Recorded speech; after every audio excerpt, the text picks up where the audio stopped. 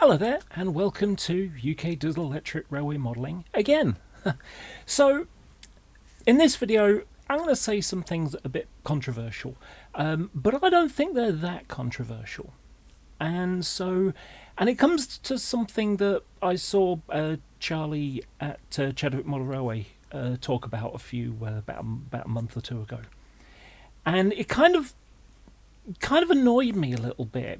And it's not necessarily about Charlie himself, it's more, there is a weird atmosphere that I've noticed in the model railway community, not just on YouTube, but in real life. And it's that, for some reason, striving to go as good as you can seems to be a bad thing. And I've always felt that I want to make, it's kind of like how I live my life. I want to believe as many true things as possible and not believe as many false things as possible. And in the same mindset, I want to make my modelling better. I don't want to just keep at a standard stage. I mean, as you get older, as you do the hobby more, you become more experienced. The last layout that you built isn't going to be as good as the next layout you built, because the mistakes that you picked up or the things that you picked up from other modelers, they will inform you of how things are going to be for your new set of modelling techniques. So, I'll give you an example. I've watched Everard Junction with his cars that drive around. It's like, oh, never thought about that before. That would be a nice thing to incorporate into a layout. Now, why is it, excuse me for a loud car going by,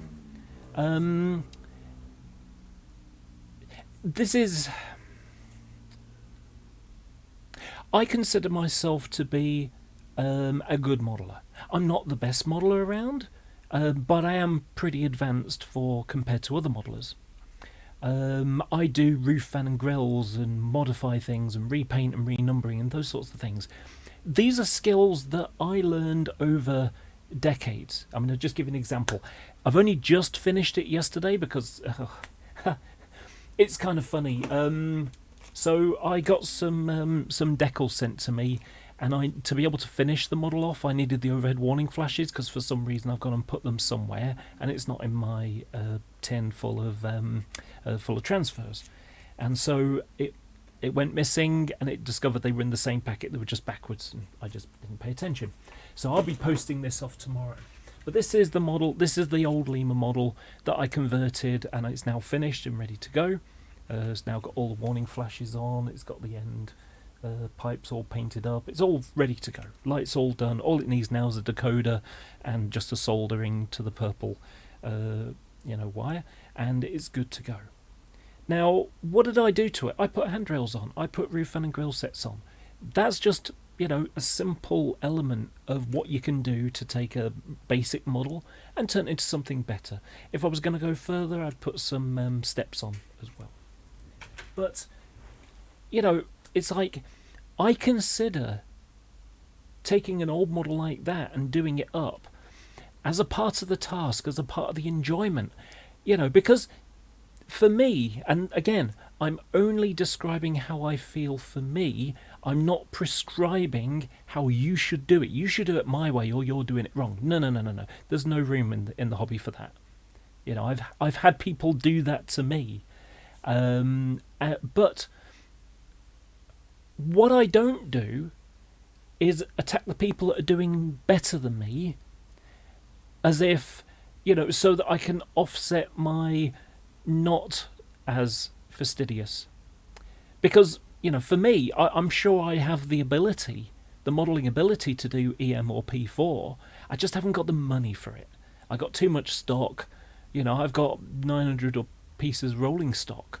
And if we averaged at 3 axles a vehicle, probably more like 4 actually, because I've got a lot more coaches. But if we average that, and they're about £1.25, £1.50 an axle, you can imagine how much it's going to cost to re-wheel all my stock to do something like P4. And also, for a wagon like this, you'd have to have some kind of compensation unit, because, the vibrations alone will derail a wagon like this when you've got 0.5 mm flanges. So but as a result, what I do is I do basically fine scale double O, in the same way as there are people that do N gauge fine scale. So the flanges are thinner and the details are better, and the height of the rail is lower. So effectively, they're doing the equivalent for double O gauge, which would be code 75 track instead of code 100. One of the wagons that I have that I've loaned out to someone, I wrote a magazine article on it, and it had code 100 rail. In fact, I'll find a picture for you. Oh, what did I press there? Gonna click the button that I don't normally use. Don't even know what it does. Develop. Some weird editing thing that's, I don't know, who knows what that was. Maybe it'll go away when I press this other button. There we go. Okay, so let me go back to trains and models, my models, and articles.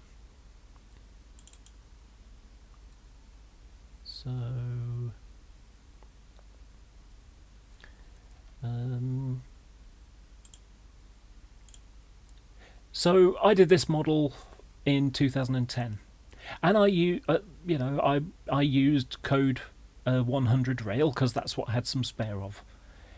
And then it occurred to then I did another wagon with code 100, code 75 rail, and I was going to be doing code 75 when I built my new layout anyway.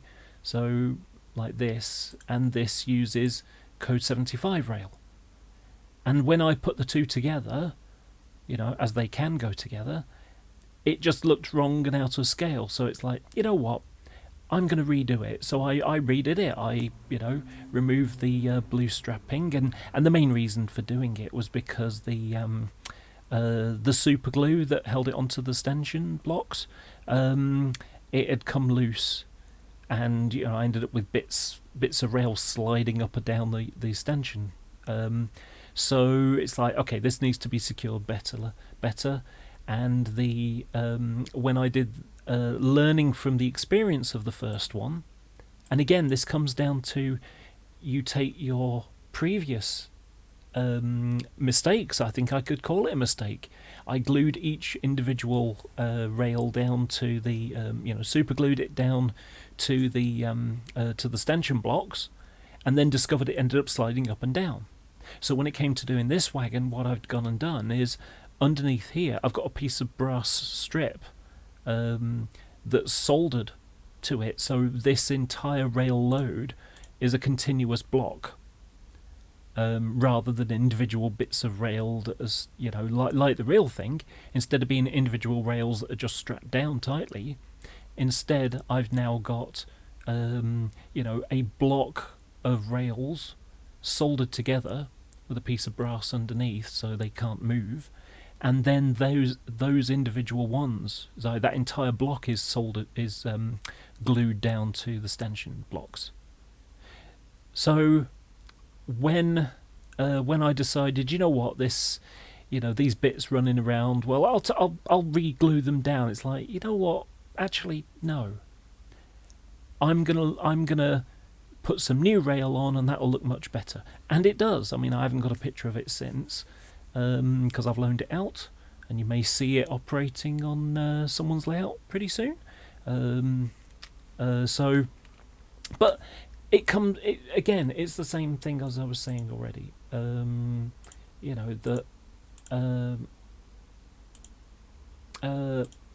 It comes down to, I learned a lesson and I applied what I learned to do better in the future. I want to make my next model look better than the previous one I'd done. That I've got Bachmann 47s that I've repainted, but now I look at the ones that I've done with the shore plan roof fan and grill, which has much better fidelity, I find myself saying, actually, yeah, I prefer that. So I'm going to make all mine like that. It would be easy to, just say, oh, I'll just do, I'll just accept what comes out of a packet. I'll just accept what comes off a shelf. Well, if you want to do that, that's cool. But why would someone have a problem with me aiming, pushing the boundaries, pushing the limits? We learn things by pushing our boundaries, by pushing our limits, by saying, okay, I've just seen something else someone has done. I wonder if I could do that. And that's one of the things I found by joining DMU. I came across modelers that were much better than me, that noticed different detail differences that I hadn't noticed before. Class 20s. I didn't know that there were different window sizes. I thought they were all the same. The difference was box head code or a disk head code.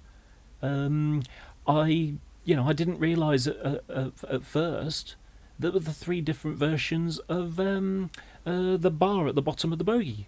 There are 3 different versions of bogies on Class 20s. I never knew that, until someone else pointed it out. And so now, rather than just picking one that's what it is, and just saying, well, I want one in so and so livery, it's like, okay, I need to pick this moulding, these bogies, for that model, because I want to look as good as possible within the boundaries that I've set. I use KD couplers. I find them better than tension locks, more functional, because unlike a tension lock, you can't push something into a siding and just leave it there unless you've got one of those silly ramps underneath. And I just find those unsightly. The real railway's not like that. So I think that KD couplers are better in that regard. They're as functional as tight lock couplers, tension locks, but they're not as they're not realistic, because locos generally don't have them. Generally, things like Class 90s do. Some 66s have Buckeye couplings, things of that nature. But generally speaking, things like 47s don't. And I have several of those. I think there's about 22, 23, something like that. So I want to make my models look as good as I can with the skills that I've got, and I'm constantly pushing the boundaries, pushing myself, challenging myself. Now, when you got the keyboard warriors that Charlie mentioned, I perfectly agree with him. There are people that just want to slap you down and things like that. And even on certain social media parts, I do struggle, because one of the things that I learned from a friend was that it's not what you say, it's how it can be perceived. It's something called netiquette. Etiquette, internet, netiquette. Okay? And so, for example, someone on the DME forum, they were painting Class 31 and in departmental grey. And I noticed that they painted the roof in the charcoal grey that you get on the body side. And the real thing isn't like that. It uses executive dark grey, like you would get on the earlier, Intercity livery, around the windows, or the roof on the subsector grey liveries. So it's like, okay, how do I tell this? Excuse me. How do I tell this to a modelling colleague who's doing a perfectly good job of painting something, but he doesn't have the knowledge that I obviously have, and he doesn't realise, And it's like, how do I convey that message to him without coming across like a jerk? Because I don't want to insult someone. I don't want to say, oh, you got that colour wrong. Well, no, I don't want to do that. And one of the reasons that I do these videos, is because I want to explain these things. Not talk down to people, but to help them, along. Because I've got 30 years in this hobby. I've got so much to share, which I do. I mean, sometimes it's just rambling and sharing some pictures that I've found talking about coaches or whatever. But I've got so much to share, and I want to help you, the viewer, raise the bar. To push yourself, and how far can I go? It really comes down to it's really that simple. And what I find is when I hear this, "Oh, you're just a rivet counter," that's like I'm going to put you down for doing better than me, because that makes me feel comfortable for, I don't know, being lazy. I don't know, maybe lazy is not quite the word. But, from their point of view, well, I'm not prepared to go that far, so I'm just going to insult you by calling you a rivet counter. Why is striving for perfection bad? I don't know. Does anybody else agree with me in this way? It kind of baffles me. Now, I have seen, maybe 10, 15 years ago, I remember seeing blogs by, Bachmann announced a new model, and, what happens is it comes out and they go, "Oh, that's a load of rubbish. It's, these details are wrong and that detail's wrong," and, effectively they want perfection. And when you get perfection, that's when you start paying £500 for a locomotive, not 180 or whatever. Okay? Because one of the reasons why the prices are going up over the last, decade or so, has because the finesse has gone up. You compare a Class 25, a Bachmann 25, with the new Class 90 that came out, or even their new 24-1 when it comes out.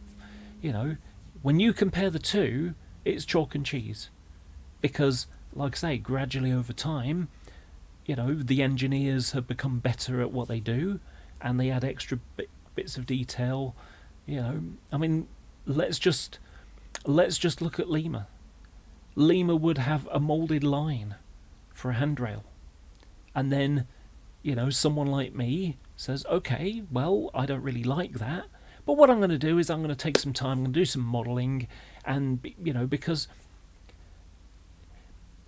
when someone builds a layout, if you think about it this way. So if you're building a layout, it takes a lot of time, and you work through it and you get there. Well, when you get to the end, what are you going to do now to spend your time? You spent all these years doing it. Are you just going to sit around and run trains? That gets boring pretty quickly. It really does. I enjoy the modelling more than the running. And so, for me, when I build my railway, my new challenge will be, let's get that rake of wagons that I want to go behind that Class 37 or something. That's where the goal is, that's where the task is, that's where the enjoyment is, because I enjoy the modelling. How can I make this train look as prototypical as possible? An example would be, I've got some Parkside kits, some VEA vans that have been worked on, although worked on suggests that I've done any work in the last maybe year. But I've started recording video footage of the work that I've done. But rather than just glue a kit together, I'm going the extra mile by, on the brake shoes, I'm drilling some holes in them, and I'm sticking some wire in there. Now, it might only be paper clips, but I'm just sticking some wire in, because that will simulate, the brake, the bars that go between the brakes. And you can do other little bits, those little things. Another example of part of the same thing.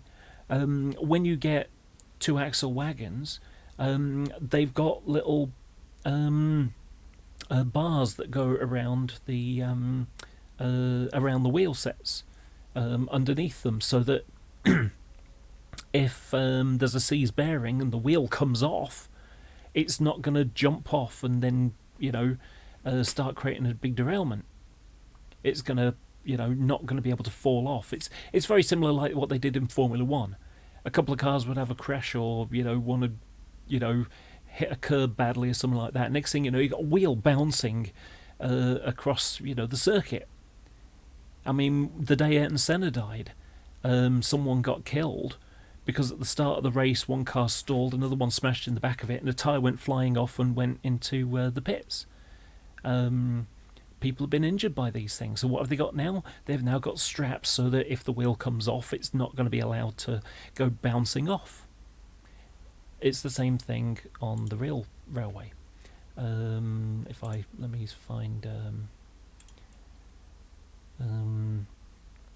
me find an example. So let's go for departmental, that'll do, and possibly Grampus. I think there's some underframe Grampus pictures. Grampus.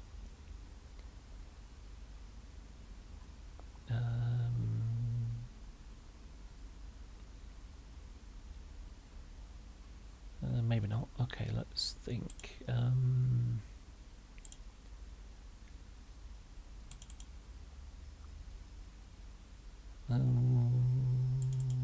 think might be some OBAs. Details.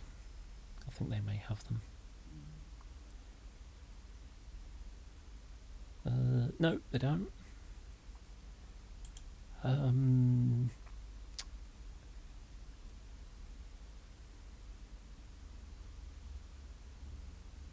I wonder if VEAs have got them. I think they may have.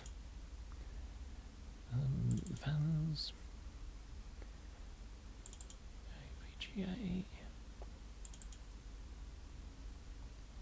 Question is, are there any detail shots? Yes. Okay.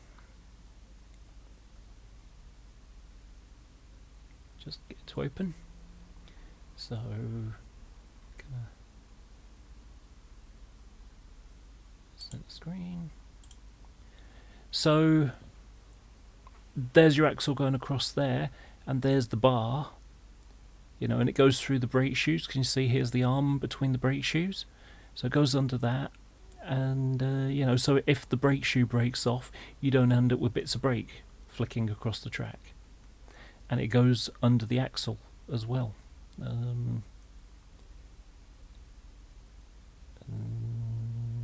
wonder if there are any better shots. You can see it goes underneath like that. And it's just, like I say, it's to stop any bits of the wagon falling off on the track and derailing all the things that go behind it. So, but doing these extra details, you can see that you've got the air brake distributor here and all the extra pipe work and stuff. I do this kind of work. I like to do it because I'm taking a normal kit and I'm turning it into something a little bit, a little bit better. And it's, like I say, it's enjoyable. Because, as I've probably said before, when you build a wagon kit, it's easy. It is really easy to just go to a shop and say, I'll have 5 of those, please. Whereas, when you build a kit, you can say, this is mine, I did that. There's no other one exactly like it anywhere in the world. You might put your transfers ever so slightly in a different place, even if you're modelling the same wagon or something. Someone may do the detail better. But I look up to the people that do better than me. I think, ooh, that's nice. I wonder if I can do that. So why is it that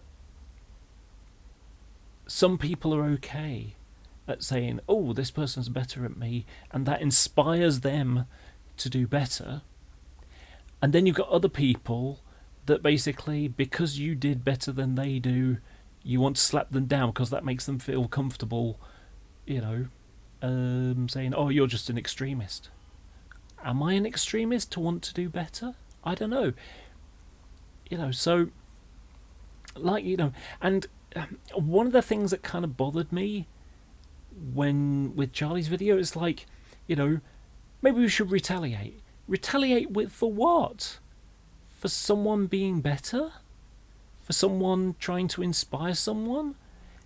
And it comes down to, he's had comments or seen comments that people looks like they're putting them down.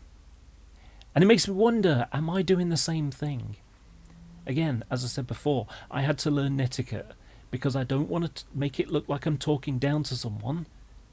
Because the reality is, and I'm not being big-headed here, I'm just explaining the situation.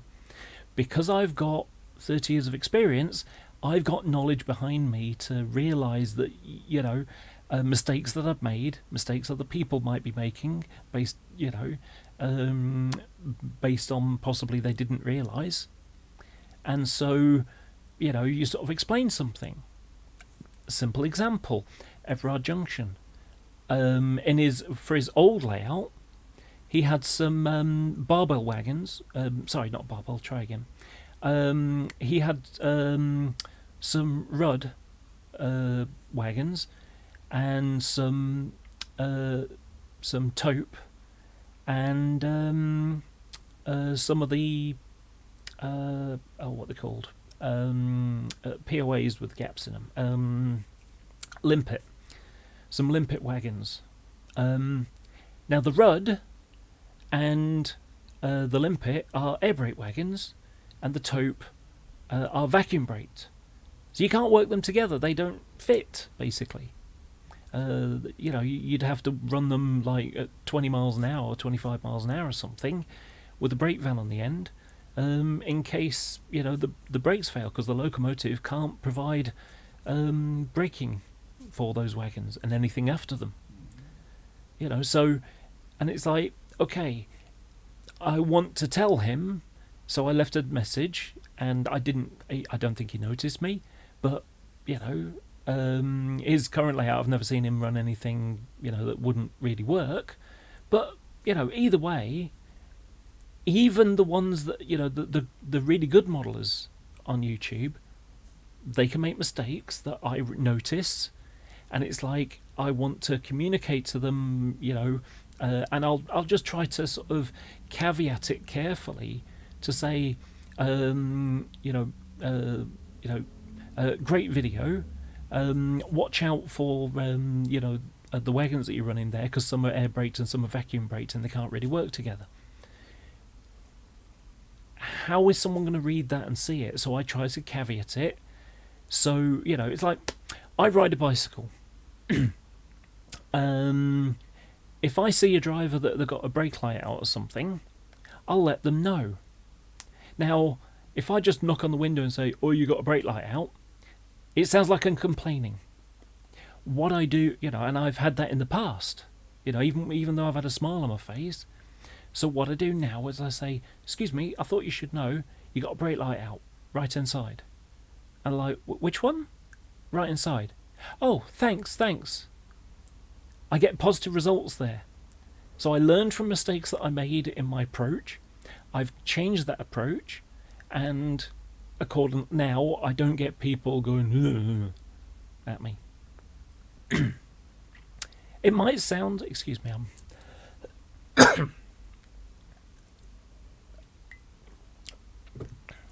it might, nope, still going.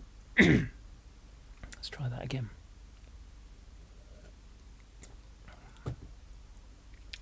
It just slopped back and splashed. Oh well. So I had to learn a new way to do it, a new way to say it. And my example of netiquette, I might even have it here. I think it's in this book. I'm pretty sure it is.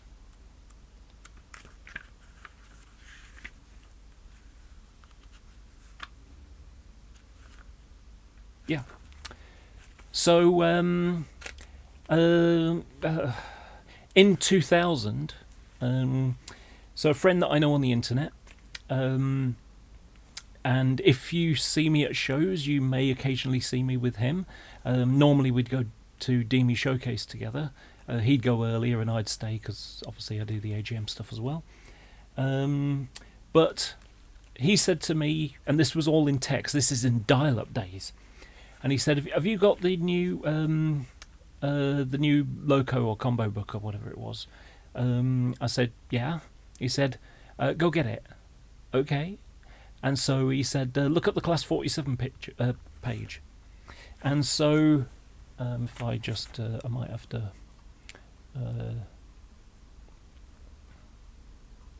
let me do the autofocus, and it's this picture here. I don't know whether this is properly focusing or not, but there we go. So it's like, yeah, there's a class 47, and here is my friend walking up the platform. And you know, now my reply was a jokey one, and I said, oh, who's that big bugger then? Purely meant in jest, wasn't intending to insult him in any way. And he kind of got upset with me and didn't talk to me for 3 days. That was how I learned etiquette. It's not what you say, it's how it's received. Without a smiley on the end, you know, what did he say? Who's that big bugger then? He heard me calling him a big bugger. You know, which bugger can be offending. But, you know, I might as well have said, who's that fat bastard there? You know, that was how he received what I'd said.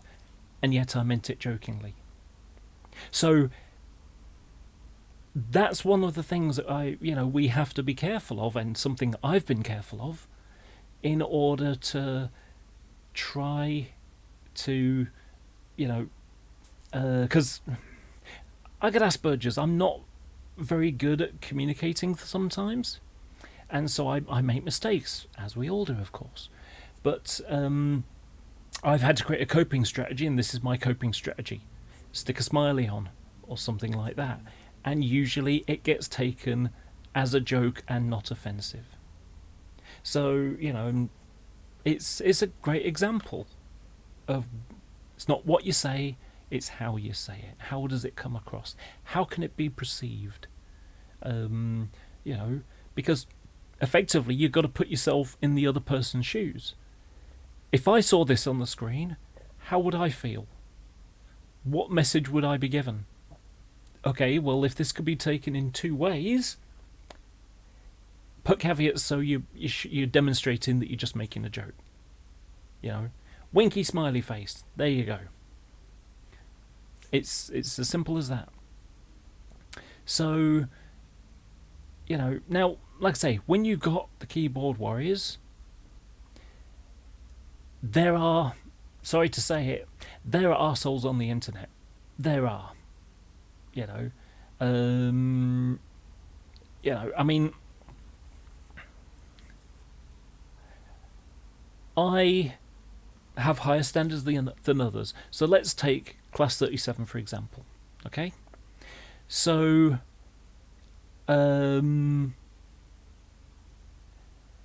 Bachmann's first 37 wasn't very good.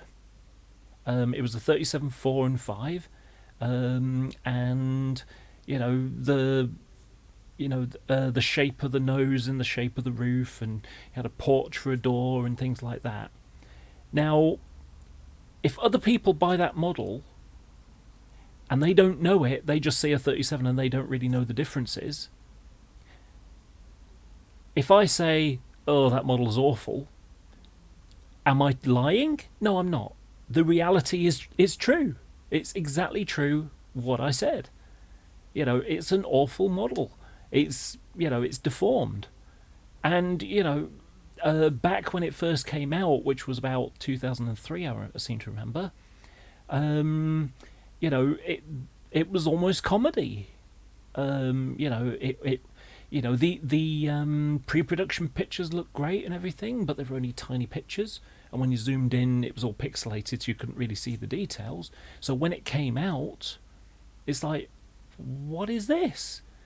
Did it get like mauled by a dog in the factory or something? I mean, it was awful when it came out, and it really got slated.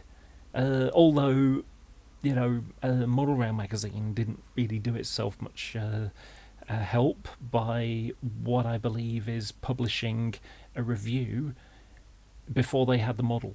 I think they wrote the review based upon the pre-production pictures, and that was only because if they didn't get it in tomorrow, then they'll miss their press run, and or they won't be able to include it, and they won't be able to, they won't have the first review, and so there's demand to do that in that industry. So, whereas when Rail Express got it, they went, okay, the chassis is nice, it runs really well. The tumble home's in nice shape at the bottom on the body side, and the center window is far improved from the old Lima molding. However, the curves and the size of the nose doors on the top, they were too tiny, and like I say, it was deformed. It was wrong. And then you had Model Rail sort of backpedaling and saying, well, it looks all right at normal viewing distances. I don't care about normal viewing distances when it's 3.5 foot away and you've got to squint and tilt your head and then it looks like one. I expect it to look good when I'm looking at it at this distance. That's how it should be. But, again, I don't expect perfection. Now, when a model of that comes out, what did I do? I was disappointed. It was like, okay, I'm not going to buy any of those. I'm just going to wait. Another modeler I know, he went and took the Lima model and modified it. This is the Bachmann Class 37. In fact, let me see if I can find you a picture of it. Oh, wait a minute, I've got a picture of it. This is an extract from Rail Express, if I can reopen it. Oh, no, that's fine. My graphics program is waking up again.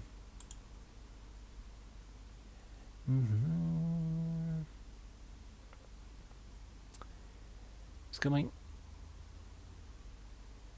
There we go. It's starting. And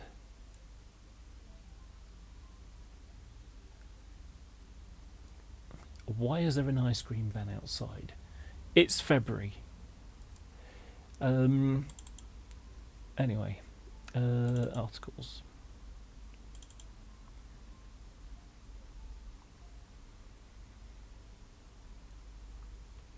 Okay,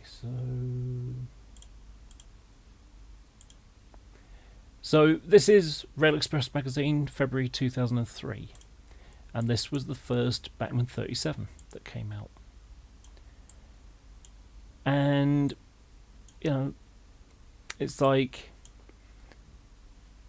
it was the Class 37 is one of the biggest models you can do. 37 and 47, they're just hundreds of models, a range of variations. It's one of those key things. Could you imagine having a model railway without Class 37s or 47s? Imagine, there were no 47s or 37s in this industry. And the only way you could get them was to make a kit or something like that. So, it's like, and details that are just like all over the place. It's got a massive 1mm thick panel line. That's 76mm in real size. That's 3/4. It's a huge panel line. That.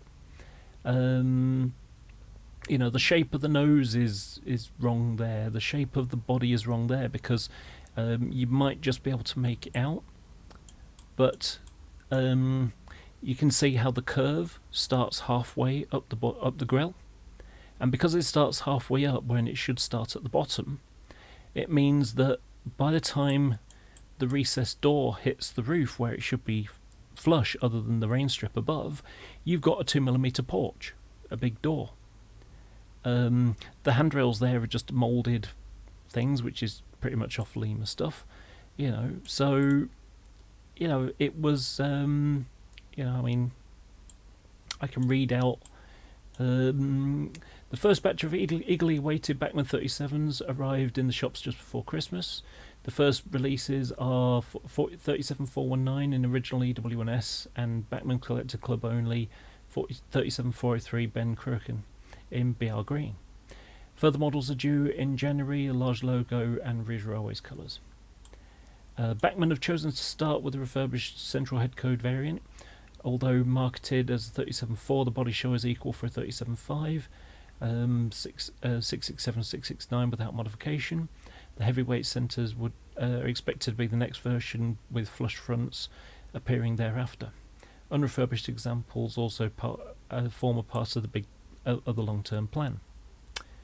Initial promise unfulfilled. During a brief inspection, the model did appear to capture the look of the prototype, and a check over the ruler confirmed that it was more or less spot on dimensionally. So that means length, width, things like that. However, on close examination, certain features started to jar, so out came the photos to try and ascertain what went wrong. This proved to be something of a bad move.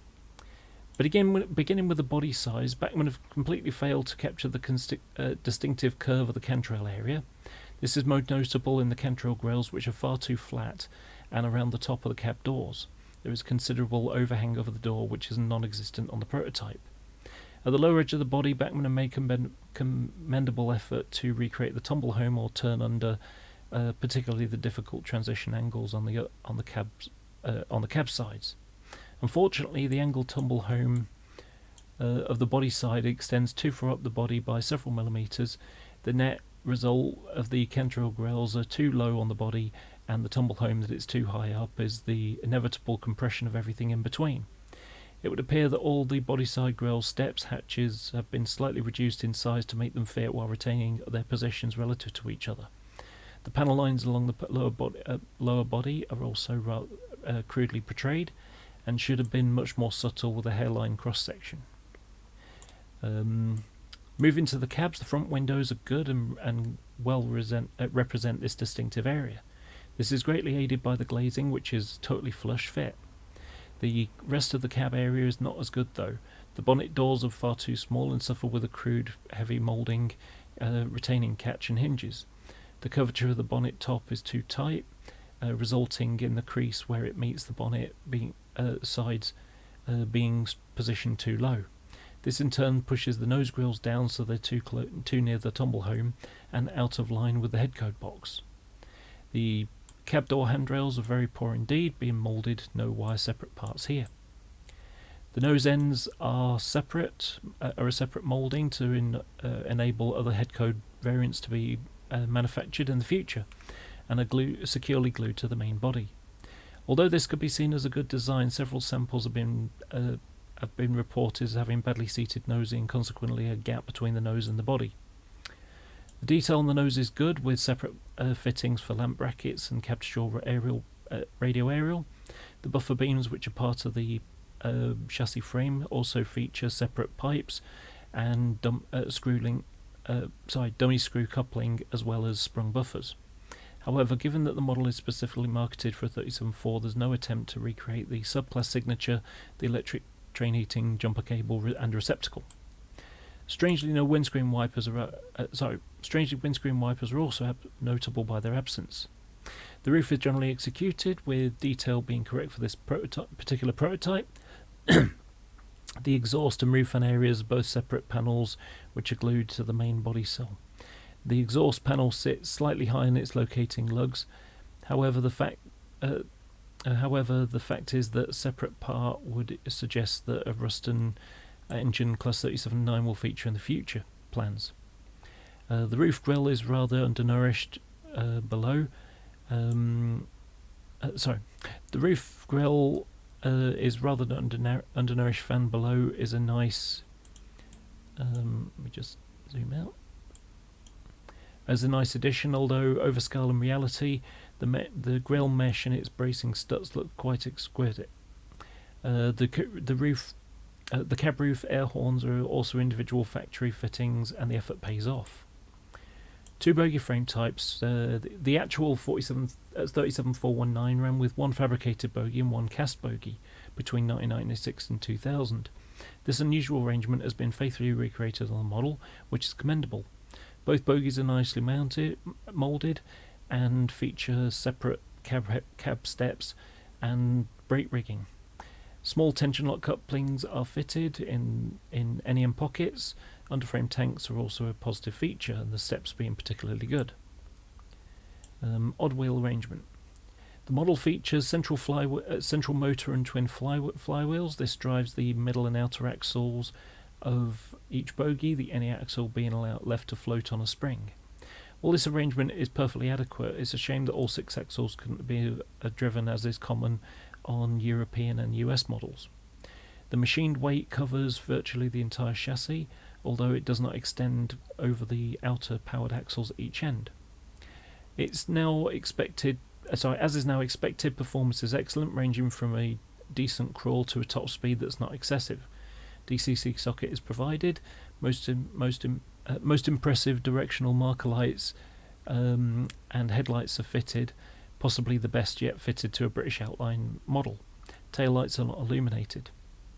The finish on the model is up to Bachmann's usual high standard, up with the maroon and gold being an accurate match. However, it would appear that the gold stripe has been applied as per livery diagram rather than being adjusted to suit the out position of the grills. This results in the stripe being in the wrong place, particularly around the main radiator grille, and does distract from the overall effect. One can hope that a Ridge Railway's livery version will not suffer from the same problem. Printing is generally good, although the number and EWS lettering are not bold enough. The finished loco would date it to 1996 to 1999, as it has old-style overhead warning flashes, while the prototype now carries Inverness Highland Stag emblems on the driver's cab sides. The printed fuel gauge and fuel capacity on the underframe tanks is a nice touch. Time for comparison. So how does the Bachmann new offering compare to its latest and arguably only rival, the Lima Class 37? It is generally acknowledged that the Lima 37 has two faults on an otherwise decent model. The cab front windows are quite appalling, looking nothing like the prototype, while the tumble home is non-existent. The faults in the Bachmann model are arguably more subtle, and it did take quite a considerable reference to photos to figure out exactly what was going wrong. However, the problems of the Lima 37 are in isolated positions and do not impact the rest of the model. This is not true for the Bachmann model, as the combination of no cantrail turnover and tumble home and an overly curved bonnet combine to affect the entire model in ways that the Keen model will find difficult and even impossible to correct. From an operational point of view, the vast superiority of Bachmann's mechanism over Lima's antiquated pancake motor is a mismatch worthy of the FA Cup, and given the closeness of the price, is perhaps more enough reason to plump for the new kid on the block. As for which is best in the looks department, this is very much a matter of personal choice, and how much value is placed on fidelity to the prototype. From this reviewer's point of view, the Chinese products holds the advantage as despite its numerous flaws, it looks better in appearance. I know others that hold a different view. What is galling is that the Lima 37 should not even be in the running. The Bachmann model could and indeed should have run it into the ground, then reversed over it to finish the job. The fact it doesn't is a bitter disappointment to many modern modelers and another knock to Bachmann's reputation. This is because they got, the BR Blue livery kind of kept changing colours, and the Class 25 had some, bad shapes in the roof. Excuse me. There is talk of minor upgrades, such as adding windscreen wipers and ETH cables, but a complete retool seems out of the question. This didn't turn out to be the case, of course. The 37 has joined the class 25-3 in being a badly flawed model, which is a great shame considering Bachmann produces DMUs and Wagons so very well. Let's hope the forthcoming Deltic doesn't become the third member of this unhappy club. So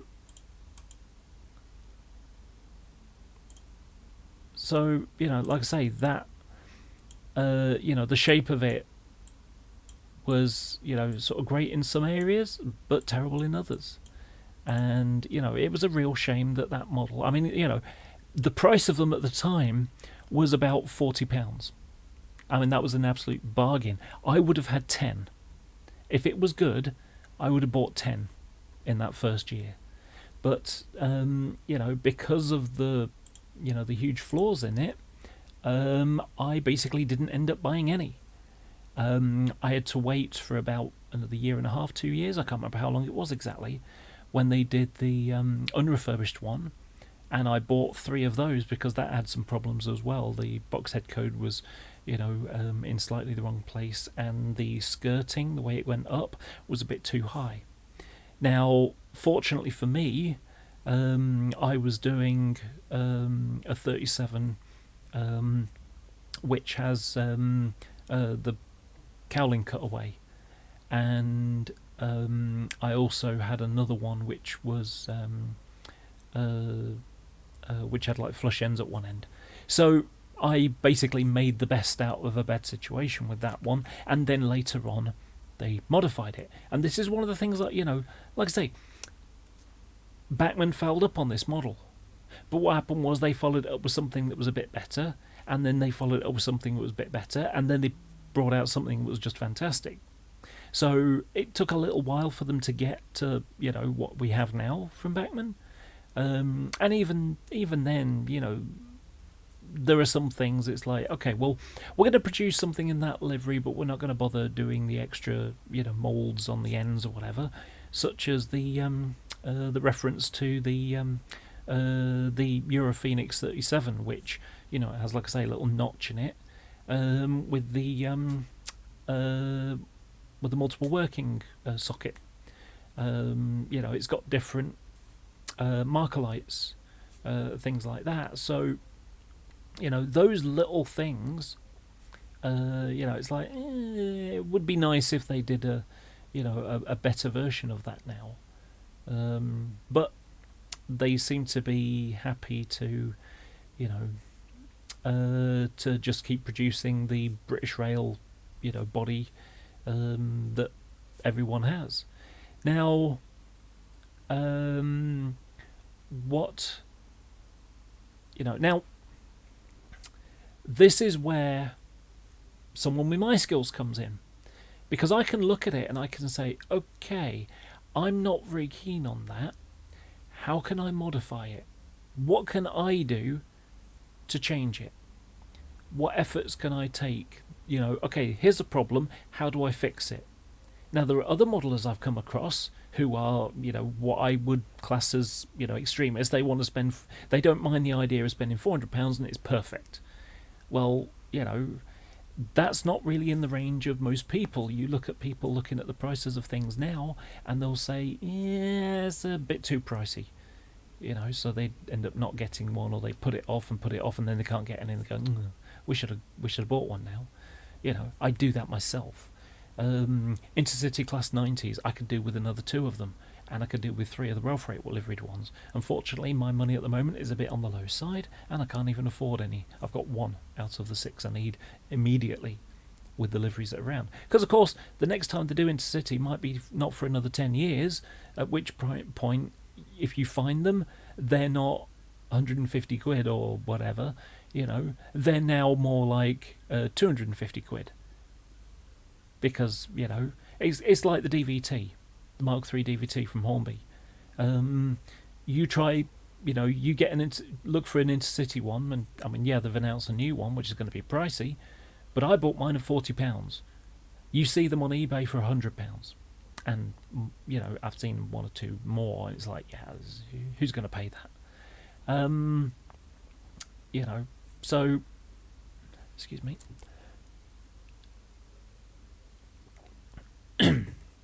So, when I take if I was, let's take that Euro Phoenix model, okay? So if it comes out and they've just got a little orange thing stuck to the end of the body, and it hasn't got the little slot in it, and if I was modelling and it hasn't got the proper wide LED clusters for the red tail lights, if it's not correct, I'm the kind of person that says, okay, what can I do to change it? So if I was going to model that, it would be like, right, okay, what I'm going to do is I'm going to take my scalpel to it and create that notch, use that bit of plastic, stick it in the notch, repaint the end. That's that element. For the and so it's also got a plate with like a handrail. Well, that's easy to replicate. You get a piece of plastic card, and then you drill a couple of holes in it, and you just get some wire and you bend it and glue it into place. Piece of cake. Done that hundreds of times on things. It's like this model I was talking about earlier. You can see it's got proper wire handrails on it. They're not the moulded lines that Lima came with. These are proper moulded lines. So if I was going to do the LED marker lights, okay, out with the drill a bigger hole, get a piece of plastic tube that's the right diameter, stick it in the hole, drill it out a little bit more, so you've got like 0.5 millimeter or something, something that estimates it, and then you stick a piece of glazing in, little just piece of fibre optic, even piece of glazed plastic, and then just file it in the right place and stick it in the hole and glue it down. Cover it over with a little bit of red indicator paint. It's like a transparent red. That's how I would do that. So you've got some people that, oh, it's not right, I'm not going to buy it at all. In which case, they're the ones that are not getting the thing that would really like. Whereas me, it's like, okay, well, these things aren't right, let's fix it.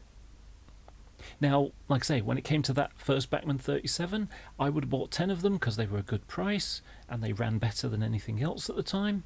But it was like, no, I ended up keeping my Lima 37s for a few more years, and then a good Bachmann one came out and I just got rid of them. I think I had about 12 or 13 or something. And it's like, yeah, I'm prepared to, because selling them for £25, and by the time the good 37s started coming out, they were £50. It's like, okay, so I just exchanged them 2 for 1.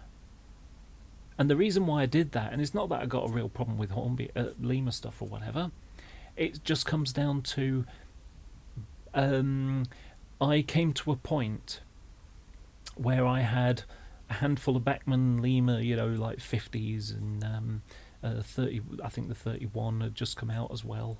The Hornby 31 with a better mechanism in it. The Bachmann 37, the 47 had come out, and I just realised that I was playing with the nice new shiny toys, and I wasn't touching the Lima stuff anymore, even though I'd done extra work on them and they look quite nice, repainted them, put wire handrails on, roof fan and grill sets, things like that, extra details. Even though they looked good, the mechanism in it was just substandard for my needs back then, and it's like I just wasn't playing with them, because having something with lights on and that can do a really nice crawl, that was much better. And so I basically ditched the Lima stuff because I might as well get rid of 2 and get a new model to replace it than have a bunch of old stuff that I'm not even using anymore. I mean, it's I've got 3 Lima 73s, and it's like, why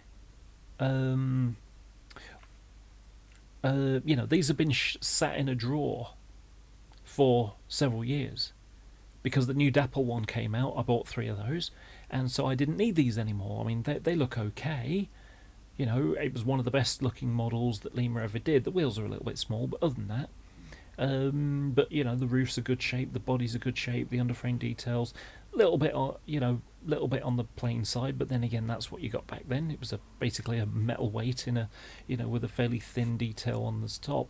I've seen other people that have gone and replaced all the underframe bits. Now, as a giveaway, I went and redid all the interior lighting system. See if I can show you.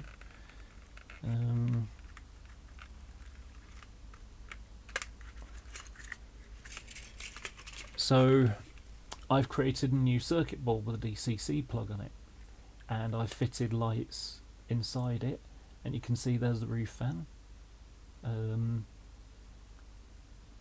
You know, so like I say, the new circuit board. Let's just try to go the right way.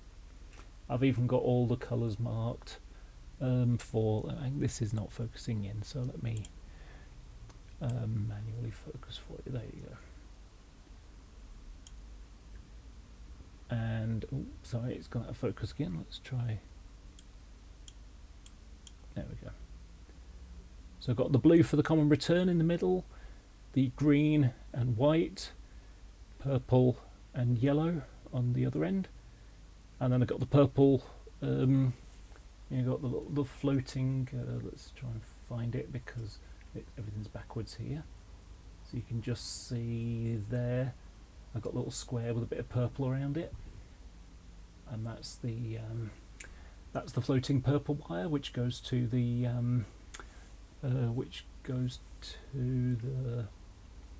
oh gosh, it's so hard backwards. So that goes to the fourth function that's there. That's just designed for a cheapy Hornby 4-function decoder, the 8249, or you could stick a better one in there. And you know, but like I say, it's, you know, I just did some extra effort with the model, and you know, it gives it a much better, you know, it just gives it a bit of finesse to it. It could be improved a little bit, but you know, you can, if I hold it back up, you can see it's got, you know, completely new handrails. There you go. You can see, got some new handrails that I need pushing back out. Yeah, so I've just taken the extra steps to improve it. Now, again, it comes down to, I'm prepared to put the effort to take a mediocre model and make it a better one. Yes, it's still got an old Lima pancake motor, but whatever. You know, you could put a CD motor in it and it'll work a bit better, but it's not going to work as better as the Dapol one, you know, with a centre motor and flywheels and, you know, drive shafts going to a bogey tower, driving all the wheels, you know. I'm prepared to go to that effort because I want to, you know, have something that's different. You know, I want to have something that's better, so I can look at it and I can say, you know, yeah, that's a Lima model, but look, I've done all these extra details. I've made that model better. And you can, I've done that with the Bachmann model as well. In fact, let me, in fact, wait a minute, why, I don't need to do that because I've got a picture already. Did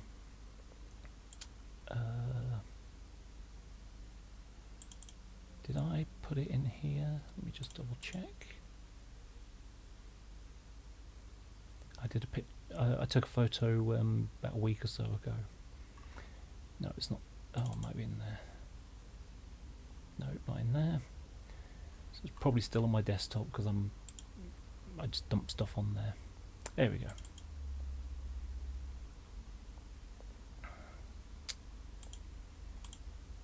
Okay, let me just swap over. Now this is a Bachmann 47, both parts. So we've got the one on the top at the top here, and the one on the bottom there. So this is a Bachmann model as it comes. You know, the grill work is a little bit, the lines on it are a bit thicker, and the roof fans are just moulded ones.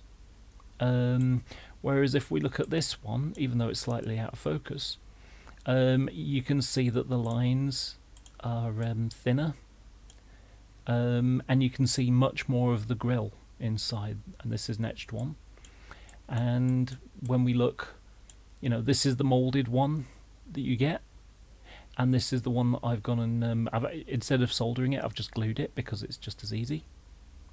And then this is the circuitry. So I've created a DCC socket. I've done both two locos at the same time, and what I've done is I've basically taken a piece of circuit board, and I'm going to cut lines out of it to isolate all the different pieces. And so here I've got a hole cut through, a little line cut through the middle that goes between each one of these plug pieces.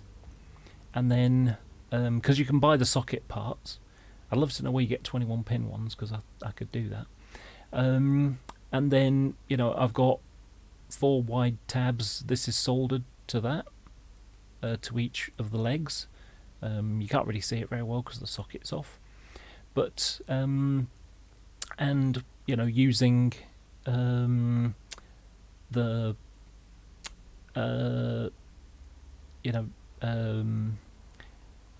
using the diagram of what pins are which. So the orange one is over there. So the orange one goes to the orange here. These are just pieces.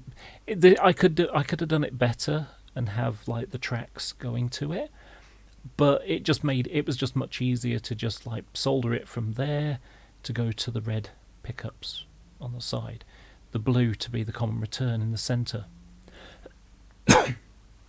the green to go from here over to there. So function 1 is the yellow, so that's number 1 function. Function number 2 is the yellow one, so this is going to be the number 2 end, that's going to be the number 1 end. This is where the radiator goes. So so on the DCC plug you've got 8 pins, plus you've got the purple floating wire that solders to there. And so there's a piece of from here goes to there. There's a piece, so the grey goes to the grey pickup motor contact, so that goes then down to the motor below, and the orange goes to the motor below, and so that orange comes from up there. So let's go through them. So we've got orange, so that goes to there. We've got yellow, which goes to here. We've got green, which goes to there. So that's your tail light. So headlight function 1, headlight function 2 on the number 2 end, green for the function 3, that's the red tail lights on the number 1 end, and then purple for the number 2 headlights. Sorry, the tail lights on the number 2 end. And then, like I say, we've got the common return for the blue. We've got the red and black, which are for the pickups. So those go to the where the bogies are. Those will be connected through the wires that pop up through these holes. Through those holes rather. So, we've got the black wire comes out here, goes to here, and then for this one where it comes out the hole there, it goes to there. And so once that's all done, then I've got the circuit boards here. So give me a couple of seconds and I will grab one of the Bachmann.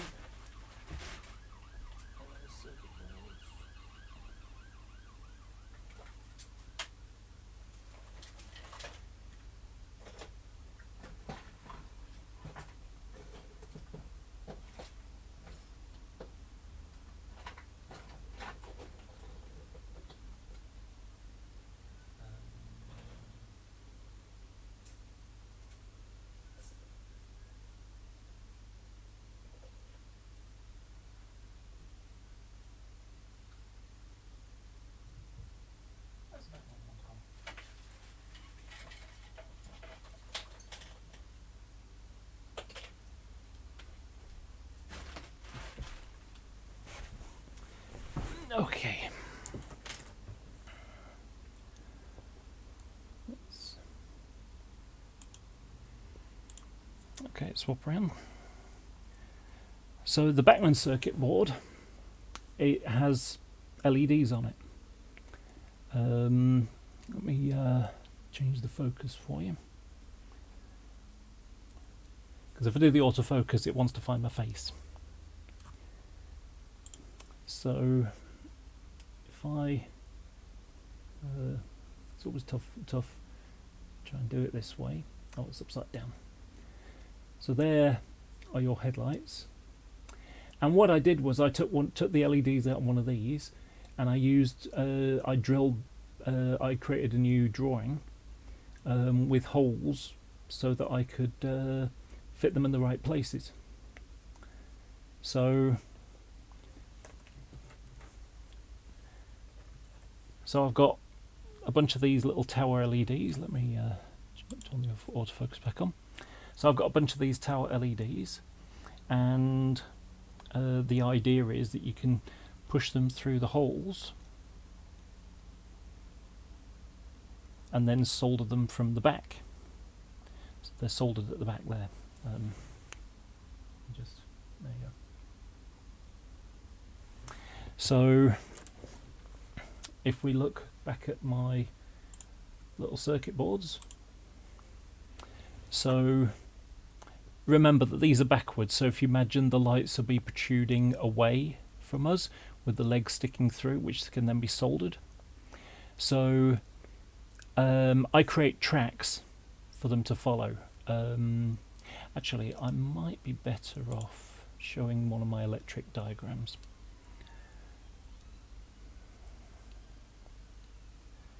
Just wait for that to load. Excuse me for another ambulance going by. Okay, there we go. So, trains.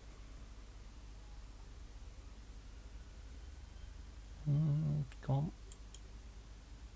Still loading.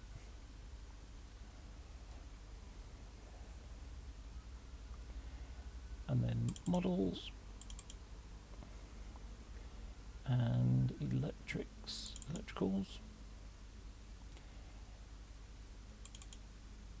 And well, here's an example of a this is a diagram of the way that I do it. So there we got all the different colours of the wires plus the purple floating one, and so the orange is the pickup. And I think I've actually done it the wrong way around, because that one should be going to there because it's the red and pastel version of it, orange, and then this one should be grey, but anyway, either way. So so you'd have one going to the motor and the second one going to the motor. The pickups are on the ends, and then each end you've got the four functions. So you've got function 1, function 2, that should be over there, and that one should be over there. So this is wrong way round as well. So glitchy one. But this is for doing a class 58, where you've got the headlights and things like that. Oh no, sorry, that's 73, class 73. So this is pretty much how I did it with the class 73 wiring inside. But this is a class 45 that I did for a friend, and so the brown ones are the resistors, these are yellow LEDs, and that's a white LED, and then we got the two red LEDs. So if we look, the red, the yellow and the white. Now I usually set them for doing going through 2 LEDs at a time, because if you have more than that, then it's they get darker, because basically you're sharing the current across each LED. Whereas if you use a 1K resistor and 2 LEDs, you get just the right amount of brightness. It's not too bright and it's not too dim. And even if you want it to be a little bit dimmer, you just paint over the glazing of the light. Just use some smoky glass stuff, like you get tinted windows. So the way it's done, you can see here's your blue wire, coming, so that's your common return. So this is the plus, and then these are negative. And so what happens is, if you can imagine for the red, so it comes down the green, goes across an LED, goes across another LED, and then goes across a resistor to get to the blue. And then for the yellow lights are a little bit different in this case. You can see how I've got basically two tracks going on. So track 1 for the yellow LEDs, it goes across that LED, goes over the top, goes across this one, goes across the resistor, back to the blue. And for the white one, it comes down here and goes across there, and then back across the resistor. Now you might think, why did I do it that way? Why not just have like those two and then maybe have this one as a separate one? There's an important reason why. I don't know electronics that well, but I do know enough to know that I tried it and it didn't work out right. So white LEDs use more current, and so if you put the two together, this one ends up dim. If you put all three together, that one won't work. When you put them in a row, even though the power will go across, this won't work, or it'll be really dim. So you have to kind of treat them as separate circuits, even though they're still going through the same wire with the same amount of voltage. The yellow ones are on one circuit and the white ones on another one, even though they're fed by the same power supply. And so you end up with something that looks like that. And it looks great. And even with the cheapy Hornby decoder, the R8249, which, like I say, is pretty cheap. It's like 15 quid or something.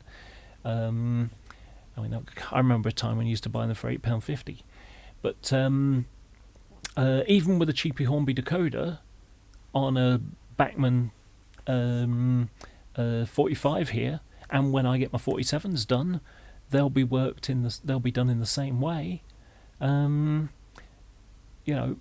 This works. These are independent lights, because I could just plug in a Bachmann 4-function decoder on the 21-pin chip, but I've then got to deal with those stupid switches underneath.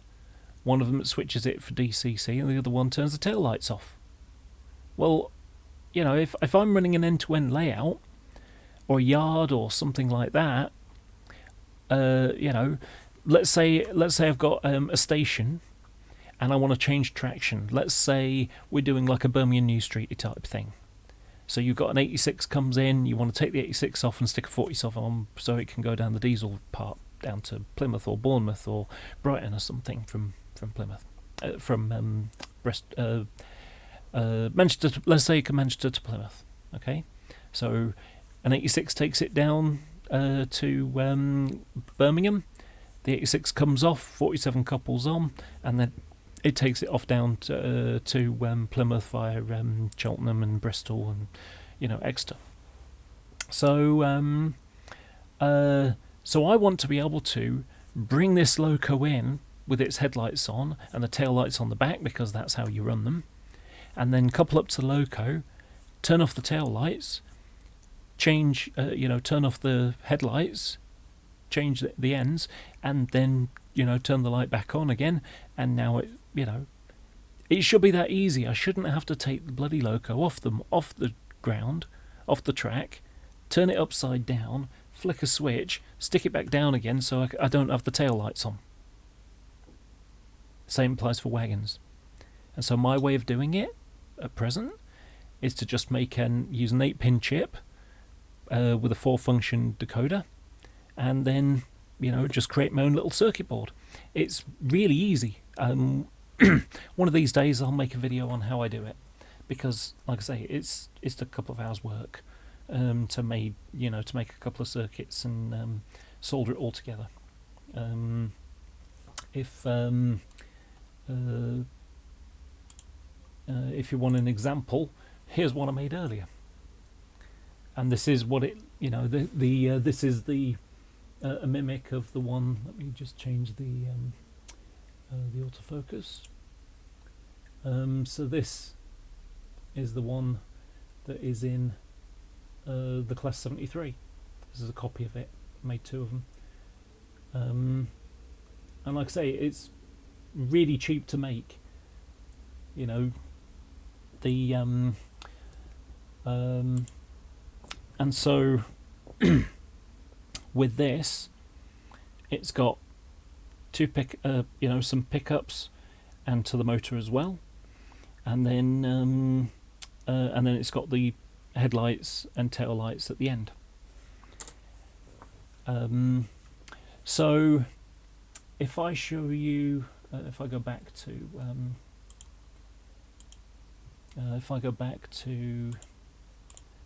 this picture, so with the mindset of what I've got here, in fact what I'm going to do is I'm going to shrink this down there so you've got a better idea, and I'm just going to make that bigger, place it there. Okay, so if we look at this circuit board here, so this is where the white this is where the white high intensity headlight is on a 47. Remember, it's back to front, so it's here, but the legs need to be on the back, so because it's easier to solder to the back than it is to the front. So I've got so here are my let's have a look. Across there. Right, so to have the yellow lights on the front, this is where I've got my this is where the blue common return will go, because what I'll have is a resistor there, the LED there, and then it will come through. There's the white, so you can see how we got the white wire there. So the white wire will be soldered to this, section. So that will be soldered there. So the light will go across one LED, across the other LED, and then have resistor there, and then there's your blue common return. For the white light, which is this one, but it's down here, it will come across there and across an LED, a resistor there. And then for the red lights, there's the red, that's where the red wire would go, or the green in this case. So the green would go there, so it will go across the red LED, it will go over the top, across another red LED, have a resistor there, and there's that blue common return again. So I'll be able to put these together in, I don't know, 20 minutes to solder this together. You just stick the legs through, bit of solder in the corners, a bit of solder paste before you put it on, and it will, just go on. And because I've got the brakes in it, and even when I test it, I do a very simple way. I basically have an LED. Let me just turn my camera on. So what I do is I've got a transformer with a pair of actually, I'll just get it.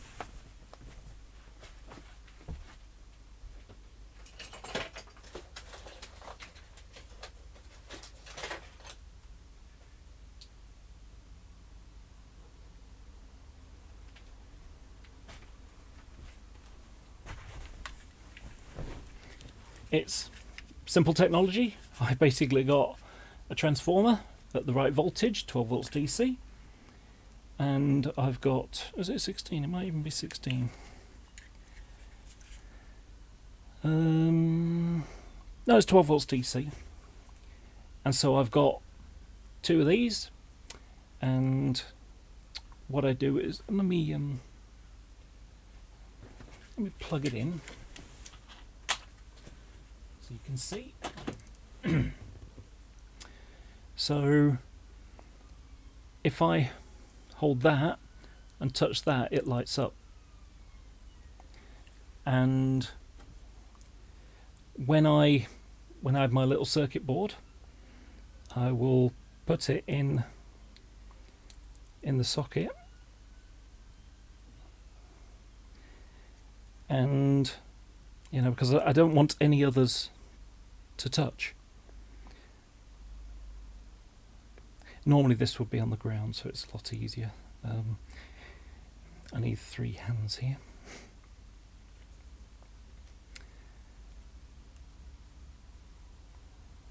Okay, and all I need to do is just touch in the places around it to make sure. And of course the only place it should be on, oops, if it's touching properly,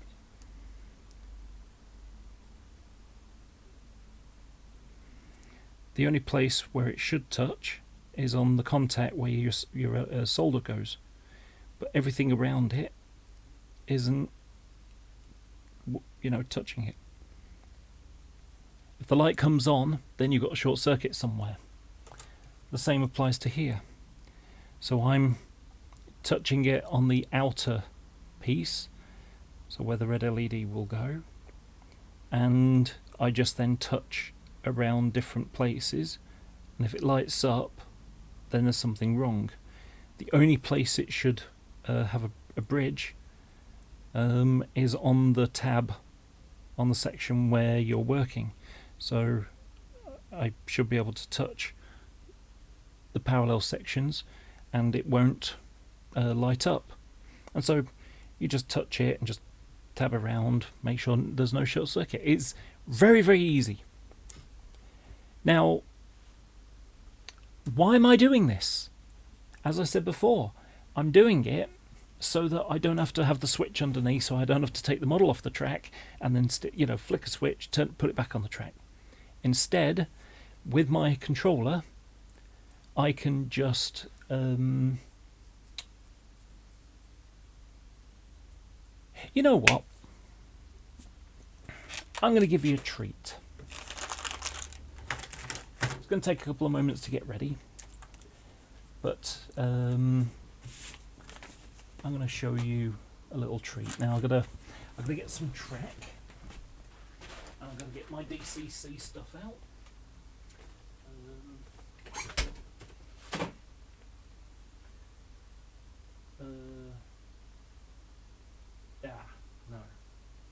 No, I can't.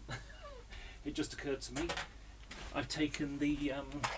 I was going to show you the 73 and have the lights going, but it just occurred to me that I took the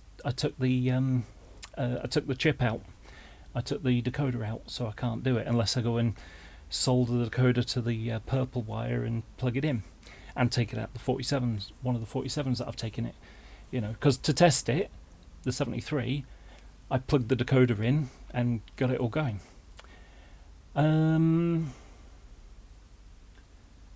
to think of a loco where I have done it in 60 perhaps, but I'm not sure where it is.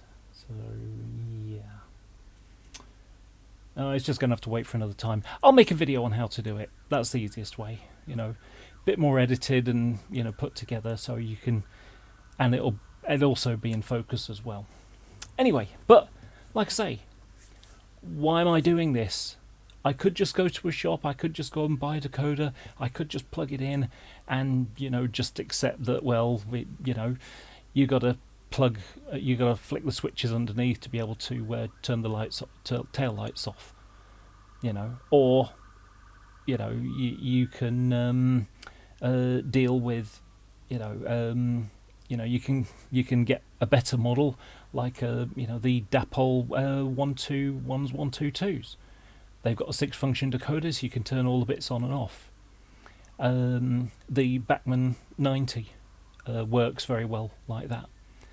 You can just turn things on and off, and that's fantastic. That is how it should be. I shouldn't need to pick it up and flick some switches. As far as I'm concerned, there should be one switch, and that would be DC or DCC. So for the people who have DC, then the lights go on in the direction, you know, when you turn the knob that way, then the headlights are on when it goes that way, and and the tail lights are on that way. And, you know, maybe there's a switch you can turn them off, you know, if you're using DC. But most people, you seem to use DCC these days, and it makes sense to do so, because if you're building a new layout, it is just a better and easier way to run things. So for the people who don't use DCC, well, okay, you have a switch underneath where you can turn things on and off. But I would like to have I would like to have a new Bachmann 37 where you just have a switch underneath, which is, on the instructions it says, turn the tail lights on, flick the switch from DC to DCC, and then what happens is the 21 pin decoder that plugs inside. All you do is you just press the various knobs on your controller, and things will go on and off as you will. That's the way it should be. There shouldn't be any models with switches underneath. That's something from the past, and it's something I can't stand. And so, as a result, when I take a Bachmann 47 that has this old switchy arrangement underneath, I'm prepared to take the effort to build myself a little circuit board and, make it. I make it as I want it to be, and I'm prepared to take that effort, even if I'm using cheapy decoders. Because, again, I don't have a lot of money. Cheap decoders are the ones that I've got to go for, because I can't afford to pay 30 quid for a lens gold one or something like that. In fact, I think I only own 2 lens, or is it 3 lens golds, and the only reason I own them is because I bought a couple of second-hand 73s, and I can't remember what the other one was. Sorry, not 73s, try again. I bought a couple of second-hand 153s, which had lens golds in them. One of them is now in a 26, and but like I say, I'm happy enough to have it so that I don't have to change, so I don't have to turn things on and off with switches underneath. That bugs me. So, but that's my own standard for myself. I'm not expecting everyone else to follow it. I'll put out the information so people can follow my lead if they want to do that. If the work that that I've done on these, the 47. I did another one, roof grill, day before yesterday. I, glued on the new roof mesh. And the ring that goes around on the top of it, and all it needs now is undercoating, and it's ready to be sprayed. So, that's the kind of thing that I do. That's what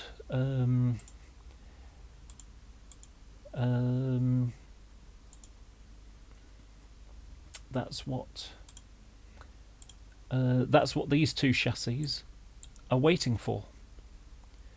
So to just do the basics, which is a respray, because I'm going to do some extra work between the on the chassis here, because I'm adding a lot of extra detail, because I'm a bit weird like that. Actually, I should take cut, and I'm going to go to stick it here. So this is one that I've done previously. This is the kind of work I've done under a 47 previously. This is a batteries only version, whereas the version that I'm going to be doing this time is a batteries and one with a fuel tank around it, so a single tank variation, so like this one. But even then, I look at this and it's like, what are these diagonal bits on? Because I just went and turned it off. Let's just wait for it to load up.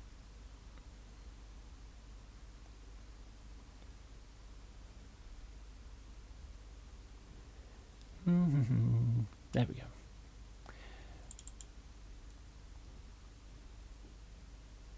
Come on.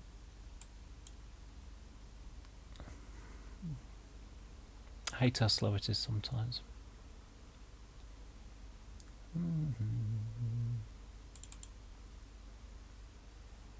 Diesel 47, and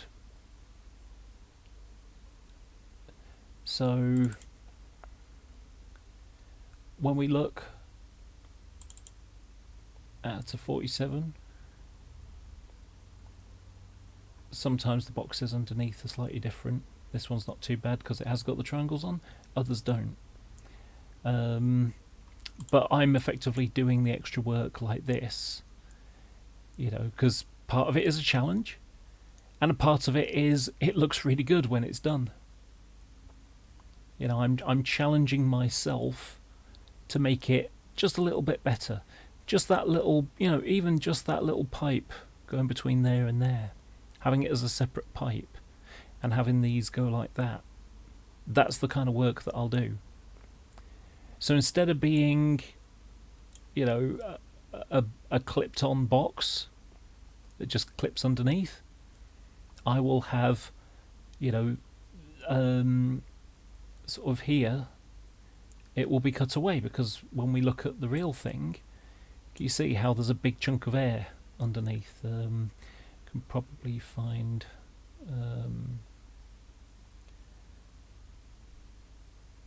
you know, there's a big chasm underneath, because on the underframe it has like a V channel going, you know, it sort of goes V down, and then there's the, you know, a couple of big I-beams that go down the length, sort of go down like that for mounting parts. But you know, even things like the taps there, this has got the tap there, and there's another one under there. Let's see, there we go. So there's a tap, and there's a tap. They're vertically mounted. And it looks fabulous when it's done. I'm not very happy about the way I put the glazing in after. I think I might leave the glazing in this next time I spray, and then mask off the area, rather than try and push it in, because I was pushing the paint off, so it left a bit of white around the edge. And also the BR arrow fell off, which is frustrating. But it's got, you know, like I say, bits like that, and you know, I just went to town and built all the extra bits because I wanted to. I wanted to make it look a little bit better than what you get out of a box. The emergency shutdown button there isn't on the model. You know, if we look at, you know, if we look at this, doesn't even exist. Should be about there. It's not there. And all it is, and it is a piece of cake to do. You can just about make it out on the other side there. So I've got a piece of plastic that's the right size. I painted it white. I painted a black spot and then painted red over the top of it. And then when that was dry, I then got a piece of clear glazing, put it over the top, and then I just painted a red box around it. Although now there are etches that do the job, so I can just put the etch over the top of it, which is even better. And you know, and then I went and painted it and stuck it on underneath. It was a piece of cake to do, but it looked much better. And also something else to bear in mind, that this was the first edition of the Bachmann 47, which had the Class 57 chassis under it. So the framework here is the Bachmann one, but the boxes here are from the Heljan boxes, and I've got a few of those left. Another thing that I did is put the circular boiler port and filled it in. Now there's an etch for it, so that's even better. But and I put the Class 57.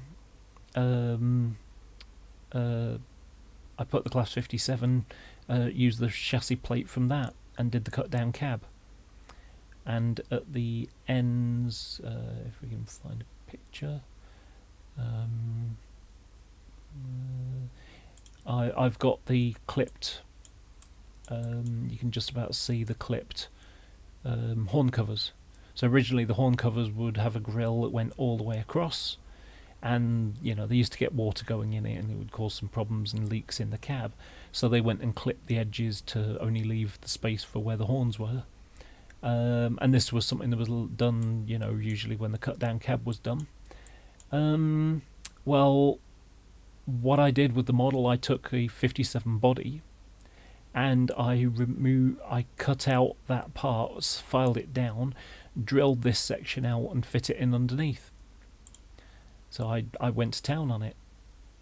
And I was fortunate. I bought I bought 4 47s, well, 3 47 and a 37 and a 57. And then later bought an extra body shell. So I had the right chassis. And then modified the I had to modify the bogie because they used the same bogies off the 57, and the 57 has got you can see how it's got piping. It's got all this piping here that goes under there. Well, the 57s have got it on both sides, but the 47 has only got it on one side only. So the opposite side of the bogie would be flat. It wouldn't have all this piping on. And so what I had to do was file away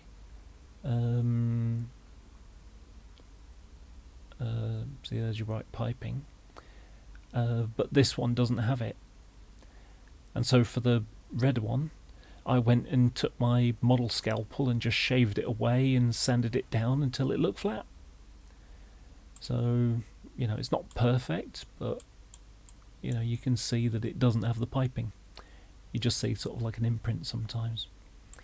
But just putting all these extra details on, it made me feel good to be able to say, yes, I've got one that's correct. And this is all, it's paper clips and plasticard. Seriously, it's just normal paper clips and bits of plastic card and bits of wire. I just did it relatively quickly. It was like took a couple of evenings. But you see, when I've got my 47 that looks like that, and it's got all the detail, no one else has got one that looks like that. No one's got one that's got that kind of detail on. I mean, certainly back then. I mean, I've seen another model that's done even better than I have. What do? Do I look down at them for doing better than I've done? No. No, I look at theirs and say, okay, I like what they did there. I wonder if I can push my game a little bit more and, do a little bit of extra work. Because I use other modelers to inspire me. I don't put them down to say, oh, you're going too far now. I had one modeler who was fairly well known, but, in a forum, he just started sort of doing this weird insisting that I was doing it wrong somehow because I wasn't doing it up to his level. Sorry, because I was doing more than his level. I painted.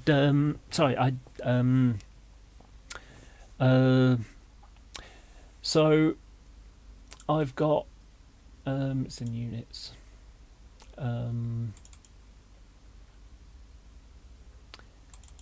I've got DC kits class 1 to 8. So back when the kit came out, the way you would do it was you would get a Lima 117 or 121 and basically take the chassis off of that and stick the body on top. That was basically it. It was easy. You could also put Black Beetle on because he gave the details that came with it. But what I did was I bought a Bachmann 108, which was like 45 quid at the time, and it was a Network Southeast one. I don't even think I paid 45 quid for it. I think I got it bargain price for like 35 quid. And I took one of them and I said, right, okay, well the bogies are better. The underframe detail's better, and I could take all the bits and bobs and swap them around and move things around, make it, replicate parts. And I basically took a 108 and turned it into a 64-foot chassis. by sticking an extra piece in it. You know, I got some brass section and used plasticard to brace it all up, and then filed it all down. I mean, the one thing that I've lost is you can see how it's got this little beading underneath. That doesn't go all the way across. I've got like a bit of line, and you know. But I still haven't finished this model. It's halfway through the deckling process. And this is before the one. I started this before the 128 was even announced. Before it was even announced. And then what happened was, there's a thing that happens with modelers. They start something and they sort of get distracted and they end up looking at something else or doing something else. And then they end up next thing you know, something's announced and it's like, oh, I haven't even done mine now. I kind of feel like I wasted my time. I've done the work. It's going to look great anyway. But what I went and did was I went and bought, from House of Oxford, I bought all the chassis parts from the 108 that they've got. And so I've basically taken, a Bachmann 64-foot long chassis, 57-foot chassis, which I've extended, and then I've gone and put the 128 parts from Hellgen and stuck it underneath. So when it's done, it'll look like that, and I suspect most people will look at it and they'll think it's the Hellgen model. Now, why? There was a reason why I did it, because not only am I doing a 128, but I'm also doing a 114 DPU. So a 114 DPU. So it's a diesel parcels unit. So 114s are basically where is it? DMU, first generation. So class 114s are basically stretched 108s. So a 108 has got so this section is the same as a 108, but the bit in the middle is basically you would have 3 large windows and a small window. So this section here is one partition bigger, and this section's the opposite way around. So on a 108, if we can imagine the line being there and this section being cut out and stuck on the other side and the other side stuck on there, so you've got 1, 2, 3 large windows and a small window next to the door. So there's some few changes here as well. But I've got a DC Kits 114 kit, and I want to have. I started converting it into a DPU. So let's put these in the right place.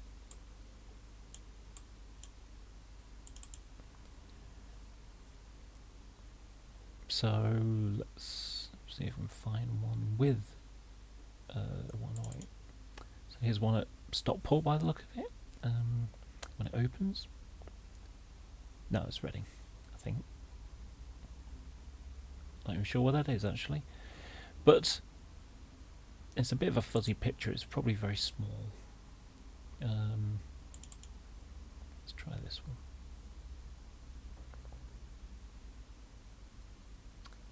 Well, that'll do. So this is what I'm modelling. So I'll have a 114 DPU and a 128 DPU. But of course, if I take a Bachmann one and stretch the chassis to make the 114, and then I buy a Hellgen 128, I could end up with them having different gear ratios. So one ends up pushing and the other one, the 128 could have a higher speed gear ratio.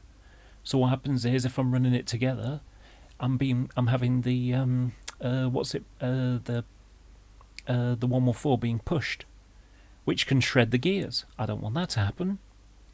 I had that experience with class 20s. So what I decided was I might as well buy 2 class 108s, network southeast 108s, and then take the stretch the chassis, not worry about the bodies, and put the DC kit's body on top, and then create all, because the 114, the parts underneath are very similar on a 108, so I can take all the components under the 108 and stick them under the 114 with some modifications. And it's so that because they're from the same batch of models, they'll have the same build, they'll have the same gear ratios. Now there is a way that, if you've got, let's say for example, a class 50. A class 50's got a very high speed gear ratio. That thing bombs around a layout.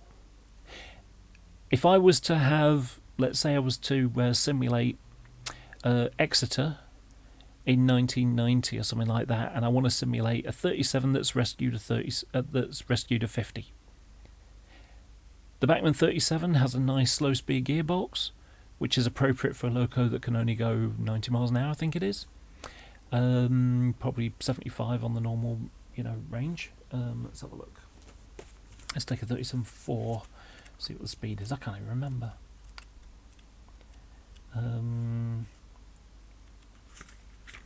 Obviously, because it's for passenger, it's possibly got more speed. No, it seems to be the same. So, so maximum speed 60 miles an hour. Okay, so I've got a 60 mile an hour loco and a 100 mile an hour loco. You whack them up at full speed, and the 37 it'll just be shoved along. It'll be the opposite equivalent of someone trying to take, a little person trying to take a Doberman for a walk, or a greyhound that's really wants to run. They'll be basically being dragged along or pushed along, So by having the same two models, the same chassis, the same mechanism, the same motor mechanism, powering two different units, then when I work them together, they will travel at the same speed.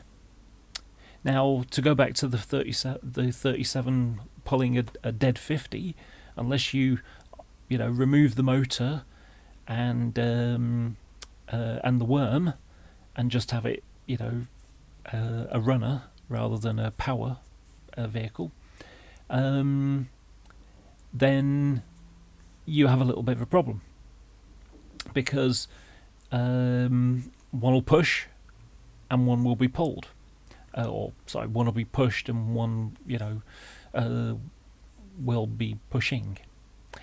Well, there's a way to get around it. The more expensive decoders have a speed table, and so what you do is you can have at one speed set, let's say step 4.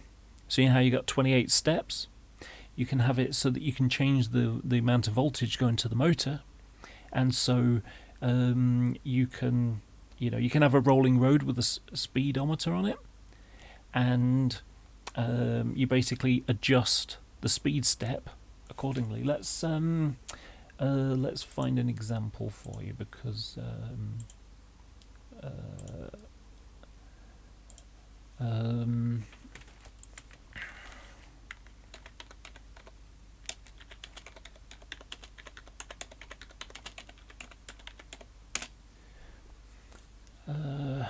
let's see if this one's got it. Maybe it as well. Okay, that's good. Okay, lens. Does it even have a lens called? It's called Mini. Let's try this one.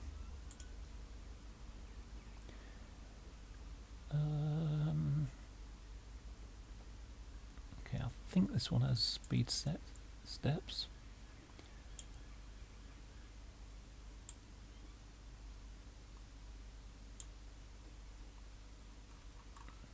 Another gold had speed settings on it. I'm not sure if this. No, it's a very simple one.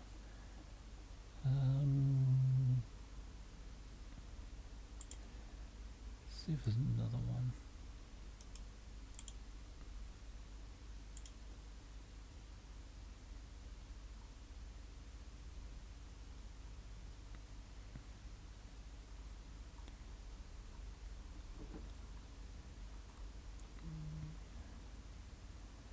Okay, gold mini. Gold, okay.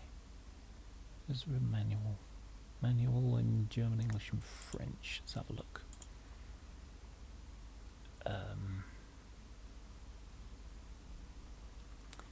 Okay. Is there a language thing? Manuals. Let's have a look. Okay.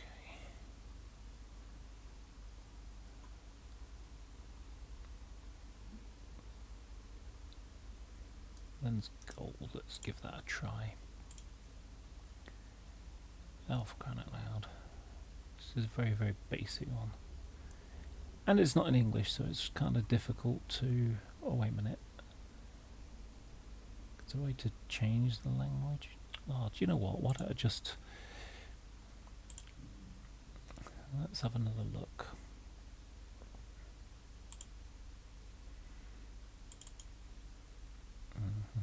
Images. Trains. And I know I've got a copy of it in somewhere. I think it might be in stuff. No.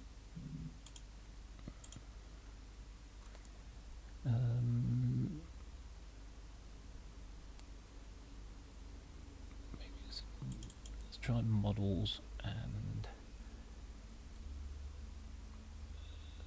Did I put it in electricals? No, that's just stuff I've got. Old data. I think it might be in there.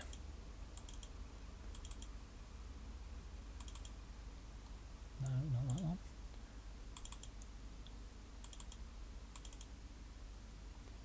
Okay, Lens DCC manuals. Let's have a look. I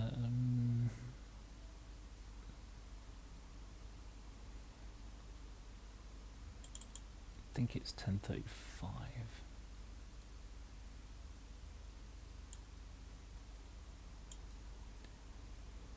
No, I don't think it, maybe it's not.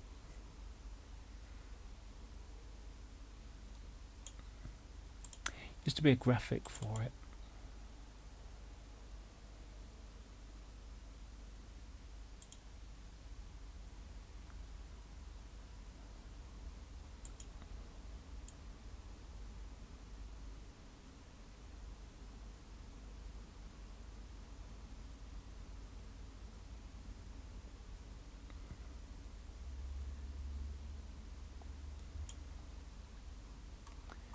I know one of them had it.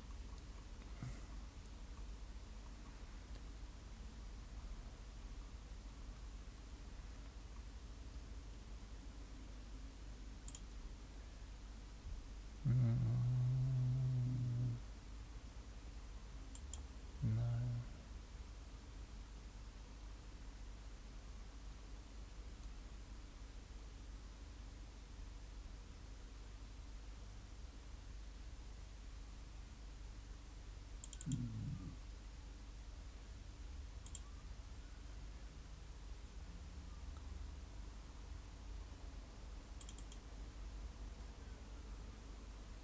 Problem is, that's the light thing, just to plug in.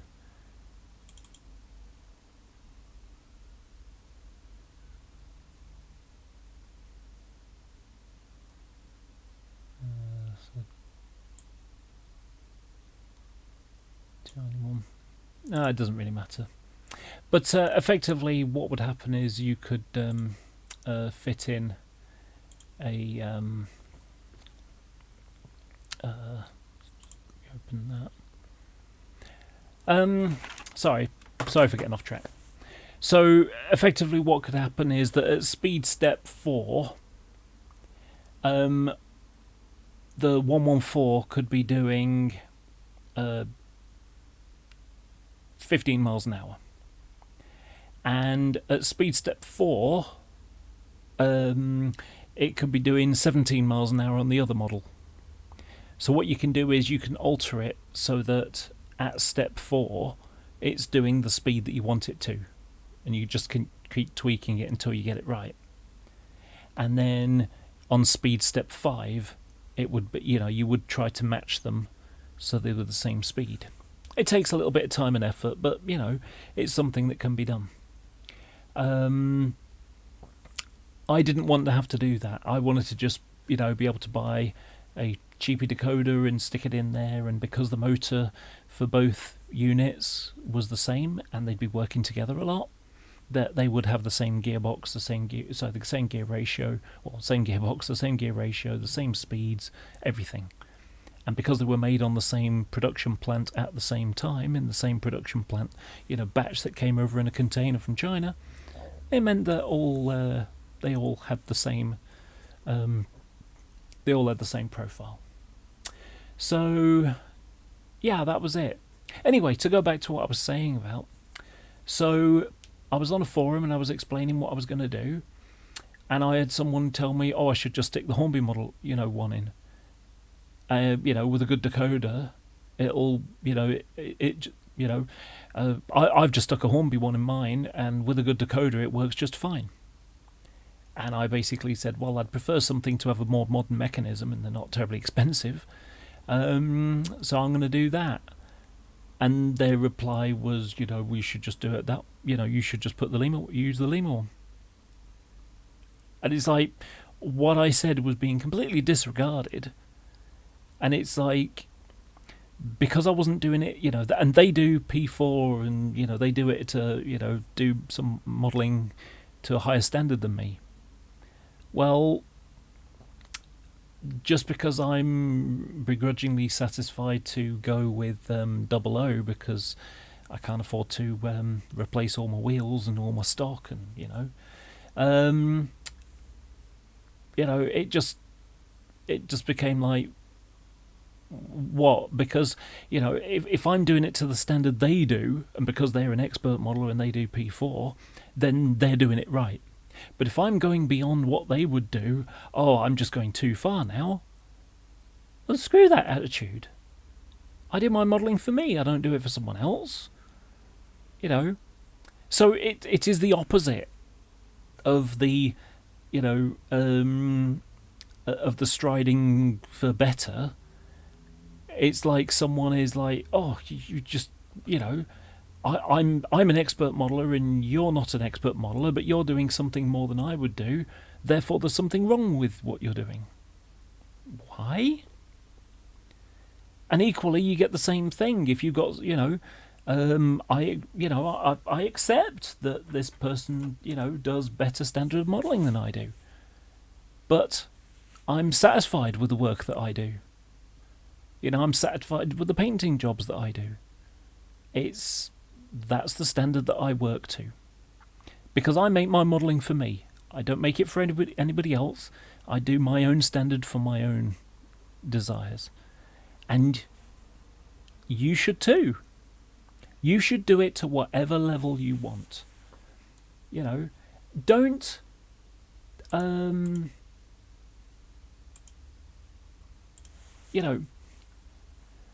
don't do the modelling that I do because I do it. Do it because you want to do it. Do it because it inspires you. Don't do it because, it's not an egotistical thing. I could quite, the way I approach my channel is I am trying to give. It takes, when it comes to editing a video, it takes a lot of time and effort to do it. It's the reason why I'm not very good at producing as much as I should. I've got that coach one. I started it. Unfortunately, I had to redo my computer, so I don't know whether I've got the file left of the original one. But I've got the original footage, and I've got the components to put it together. I've just got to redo the editing part. I've already got the audio done. I just need to, I think I might need to edit it a little bit, But once that's done, I can assemble this video. But like I say, it'll take me an evening. It might take me 6 hours to produce a video. And now I do it because I'm a giving person and I want to inspire other people. I want to get other people thinking, wow, that's really good. And this is how they do it, and I think I could do that too, so I'm going to give it a try. Now, if someone listening to this now, does that, and then they get to a point where they find someone else, and they say, oh, I think I might be able to do that. Maybe they decide, you know what, they've got several years, into the hobby, and they've really, really increased their skills over that time. And then they say, do you know what? I've seen people doing this P4 stuff. I'm going to give that a try. I'm going to make a little layout, a little, terminus station with a couple of sidings next to it or something. Now, I've never done that before. A part of me would like to. It would be interesting to do. It would be a challenge. And, but another part of me is like, yeah, but if I do that, I'm not doing the other stuff. I'm not working on the stuff I've already got. And so I want to get more done. And of course, the more detailed you get, the more time it takes to do that extra work.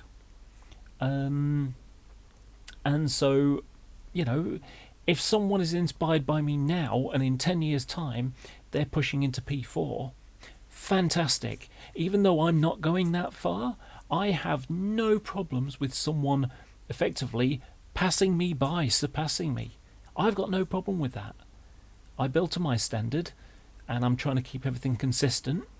I want to have good mechanisms in everything that I have, if possible. And if possible means if I can afford it now. Because, these 114s are coming out. These Class 117s are coming out. And they are, how much was it again? It's 314 quid. Well, I can't afford 314 quid for a unit. I'm prepared to take a Lima one and, tinker around with it. Stick a bit of motor in it, maybe. I don't know. But, things like that. It's like, it's a bit of a push to do that. If I win the lottery or something, okay, then I'll go for it. But the problem is my model list has got too many things on it. So I want a couple of Regional Railways 117s. I want a blue-grey one. I want a chocolate and cream one as well.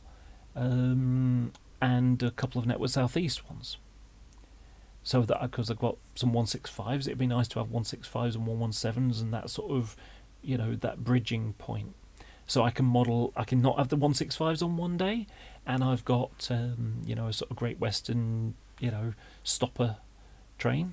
And, that's great. And then I can model it, a few days later and have it in the transition period where you've got, the 165 starting to replace them. So it's like a half and half kind of thing. And then I can model it, a year later where the 117s aren't on anymore and it's all 165s.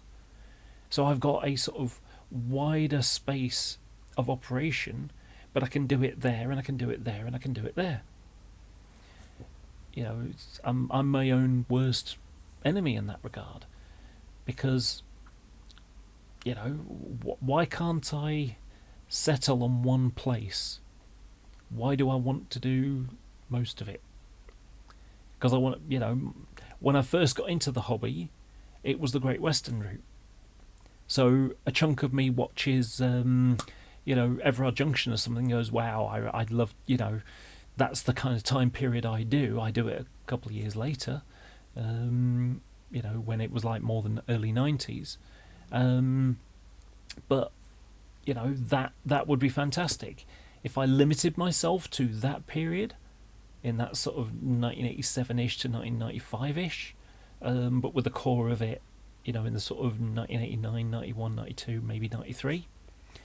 If I settled for that core section of track, so to speak, then instead of spending money on 90s and 91s and Mark IV coaches and Intercity 12, well, East Coast Mainline Intercity 125s, then, you know, I could.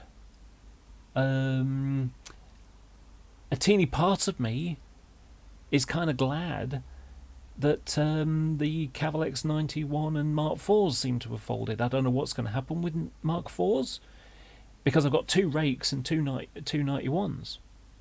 2 full rakes of, 9 plus DVT, plus Hornby 91s, the old 1989 model. Now, Hornby have announced a new model.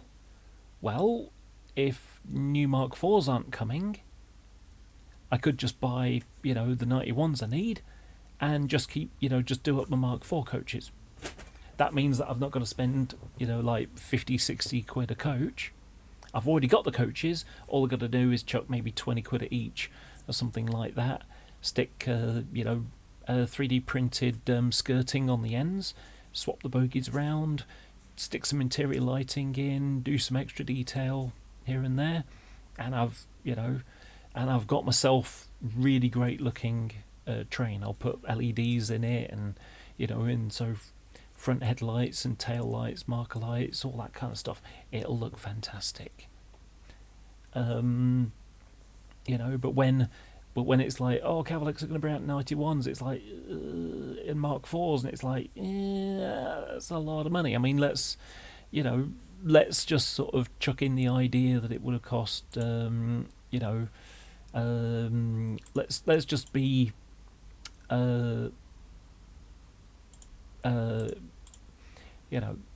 let's just say it costs 50 quid for a coach. Let's just, even it off. Prices are expensive these days. Let's say it's 50 quid a coach, and then it's £180 for a loco. That's £680 for one train. And I want 2, because I want an up and a down, so I can have 2 going past each other, not the same one running around. So that's £1,360. I don't really have that kind of money. That, it would be, if I bought those 2 trains, I'd, have to not eat as much food. I'd have to be a bit more scrimpy on other things, and, some of the other luxuries that I might have, I would not be able to, I'd have to sort of say, well, it's either that or I don't have those 2 trains. Now, I'm just going to wait and see what happens at this point. But if the Mark IVs do turn up, I will have to make a decision then. I think it's really disappointing that Cavalex's 91 has been shelved. I think that's a real shame.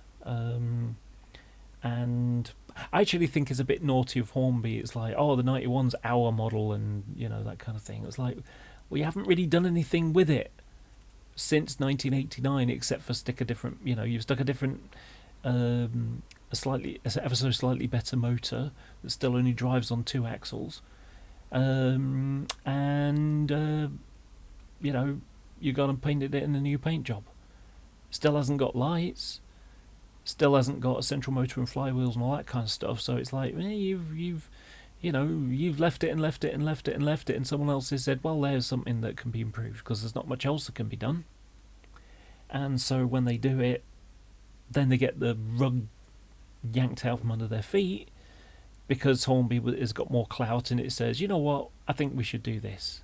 Maybe they had it in plans already. I don't know. I don't think we ever will know. So I think it's a bit of a tragedy. But let's say that I had to compromise. I've done it before.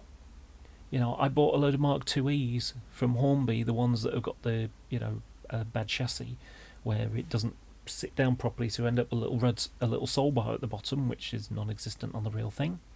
I'm prepared to saw that chassis to create the step at the end, so it doesn't have that, and to take extra efforts, to put some lighting in it, and So to take Mark IIe's and convert them to Mark IIFs by modifying some of the boxes underneath, I'm prepared to take that effort because I could buy them at £17, whereas they're £46 or something like that from the Bachmann Mark IIFs. The Bachmann Mark IIF is definitely better.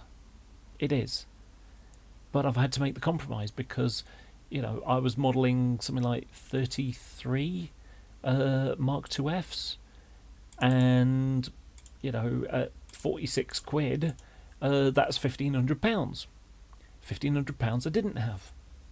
Whereas, buying 33 at £17 was £561. So a third of the price. Even if they would double the price, they'd still be, the chucking 20 quid at it, that would bring it up to it. But now that they're a third of the price, it makes more sense. I had to be pragmatic. The body shell's okay. The only thing that's wrong with it is that the roof vents are a little bit overscale on the E. And for the F as well, for their new Mark IIF, because they've just gone and produced, it's the same body shell, they've just put a new chassis plate on it, one that clips properly to the body. That's the difference. But that's okay, so I'm having to be pragmatic. So if it comes down to me having to make the decision, okay, there's no way I can afford to buy 2 rakes of Mark IV coaches, but what I can do is really, really upgrade, because the original Mark IV is not too bad. So I can make some window frame etches.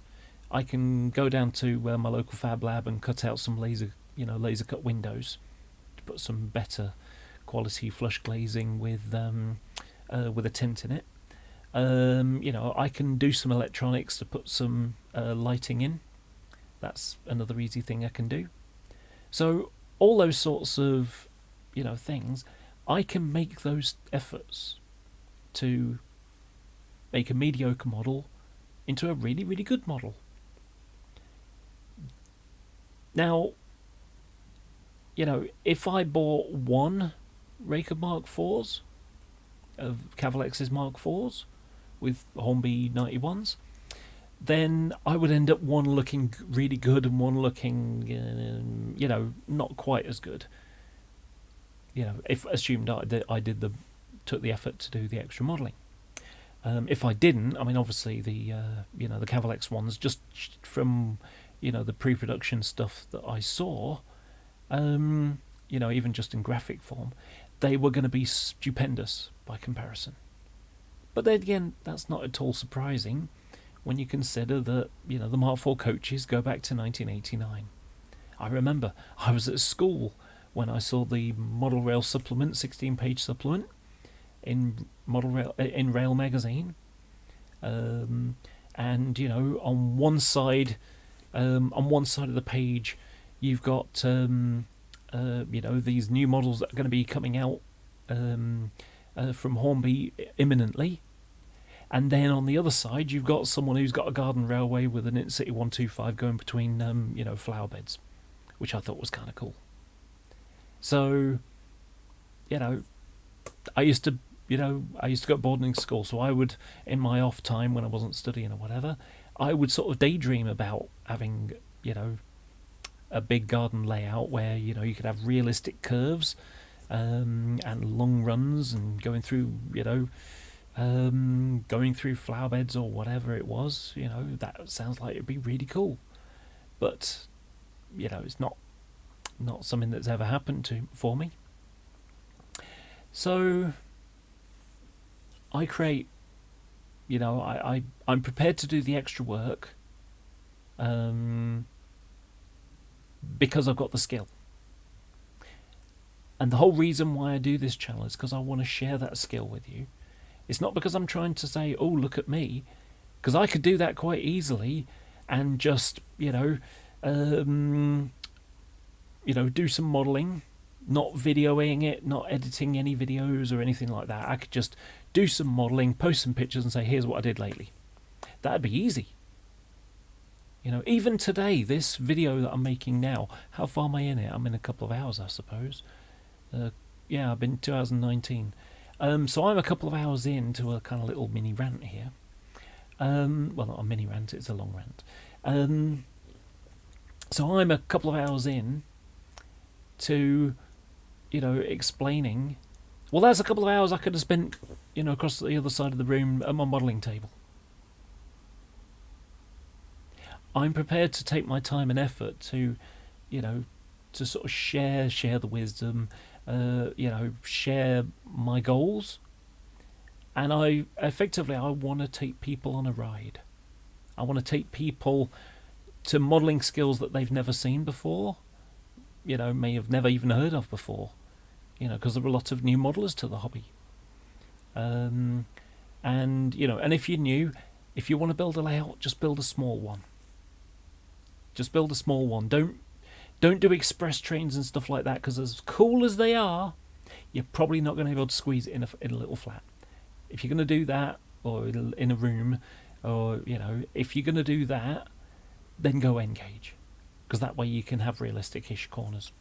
You know, but, you know, I mean, I will give you a simple example. So I've got some technical drawings from when I was the DMU drawings officer, and there are diagrams for points, so, you know, the track switches, and to go for an express set of points. So if you think about the Pico ones, they're about that long for an SL. What was it? 80. 87s, 86s are the curved ones, aren't they? 92, 95, 97, 98 is it? Or 96, 97? 96, 97 I think it is. SLE, SL 96, 97. Now, so those are the longest points. In fact, I've actually got some easily accessible.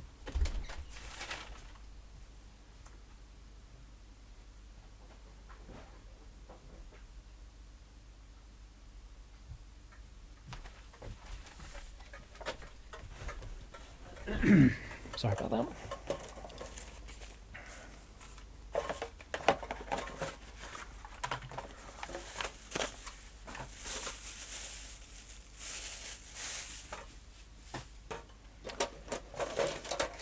So these are what I use when I'm building, when I'm drawing a layout, and what these are, you know, the if you go to the Pico website, they have printable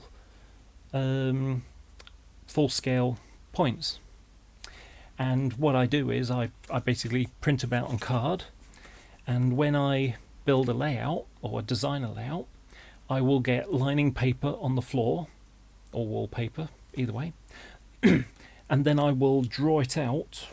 You know, I'll draw it out and basically just draw around them so that I can build a layout design. And I've shown it before, but let me find it again for you.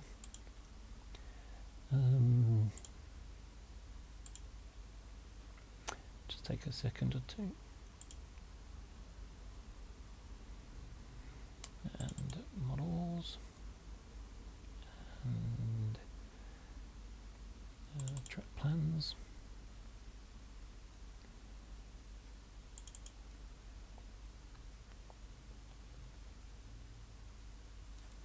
So here's a design I created for a depot layout, for a depot section, and if I zoom in, you can see how I've got SLE 199, which is the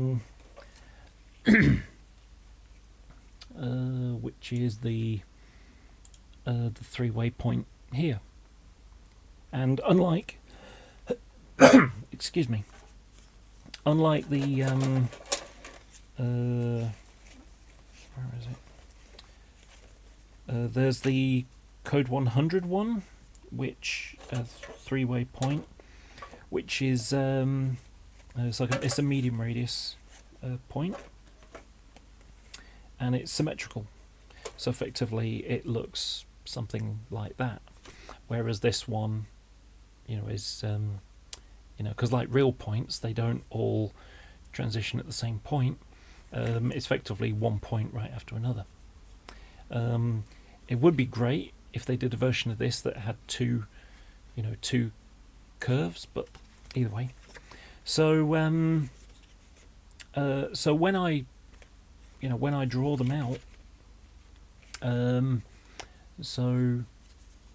I literally cut around. So there's the SLE 195, which is a medium right end. There's an SLE 96. So these are medium radius points. I could do it on short radius ones, but I think they look too short and they're not so realistic.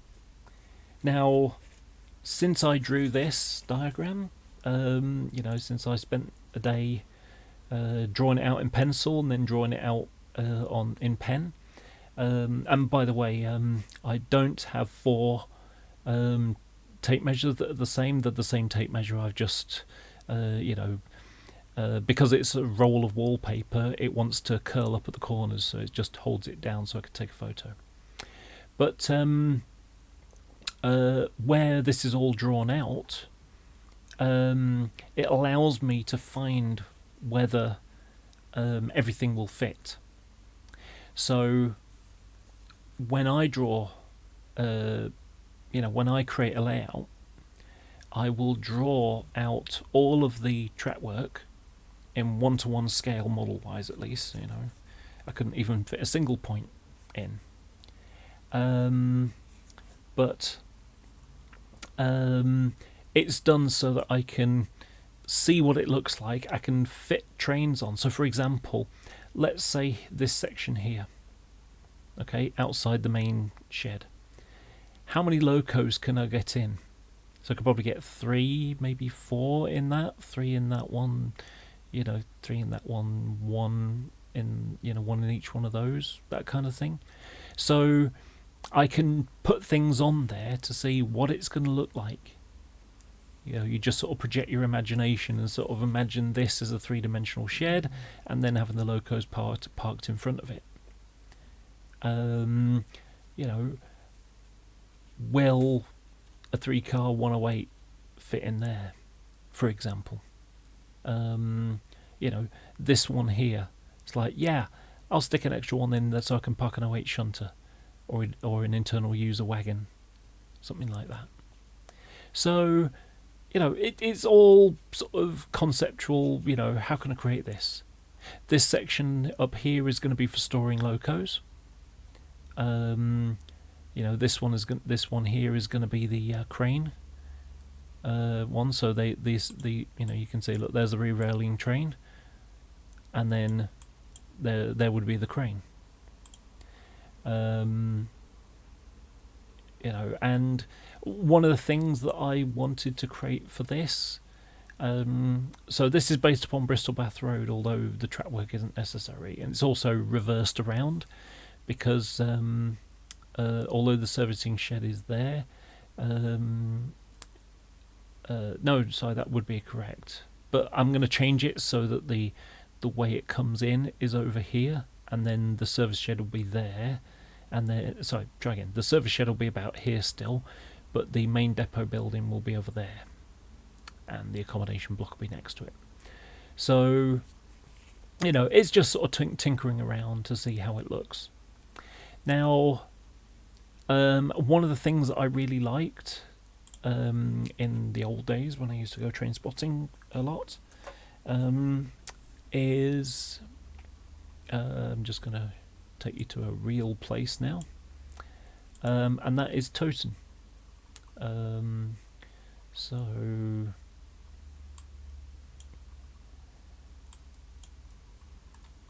here's Toten, and just let me turn it around. So this is the north and this is the south, and I would sit up here, probably just like this, looking down on all the trains coming in and out. And I would frequently go up on a Friday night and stay overnight, and then on Saturday do other stuff. But I'd just keep on top of a hill about 3 o'clock in the morning. I'd get some sleep, but you'd have back in like 1992, you'd have a constant supply of trains coming in and out. You know, you'd have 56s and 58s coming in, and you know, sometimes they go straight through. Other times they would come in here and sort of shunt their wagons at the back, and then come off, and they would go to the depot. And the way they would do it is they would come over here, they would go around the shed, and then come in that way to the fueling point. And then they would come off this way, and then go back on their train, and then take it off to the power station or the colliery, or, you know, for a new load. And so that would happen all night. And equally, this way, the trains would come in here, look, you know, leave the wagons about here, and then they would come off, you know, go around the back and into the fueling point that way, and then come off, couple up, and then go away. And I really like the idea of the, you know, a loco for being, you know, fueled up or serviced. You know, just basic exam stuff. Check the fuel, check the sand, stuff like that. I like the going around thing. And so when I designed this, the idea is that, you know, your engine can go around here and then go into the service shed, and when it was done with the servicing, it could either go back up, you know, to the main line to do whatever job it's going to be continuing doing, or it would come and park up in there, or park up over here, or wherever. So that was the idea behind it.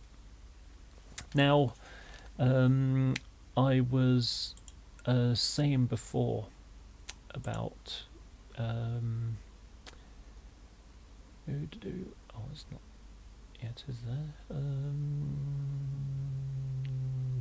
Demu stuff, I think it is. Drawing service, and I thought I had track work in there. No, it's updates. I know it's in here. Maybe it's that. No.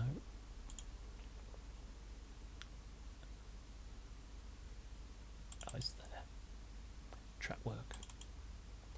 It's going to take a bit of a while to find it, but I think you'll be fascinated when you see it.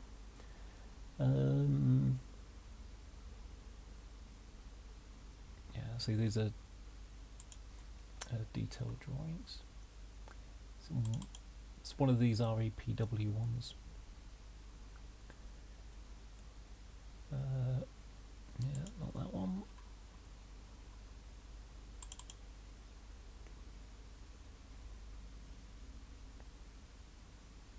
No, not yet. There's quite a lot of them. But I'll show you something that'll startle you.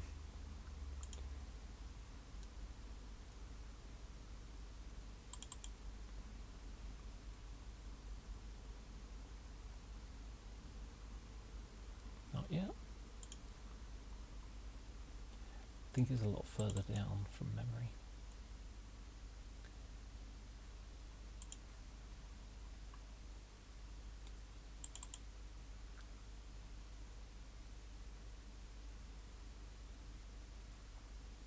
There are ones where it shows the length of things.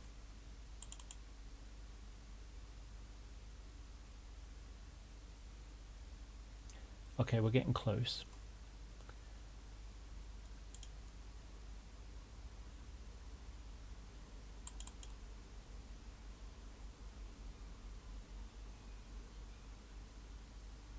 Not yet.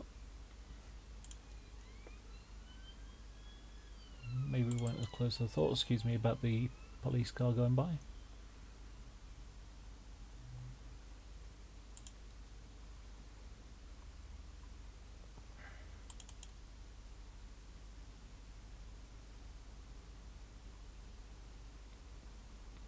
yeah.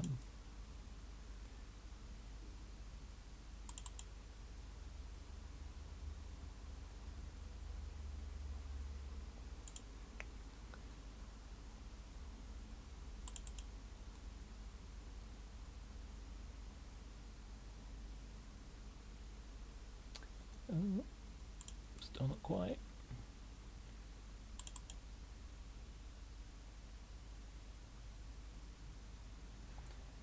That's tables.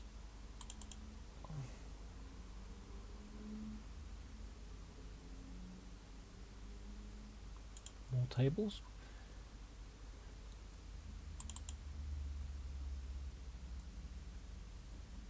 I know it's around here somewhere. Okay, we're getting close now. I wonder what this one is. 100, because they're sort of related, I'm guessing.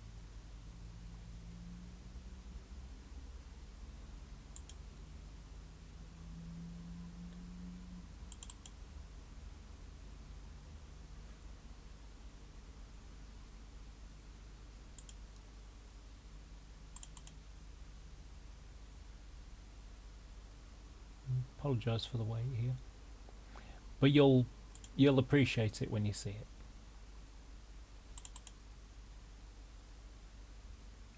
There's some vertical showing the length of them, so that's getting pretty close now. I think this shows the next section. Yeah.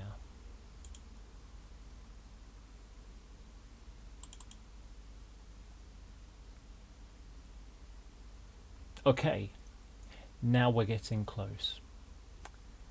I'm just going to move this over here.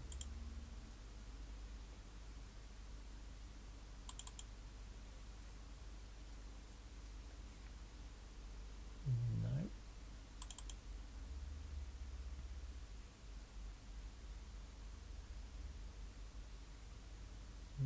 No.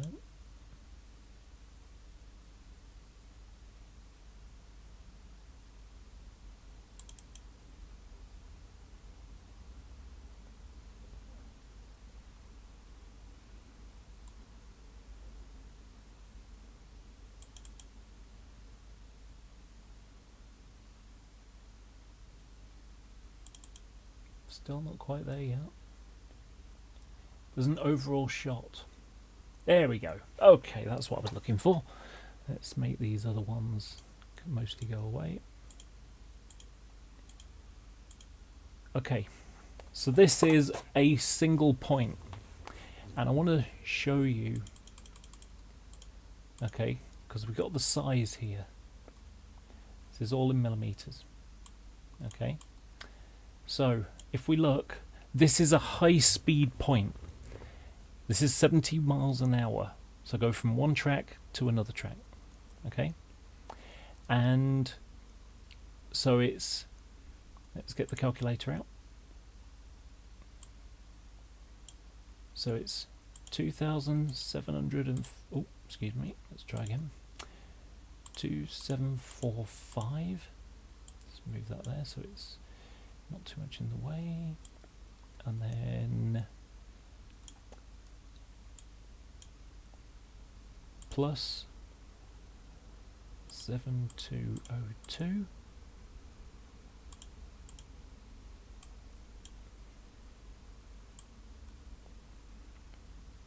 plus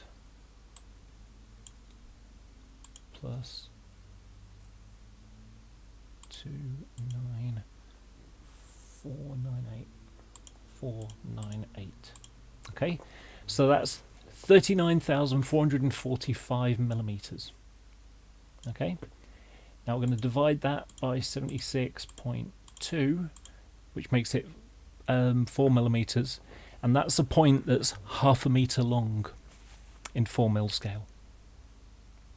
Isn't that bonkers?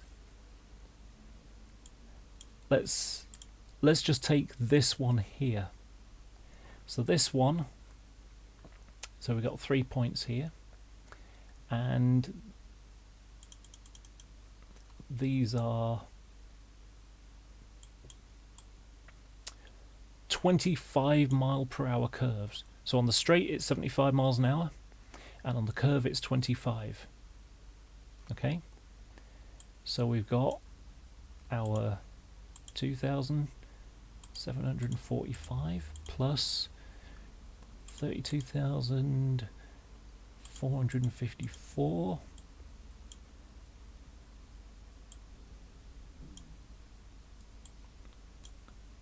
plus 9704.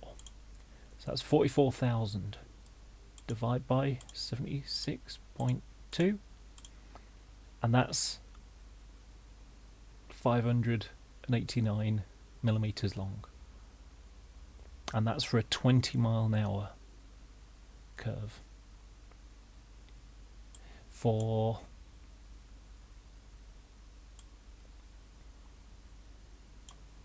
a 30 mile an hour curve, so this we're talking branch line speeds here. Oh, what happened there?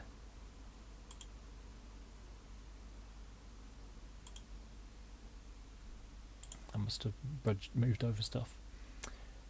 So for a branch line crossing, so 2745 plus 34424, and just turn that back on so people can see, so I can see what people might be saying or not. Plus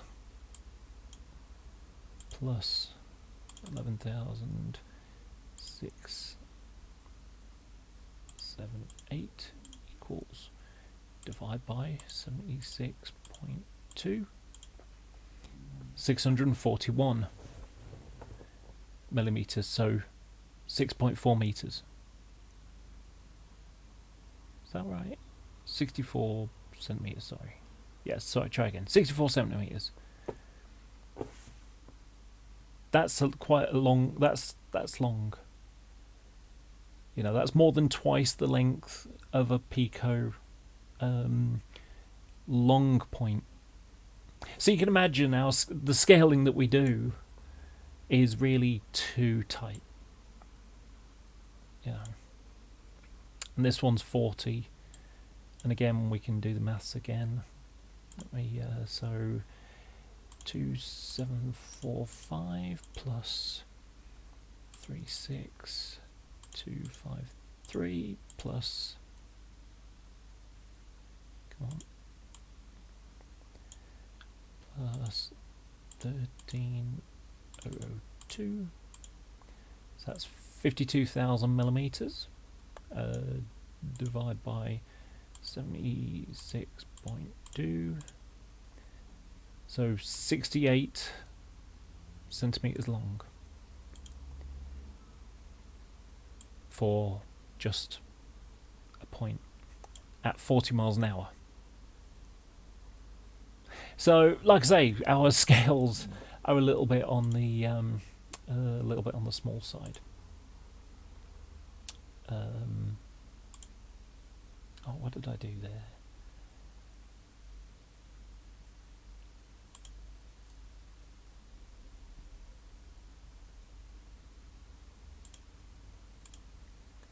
So, like I say, you can imagine that that it takes, if you want to get it really accurate for a main line, it's, we don't do it. But we do the best we can with what we've got, what space we've got. I've got 15 foot by 9 foot. I'm trying to squeeze in a sort of East Coast, West Coast main line type of thing in there. And really, I haven't got room for it. But I, take, I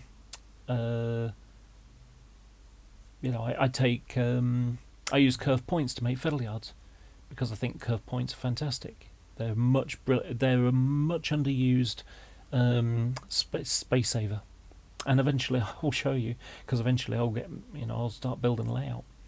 I mean, I'm hoping I might be able to get started this year. I'm hoping, but unfortunately at the moment things haven't been going to plan. I'm disabled, and I used to get disability living allowance, and that ended, and so they're moving me to PIP, and they denied me PIP. So at the moment I'm about £182 a month less off than I used to be, which makes things very tight.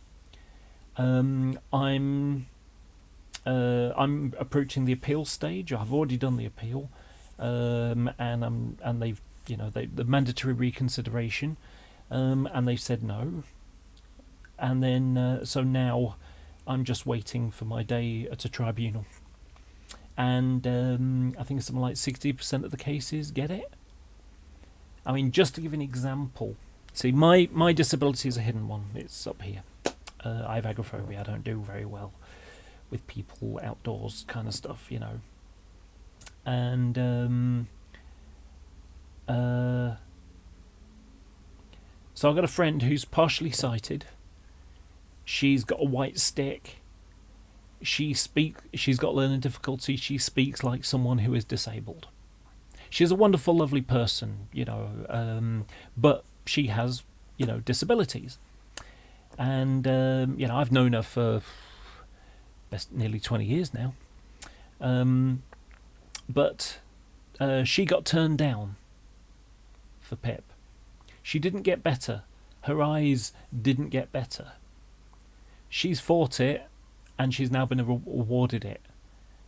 And not only was she awarded it, she got the highest rates.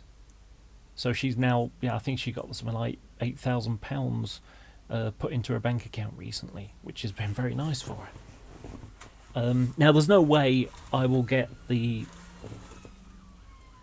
Sounds like something going down. So there's no way I'll get the highest rates. But if I do get it, even at the standard rates, then I will have about... I forgot how much it was now. But it'll be more money than I had before, which means I can build a railway, which would be fantastic. And the money that I would get back in the back pay that I haven't had for several months, plus the extra, because when the decision is made, then it goes from the start of when you applied. So I can't remember what the numbers were now. If I get the standard rates, let's have a look. I'll be getting an extra £145 on top of what I had before. So with DLA I was getting £182, and I'd get £327 if I get PIP. I just need some help from time to time. I prefer to go with someone when I do things. I mean, you may have noticed when I go to shows, I spend time around a couple of people that are familiar, and I tend to sort of go on the sidelines a bit. I also tend to talk too much because it's my coping strategy with how to deal with it. But I couldn't do it every day. When I do a show, it takes me about 3 or 4 days, maybe a week, to recover, because I've just sort of been thrown into a very busy place and lots of people and things like that. And but anyway, so if I have that extra income coming, I will have the ability to build a layout, and that'll be fantastic. And the problem has been over the last few years that there's all this new stuff coming out. So for example, let's just take a couple of years ago now, when it's like, okay, there's Mark II E's and F's coming. The Mark II E's are now out.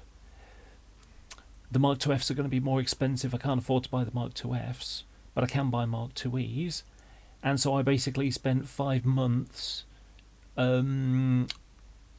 just getting living on a meagre budget, and spending all my money I could on buying those coaches, because of course Mark II E's and F's are a core for intercity trains.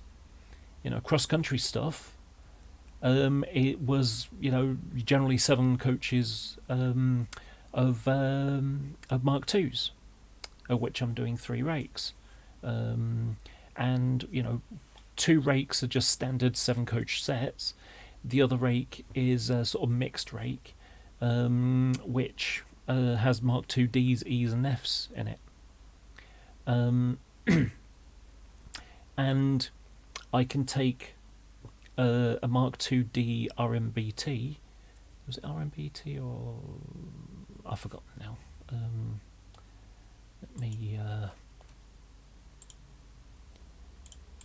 Let me open it up and see if I can.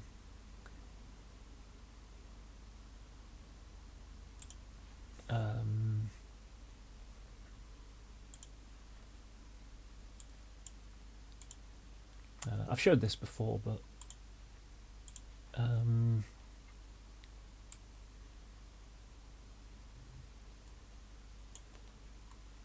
so those are East Coast Main Line. Sorry, the cross-country train. So this is a kind of thing that will go from Manchester to Plymouth, Manchester to Bournemouth, Liverpool to Bournemouth, Glasgow to Plymouth, things of that nature, and also go on a limited, basis, the northeast southwest route from sort of, Plymouth, Exeter, up through Birmingham, Cheltenham, Birmingham, and then go across to Derby, Sheffield, then towards Doncaster and Leeds, and up to York and so on. And so this is one standard train. That's another standard train, and then this is the mixed bag, of which I need 2 vehicles to be able to make it up. It wasn't RMBT. So the idea I've got here is, if we take, let's come out of here, and trains, it's in coaches, train formations, Intercity, cross country. So we've got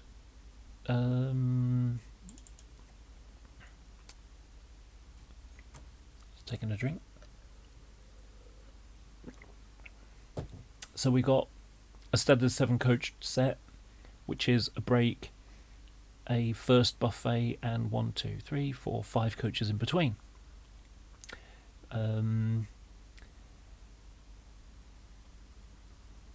So same thing there, same again.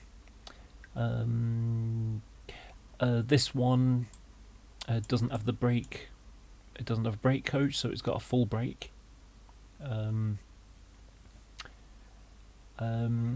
This one is a slightly different variant of it, because you can see how we've got a Mark II D BFK. And the reason we know it's a BFK is because we can see how it's got the yellow stripe on. Mark II E's and F's, they were BSOs. So if it's got the yellow stripe, then it's definitely a Mark II BFK.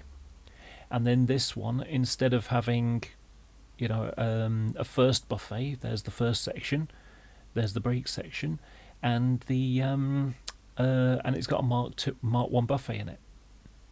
So in my modelling kind of thing, I can have, there's my brake coach, there's the standard class coaches, there is the buffet, it's a standard class coach with a buffet counter on it, and then just a standard first class coach.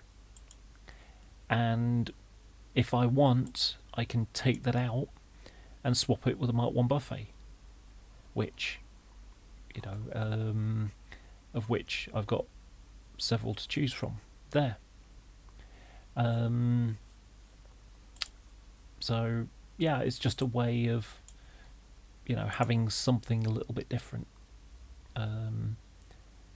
This one's an earlier period one, because it's got a Mark II-A, you can see, because it's got a door in the middle, and this one's a Mark II-C, I think that is. Let me just zoom in a little bit. Yeah, you can see the roof hatch, so that's Mark II-C, and the vents aren't, you can see how these are like little domed ones, whereas this is like little flat ones. So that's a Mark II C with the Rovac ventilators in. And these are E's or F's. With there's an a BFK on the end. This is a 6-coach one with 1, 2, 3, 4, 5, 6. Yep, 6-coach one. There's the brake at the end. Standard class is in the middle, and then there's a buffet car at the end. Doesn't seem to be a first class, which is probably because that'll be BFK. And this is a longer one. So this is the kind of thing that maybe go from Liverpool to Plymouth, or maybe even Glasgow to Plymouth. And that's got 2, 4, 5, 6. I'm not sure whether these last two are. I don't know. It's hard to tell. But you can see, there's a Mark II D BFK. There's a buffet car. Here's a nice Intercity rate with a Mark I buffet in blue and grey in the middle. So it adds a little bit of interest. Not everything in perfect, colours. Now, later on, this became less common because, well, in fact, that one is a bit more like it, or that one. This became a bit more common because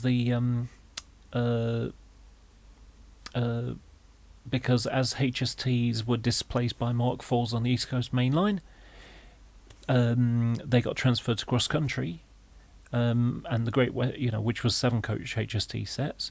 The spare coach was taken away. The spare first was taken away and put onto usually turned into a TS, and put into an HST set. So made all the West Coast, all the Great Western HSTs into 8-coach trains, because some were 7s and some were 8s.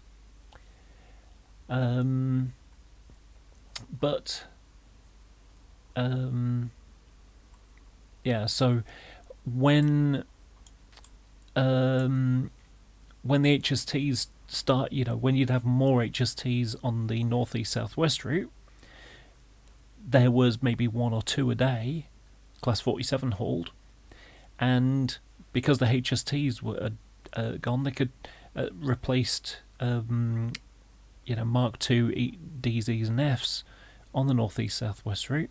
They could then take those coaches and put them as standard trains, and then get rid of the older non-air conditioned coaches. So all sort of changed over time. But again, as I said before, I'm doing standard trains and then just having a little bit of difference here and there between them. So yeah, I mean, this train's an easy one to identify. So you've got these are Mark II Ds by the look of it. Can't see the white windows.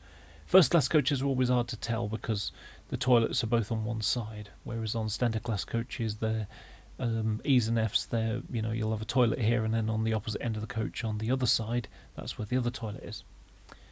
So you've got 2 standard class coaches. You've got a brake. So BFK or BSO perhaps.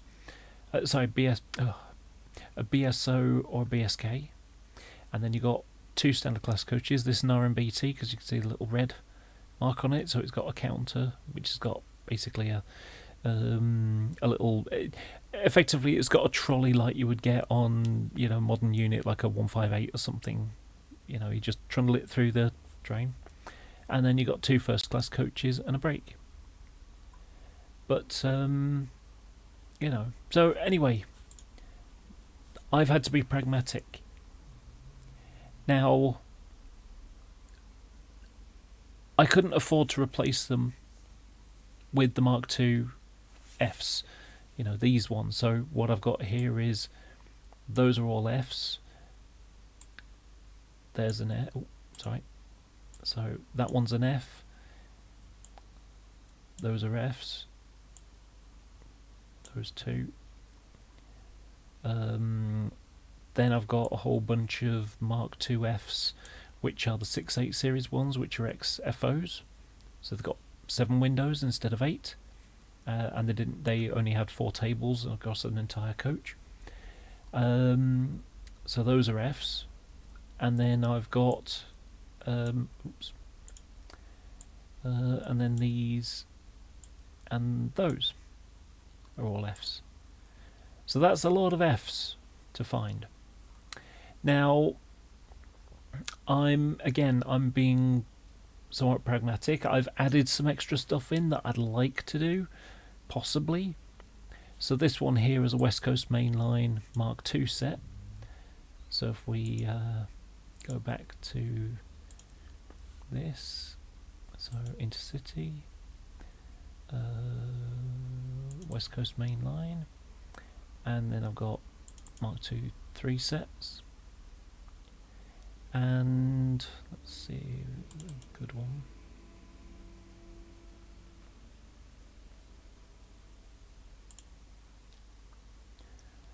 So that's not really the one I want.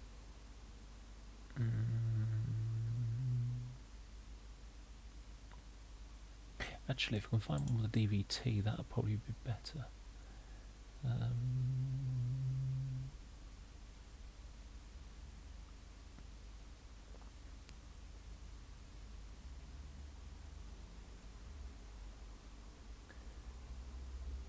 Doesn't seem to be one, but this will work. Oh, actually that one up there will work even better because it's on the straight. Okay, there we go. So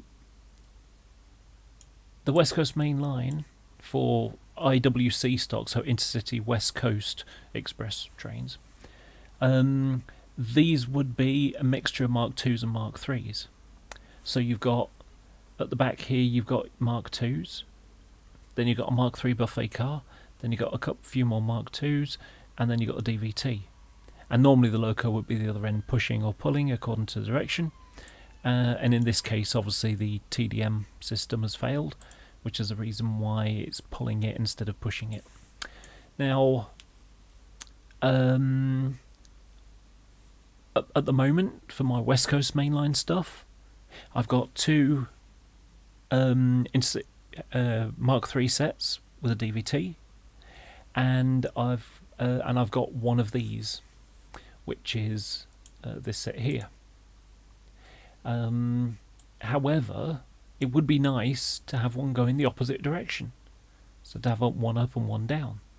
So if I see, some Mark II, more Mark IIs that are going cheap, then I can get one. Of course, we've got a buffet car there. So I've got a formation that's based upon a real train that I've seen, and I've already got 1 spare DVT. I bought 4 Mark III DVTs when they first came out. So because I've got 4 Mark III DVTs, it'd be a bit of a waste of space to have one and never really use it. So it's like, okay, well, it might take the next 10 years, but I see a Mark IIe and it's like £22 or something. You think, oh, that's a bargain. Of course, by then there'll be like 60 quid for a coach. But I think, oh, that's a bargain. I'll grab that, and you grab another one, and then you grab another one, and next thing you know, you've almost got a rake, and you just think, right, I only need 2 more. Let's have a look on eBay, see if there's any bargains. And you jump on eBay, and you think, a bit more than I paid, but what the hell? I'll get those 2 coaches, and now I've got my full train. So that's kind of how I work it with there. But recently, and it's on a whim, I added an extra Mark IV set. So I've already got 2 full trains. So it's 10 coaches, DVT with 9 in the middle, and it's all like, I'd like to have another one. And the reason for having another one is pretty simple, really. So let's just go to East Coast Main Line. So, oops, not that one.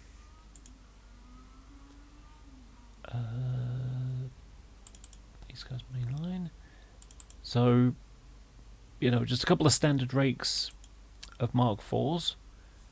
That's fine with 91s hauling, pushing and pulling.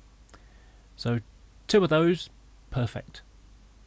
Now, like I say, I've already got 2 trains, and I've got, I'd like to get another couple. I'd like to get 4 Class 91s ultimately. And the reason for doing that is because my 2 favourite ones are 19 and 25, but those are late versions because they built them in 2 batches. They built 10, and they basically hammered them.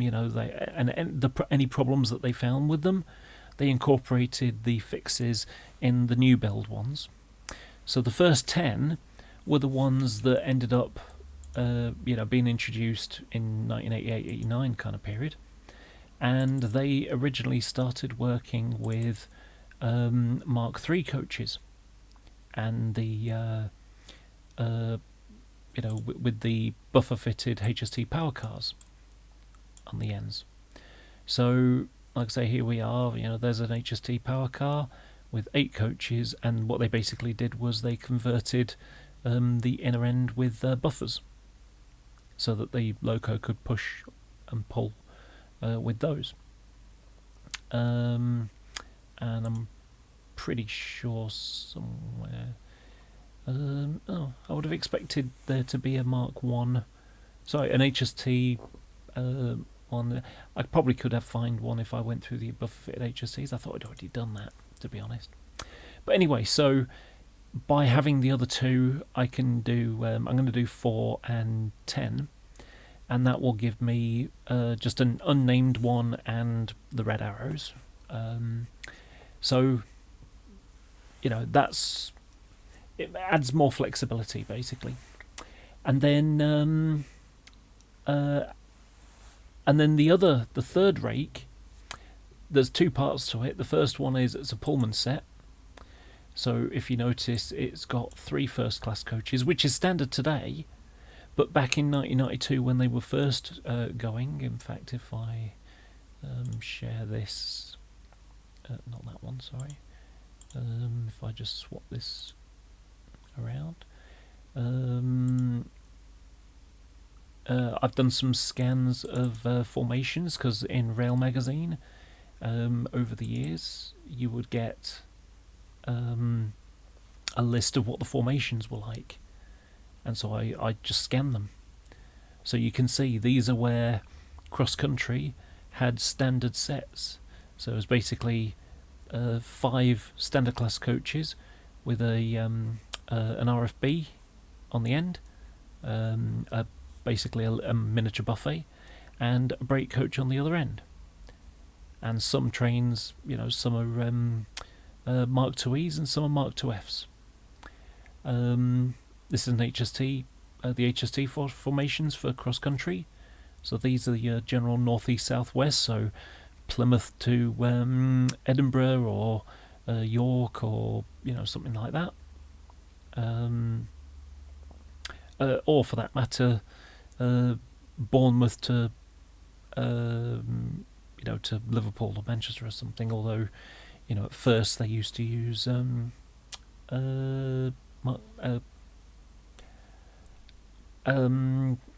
do you call them? 47s and Mark IIs. Excuse me. So these are East Coast Main Line and Midland HST formations in 1992, and you can see how the you can see how it's IMLR. So Intercity, Midland, Midland Line, Midland Main Line refurbished, and then these are Intercity East Coast ones, and these are Intercity Cross Country ones, and these are spare vehicles for whichever sector. So more Eastern Region ones. These are 1989. So again, if I want to build, you know, a prototypical HST set with the correct numbers on, there it is. And if we look at, I've got 2 rakes here. So I've got rake here, which is BN10. Now, I'm modelling it when it was HT10, because HT10 used to be one of the Pullman sets, and that was until the Mark IV sets came along, at which point they shuffled them off. So the Pullman sets, let's see if we've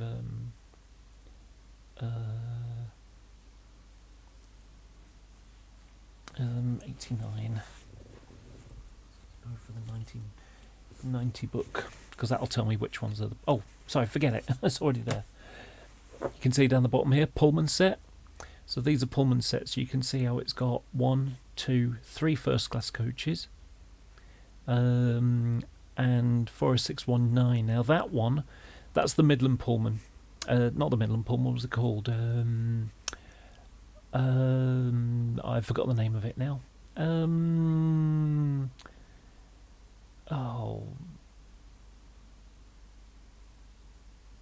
It's like Cutlery Men or something. I can't remember what it's called now. Tip my tongue.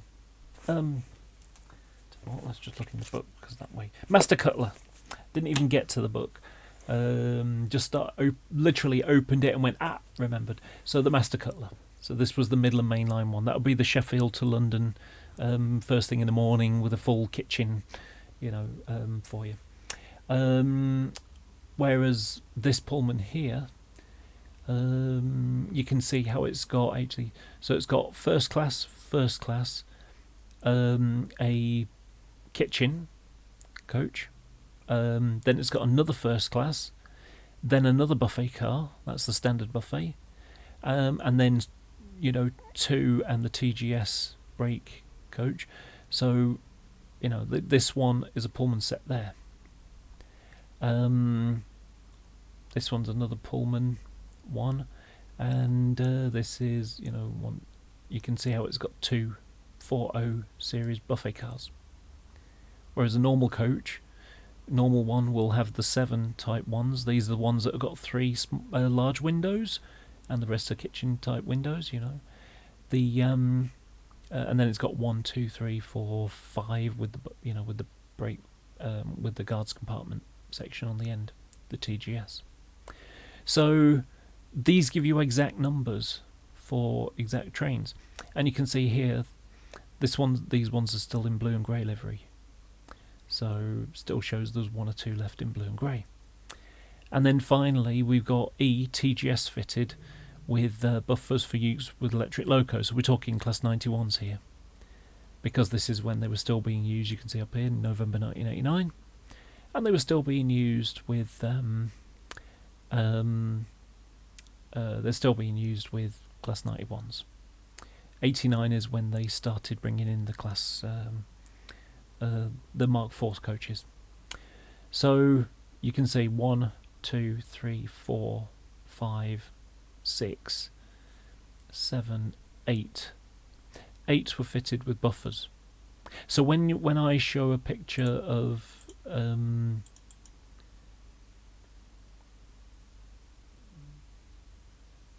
when I show a picture of one of these with a class 91 with the Raker Mark IIIs in there, we can have a good estimation of what kind of train that is going to be.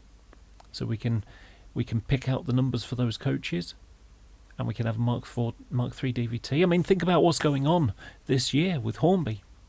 So they're doing Intercity 125 coaches, they're doing HST power cars with buffers on, and they're doing a class 91. So this year, this train will be coming out.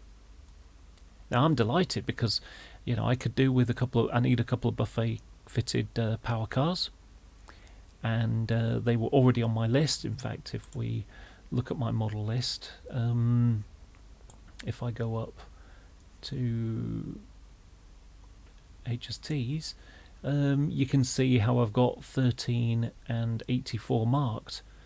Well, those can now be changed, so I can now change them to probably 38 and 49 now.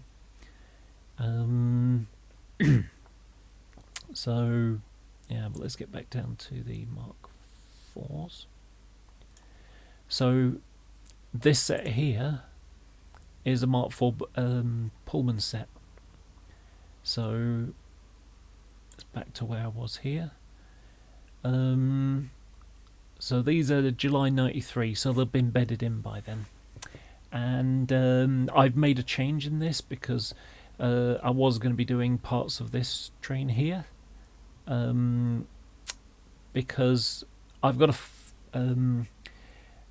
I went to there was a special train that ran, I think it was something like a Wednesday or a Tuesday or something like that. I can't remember. It was midweek, and back in 1990, I think it was 93 or 94. Can't remember now, but there was a competition between BR sectors for some extra money that the government was giving them, and the two business sectors were competing to get this, £14 million or whatever it was.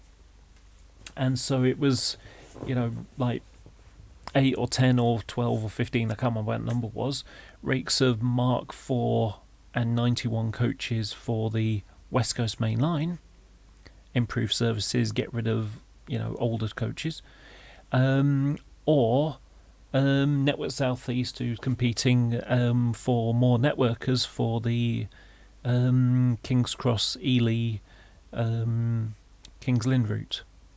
And in the end, Network South East won, and that's what 365s are. So what we ended up with is so as a part of publicity specials, going for Intercity to say, look what you'd be getting if we had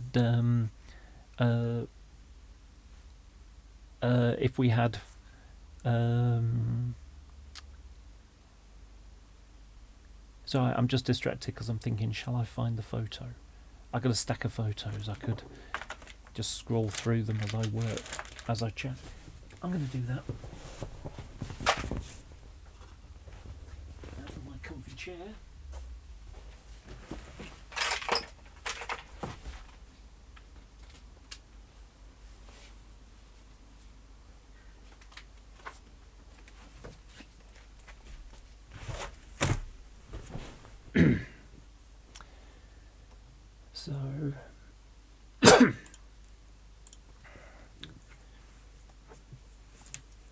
So this is one of the stack of photos I've got, and I like to. I've got a combination of things. I mean, for example, these, which I've been doing a bit of tidying up lately.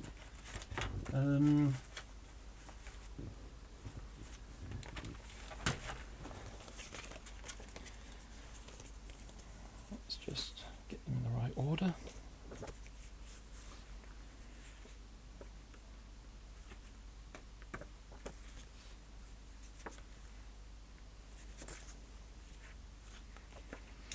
So this is a set of provincial liveried 150s that I just basically took a picture of the train as it was going along. So it was to get all the underframe details and the way that, things like this.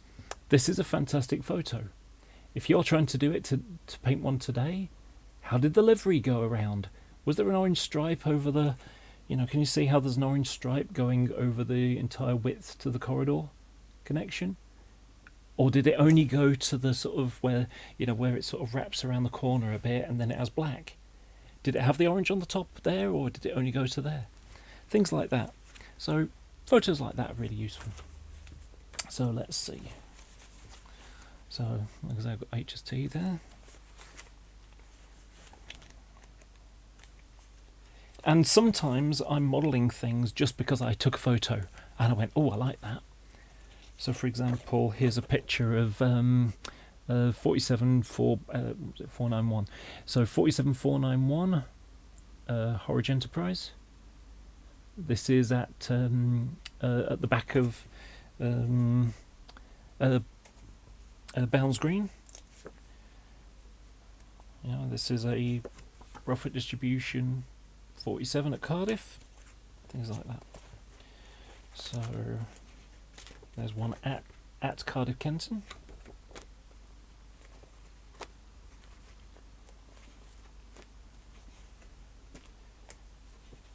Here's a photo I took at Westbury on the 29th of April 1992. It was the first day after renumbering, because it used to be 47801. You may recognise this photo from my very first video, or my detail one, where I'm showing about all the little detail things. It's a fantastic picture of 47636 out of Paddington. Sometimes it's, things like a wagon. So let's have a look. 37s. Lots of 37s there.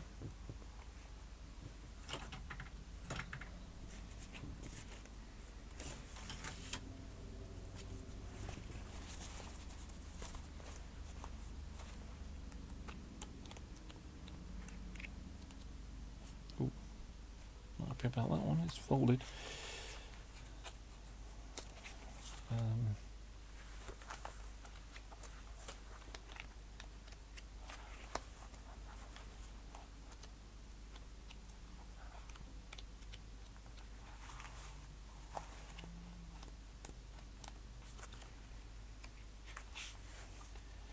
Oh, a fun-sized Virgin HST, only 5 coaches long. That was just before they introduced Voyagers.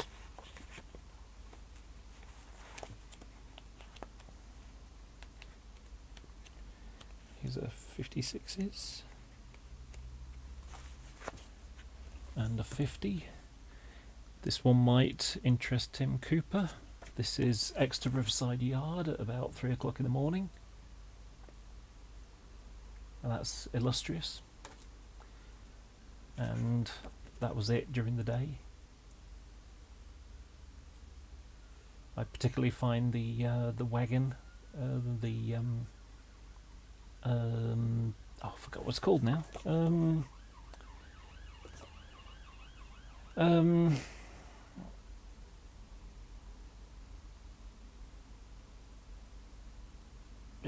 I can't remember. Fish guy name.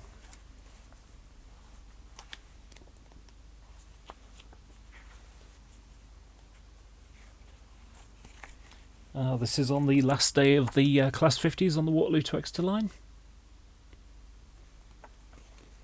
With a couple of Intercity coaches tagged on the back, on the end.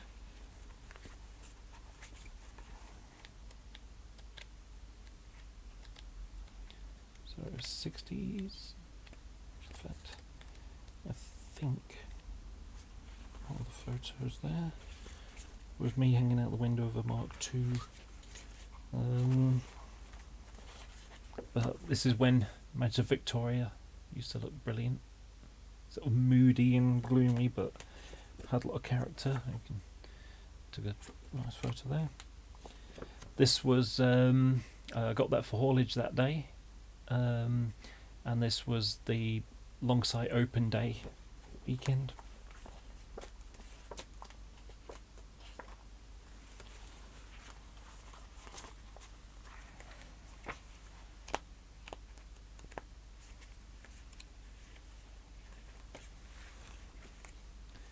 That's one of my favourite shots.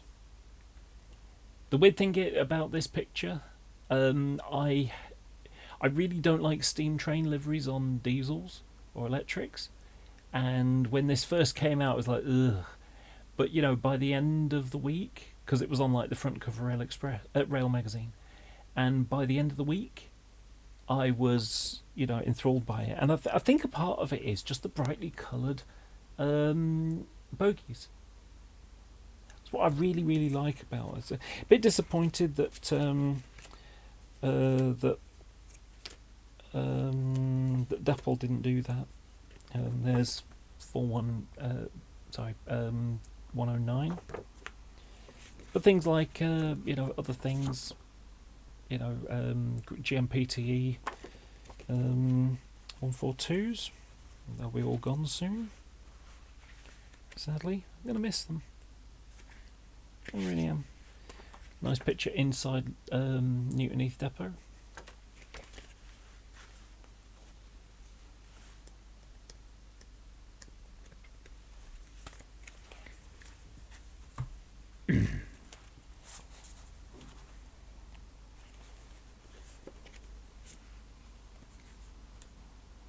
Pretty good picture of a Merseyrail one at Longside. At Newton Heath as well.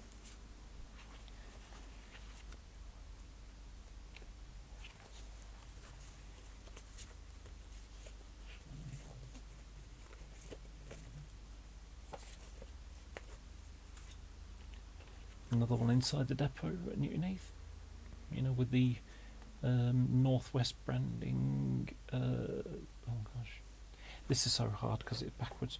There you go. Some northwest Network Northwest branding. 142s never carried Network Northwest. It was only 152s that did.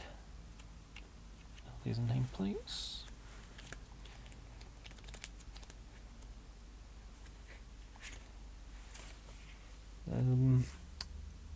Mainline class 58 at Cardiff.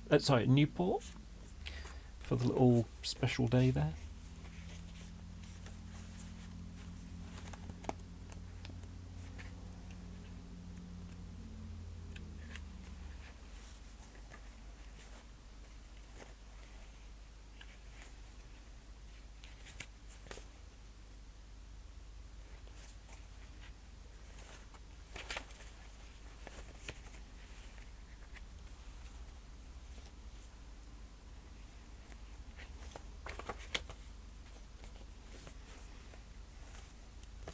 A very large stone train at Westbury, the class 59-1.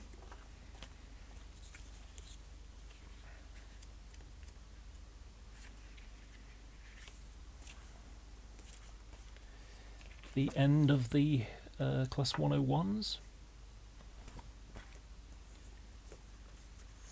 Some of them were even in what were nicknamed go faster sets. So it's basically a 3-car set.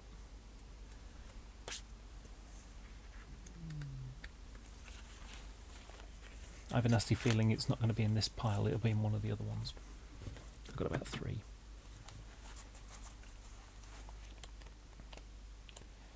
Shunters, 86s, okay, this might...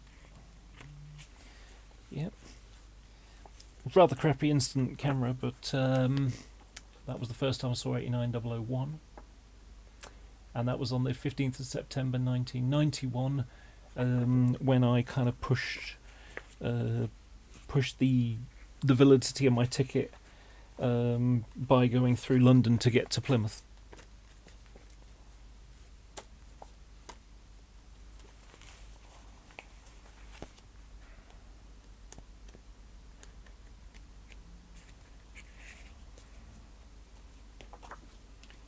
Now, I was hoping today Bachmann would do one of these, a res liveried 90. I love 90s and I love res livery.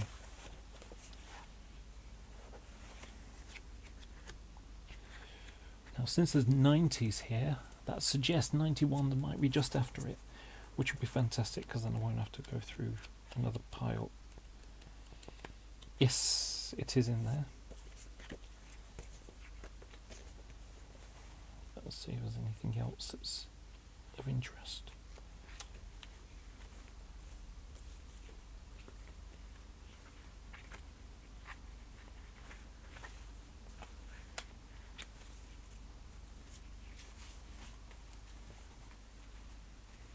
The 91-8 when it was still clean and had nice white wheels. That's it, after a couple of years when it didn't have quite so nice wheels and it was a bit on the stain side of things. This had only been done a matter of a week or something. So yeah, that was one of my favourite pictures. That's my favourite one out of the 3 Euro ones. And of course there's 130, which is based upon the Cybic French livery.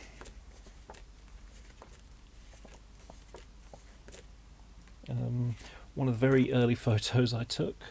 It's Crew Diesel Depot Open Day on the 12th of October 1991, 9132. And you can't really see, but it's still got its still got the rough rubbing plate on the end.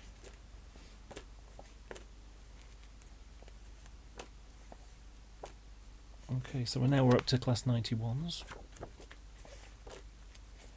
And then back to 90s again, so they're all scrambled up. It's another one of my favourite shots at Wigan Northwest.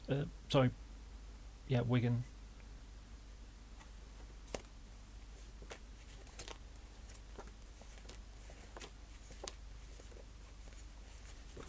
A 91 in new GNER. There's one at Bounds Green.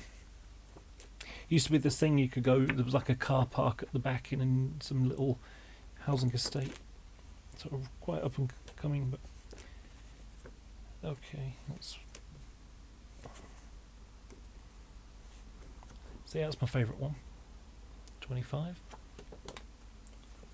And I took a detailed photo of the buffer beam because I wanted to get the model looking right. And bear in mind that these are like 1992. And back then I would write down things, but there's a GNER one taken from the National Railway Museum. I think it'd be a nice place to go right now, actually. But I was trying to find the picture of a Class 91 at Manchester Piccadilly. And I found it. So this, you can just about see the Manchester Piccadilly sign. Apologise for the light. If I can get it a bit bigger, the camera will focus in. Now there's actually a funny thing, because in Rail magazine that this happened, the month this happened, there were 2 photos of this train going in to Piccadilly, and it was taken by 2 of these guys.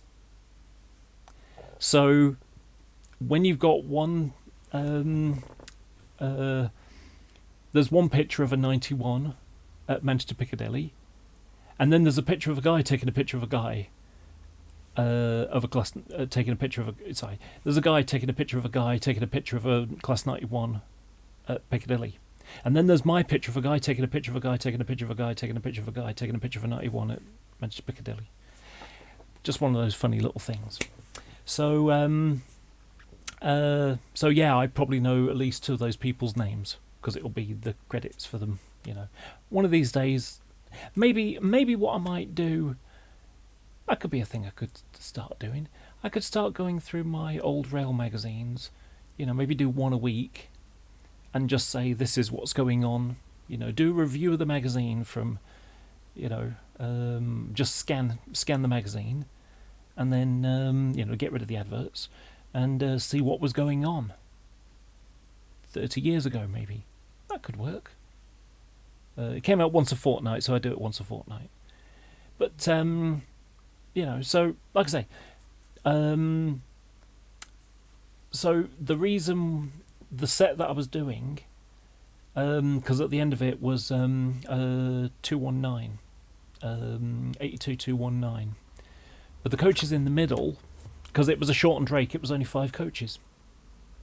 So if I go back to here, there's 1, 2, 3, 4. Oh no, sorry. There were 5 coaches, and what I did was I wrote the numbers down, and then I fitted the rest of the train around it. But I want to get it a bit more accurate, so I changed my model list this week, and so this train here is gone, and I still want 82219, and so what I'm doing is I'm just filling in the rest of the coaches behind it. So now I'm doing that train based upon this. So if we look at if I make this a bit,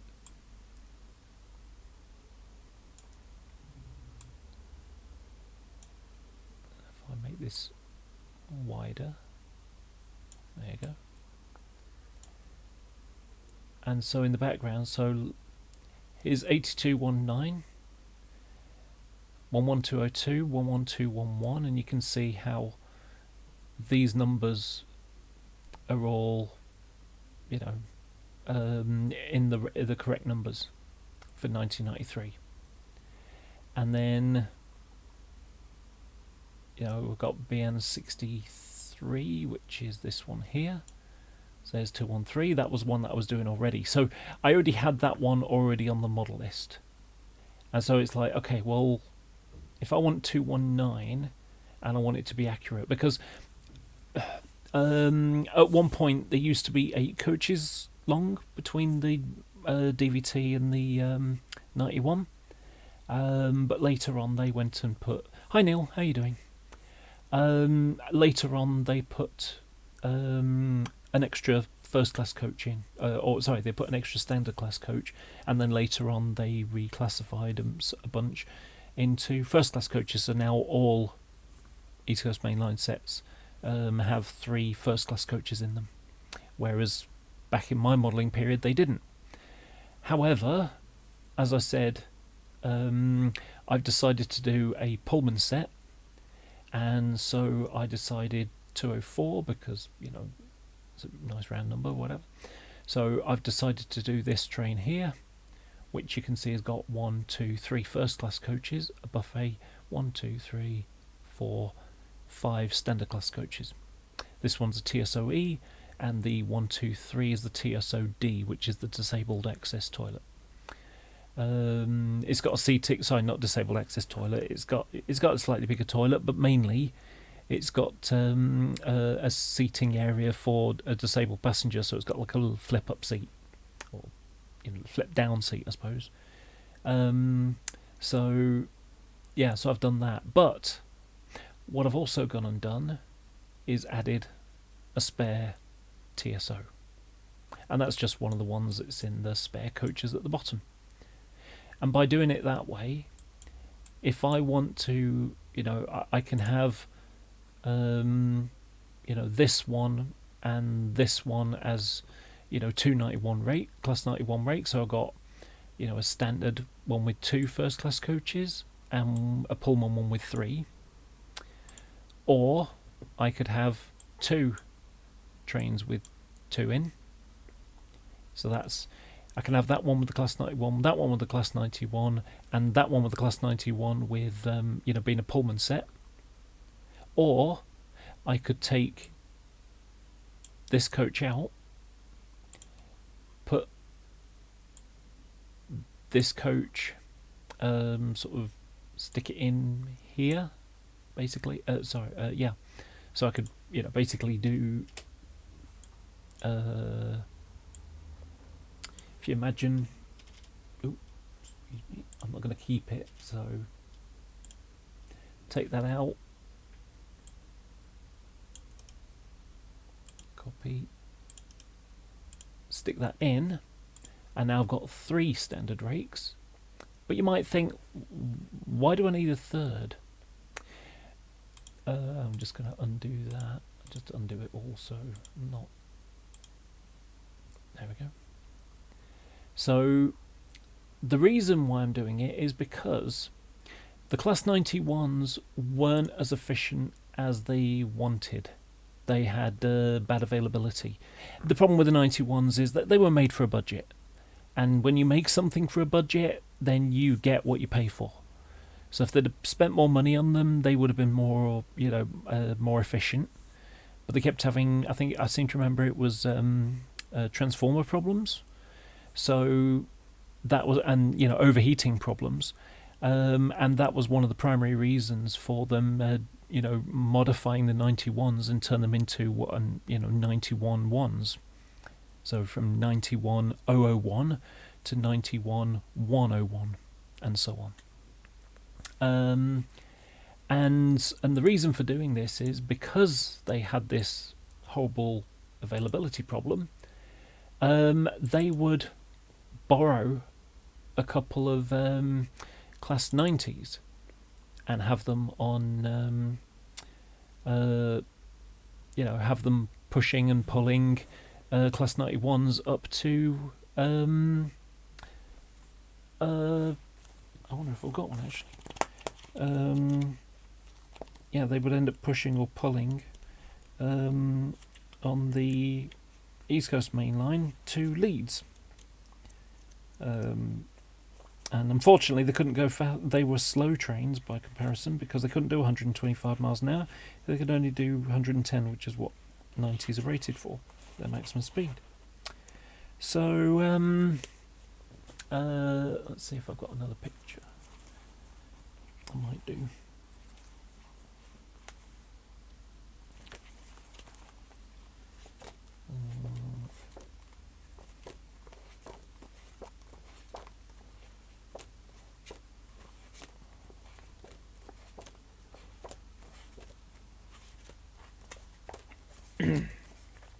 Let's see.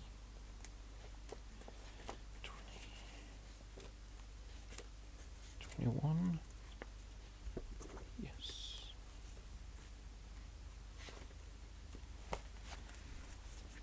There we go. If I just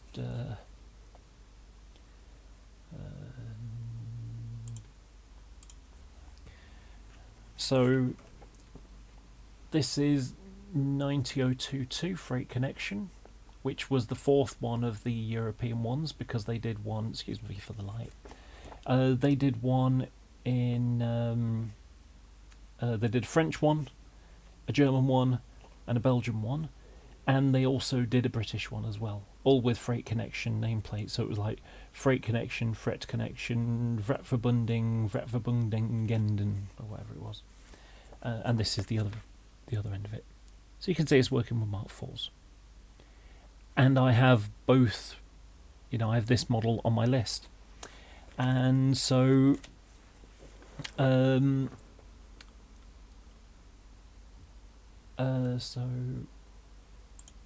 there we go. So like I say, they would have a couple of Mark IV sets, pushed stroke pulled, with by class 90s.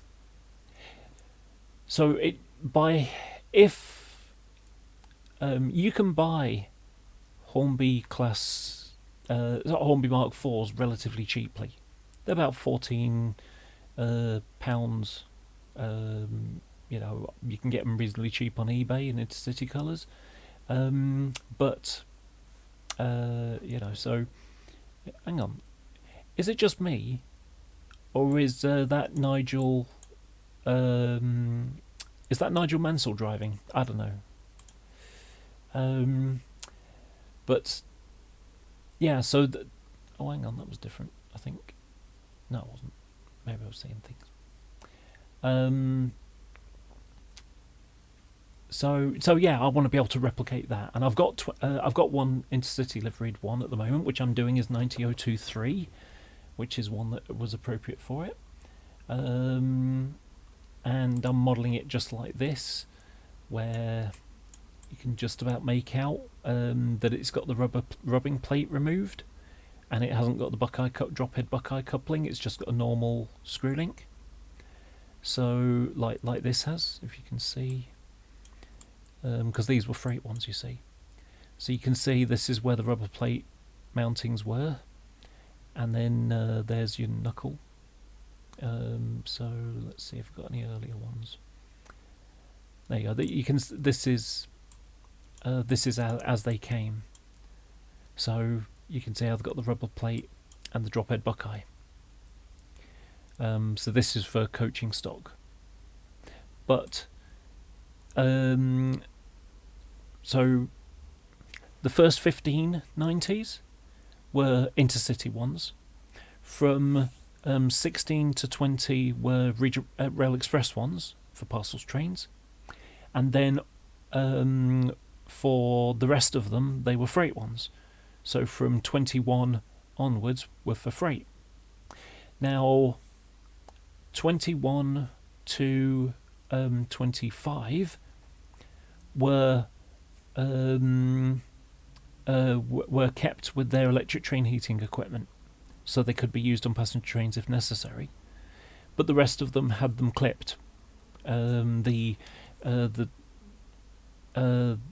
plug, the receptacle, and the electric train heating output was clipped. If I go to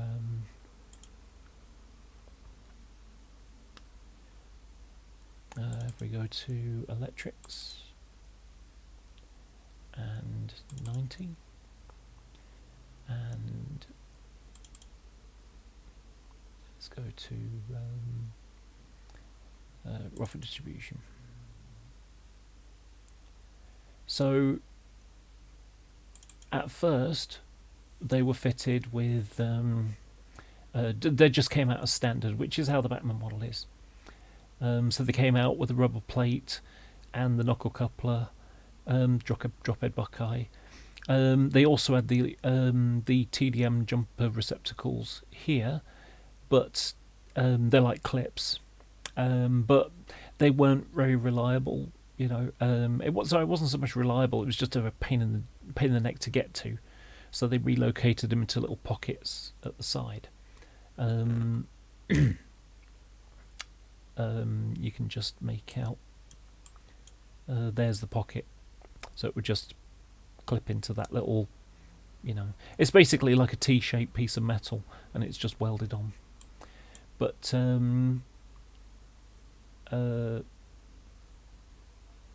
yeah, so at first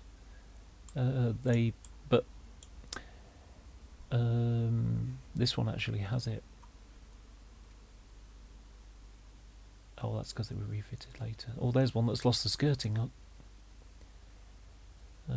This had just been painted then. If this was been on a test train, although ironically that's not really a test train. It's the Intercity load bank. The Intercity track assessment train. But you can see how this one's got the electric train heating. So there's the output box, and this is just a receptacle because where the coach would be, this gets unplugged and then plugged into the coach, and then when you've got the coach here, the electric train heating socket gets taken out of receptacle and plugged into the input. There's one Mark IVs, but let's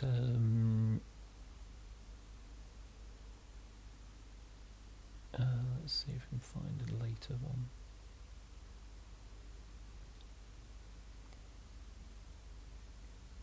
It's usually when you get one with a 1 on it. There we go.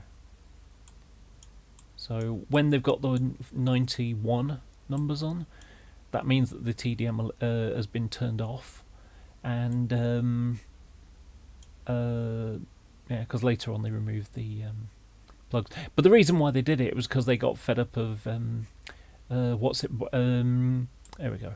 There's a perfect example. You can see how the electric train heating plug has been removed. So they've literally snipped the cable off, so it can't be used for electric train heating.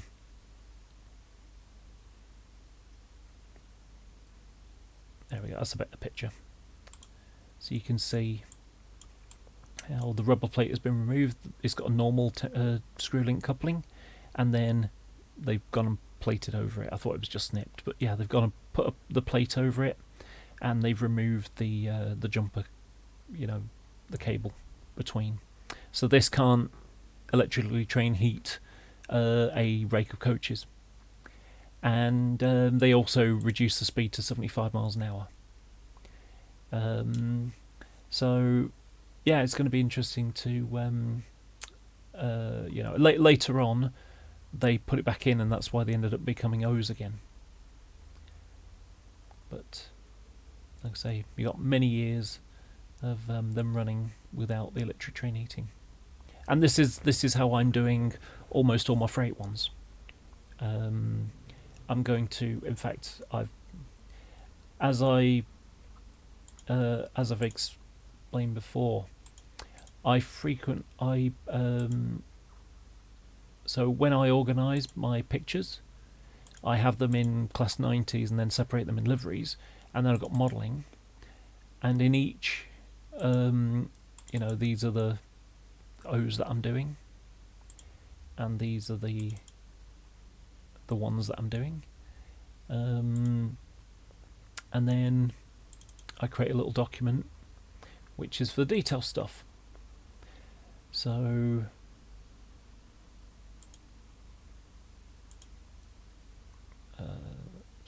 zoom in a bit bigger. So so if we look at, I'm just going to move this over here for a second. It's useful having 4 monitors. I can see what I'm doing.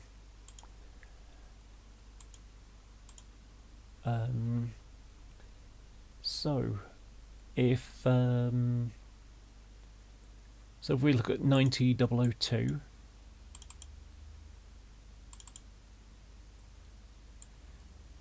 so this is a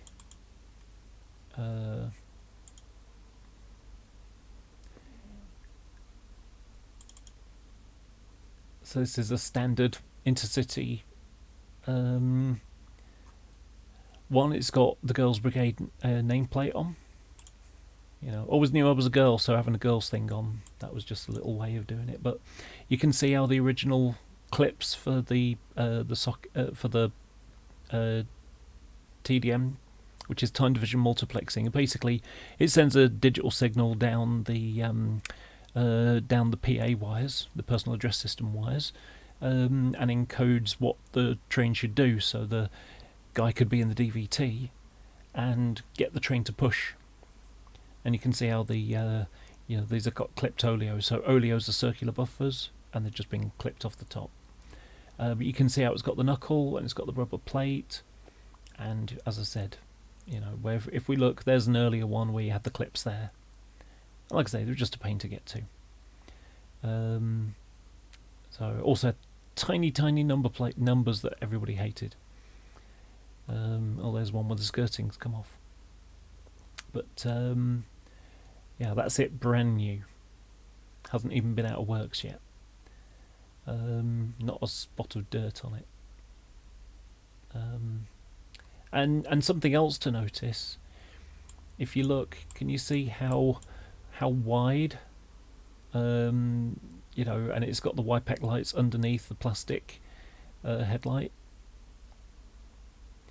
So yeah, unfortunately the Bachmann one isn't like that. The Bachmann one's like this, which is kind of ironic because the you can see how the TDM cables have been removed, but it used, like I say, it used to wrap around the edge, but they've just modified it with a couple of little screw bolts to hold the plastic on the top.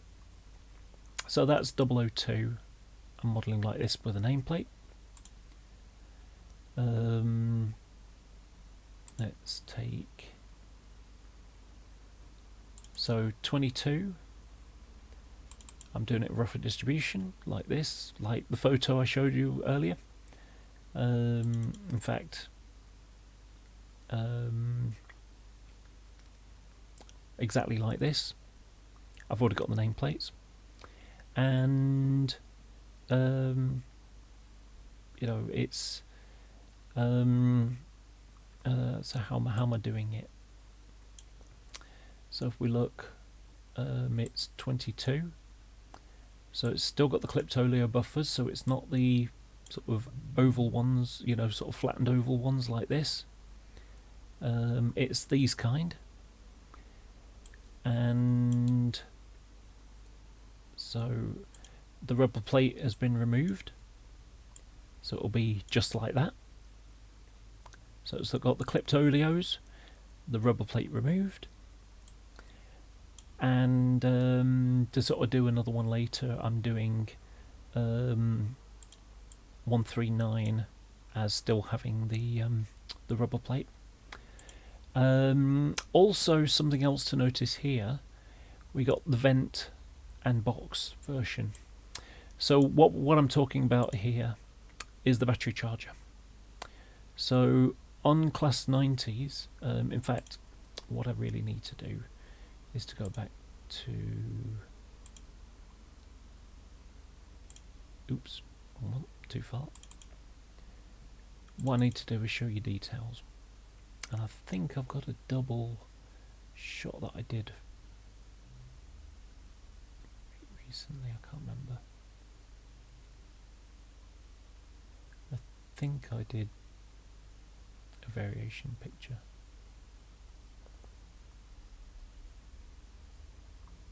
Perhaps not. Okay, so on class 90s, there are two variants of battery charger. You can see here, this is the box version. So it's just a, it's about half the height-ish. It goes down to the midway point on the battery box. Might have a better picture somewhere, but there we go. That's a bit better. It's a bit more in the brightness. In fact, there's an even better picture of it over. Oh, that's the vented version. So there's the box version. You can see how it's a fairly nondescript box. And then I'm pretty sure I got a better shot.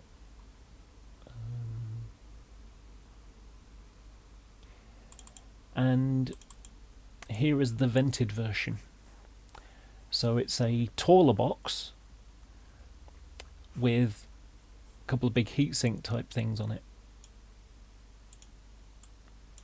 and a sort of a bracket thing there or something. So there's two versions of it. Now, wonderful of Bachmann, they have done both versions, which is nice. So but you have to be careful, because different locos do different ones. So for example, I painted a pair of let's just go to models again.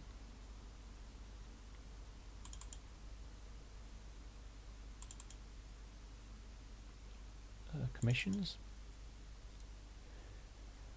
Greater Anglia 90. So let's have a look at the single side.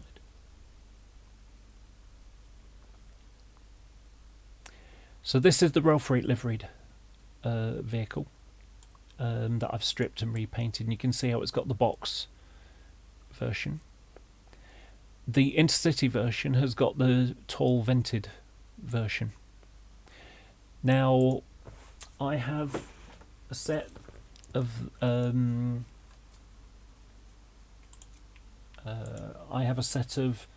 Greater Anglia decals here at the moment. I'm going to be doing some work for someone, so I'm going to need a couple of these pieces. But let me just stick it a bit closer. And it doesn't really come across at the moment. Oh, it did for just a second. There we go. So you've got 5, 13 and 14. Now, if we go to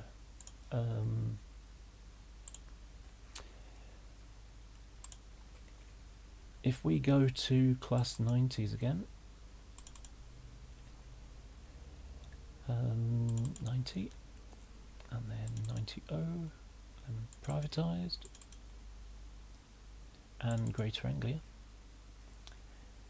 So let's have a look. We're looking for 5. So 90.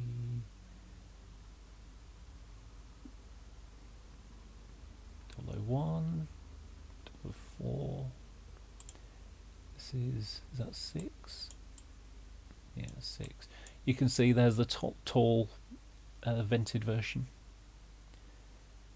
I'm looking for 5.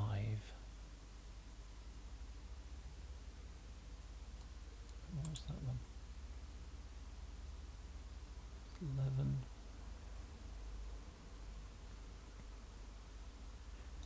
Okay, so there's 005. Unfortunately, it's the wrong way round. Okay, that's 14. Okay, well, good 14 is one that's on the list. And if I zoom in, you can see it's the tall vented version. So this would need to be the Intercity one to do it properly. That's 10. That's 4.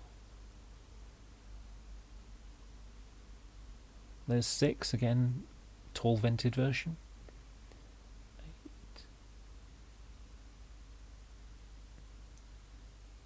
Looking for 5.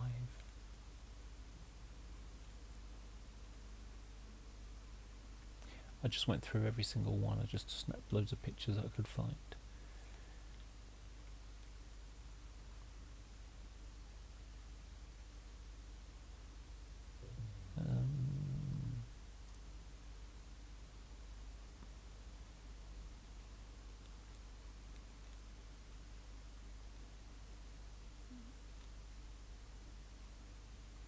Okay, I'm struggling to find a picture of 5. Let's just do the old-fashioned way and go on the internets. That's not the one button. Stick it there. Okay. So let's go to trains and Flickr.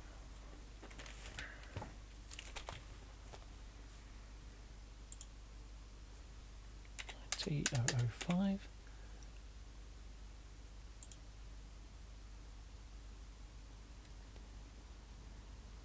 So we need the side that's got 2 fans, not 5. Because on class 90s you've got 2 big fans on one side and 5 on the other, 3 in the middle. So you can see how here there's the vented version. So if you want to do this loco, you'll need the Intercity one because that's got the vented version, and for 14 as well with this decal sheet. If you get the Freightliner one, then it'll need to be 13, which is the one that I modelled.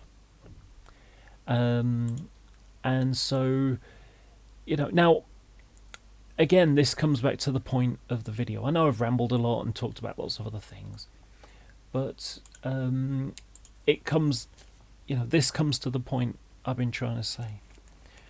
When I do paint jobs for people, I advise them which one is the best one to get, because, it's like, if you want. It's basically, if you want 005 or 14 doing, you'll need the Intercity one. If you want 13 doing, then you'll want the Freightliner one. Sorry, the Royal Freight one, not Freightliner, sorry.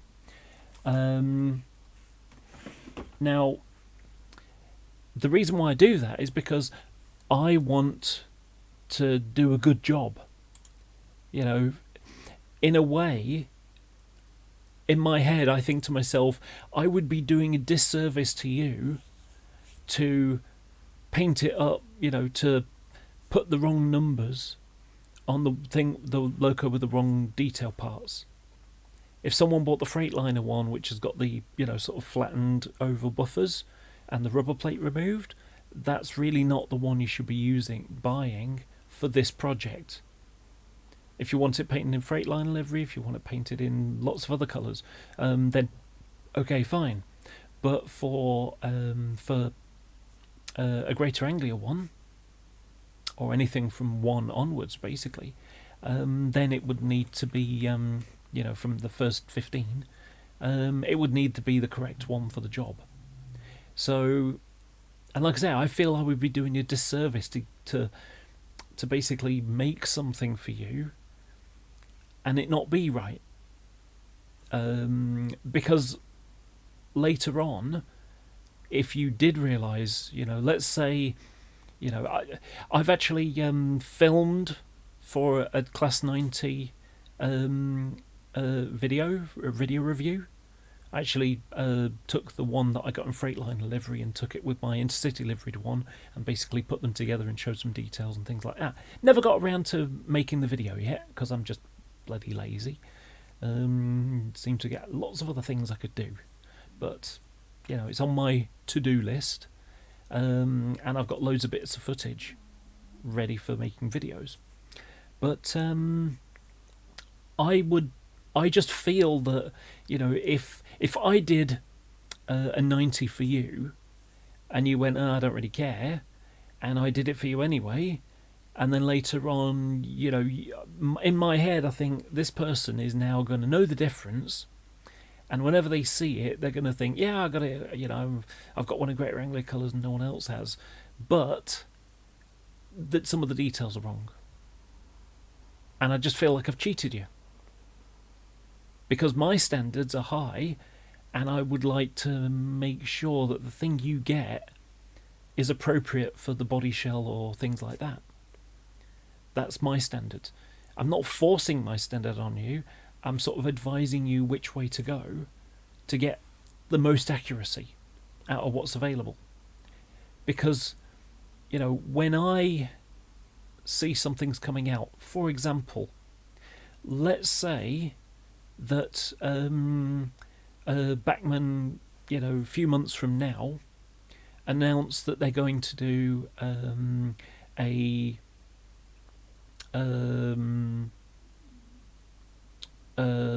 let's say they're going to do a 90 in the European Ralph Rate version, so you know, like the lower shade of you know, with Ralph Rate distribution written on the side. Let me show you what I mean.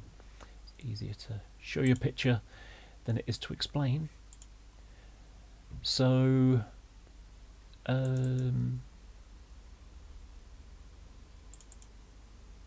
by the way, the reason why it's called Ralph Rate European, or the nickname for it is Ralph Rate European, is because the roof is blue. So this was done originally at Ralph Rate distribution written on it, but yeah, the roof. So this is executive dark grey, but this is blue. This is a navy-ish blue. It's Oxford blue, like DRS trains. It's just the dirt hides it.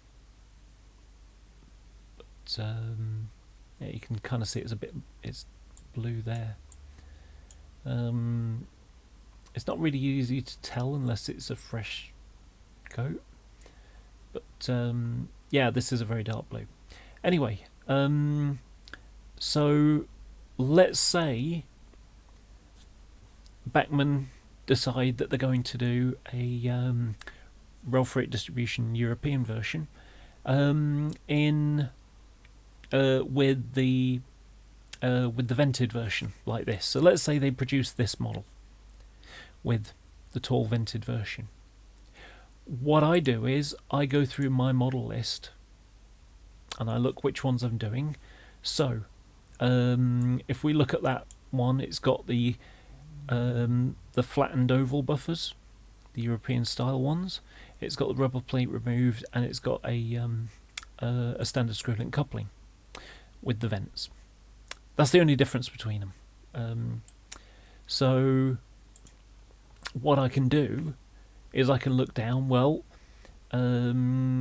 these ones are no good, you know, so let's, oh, I don't know why that's not got that there. Let's copy and paste and save, because that should have the rubber plate there, as they all did.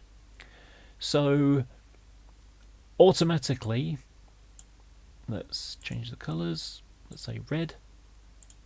So because the rubber plate is on these, that's no good. That's no good. So rubber plates removed, so those are all good.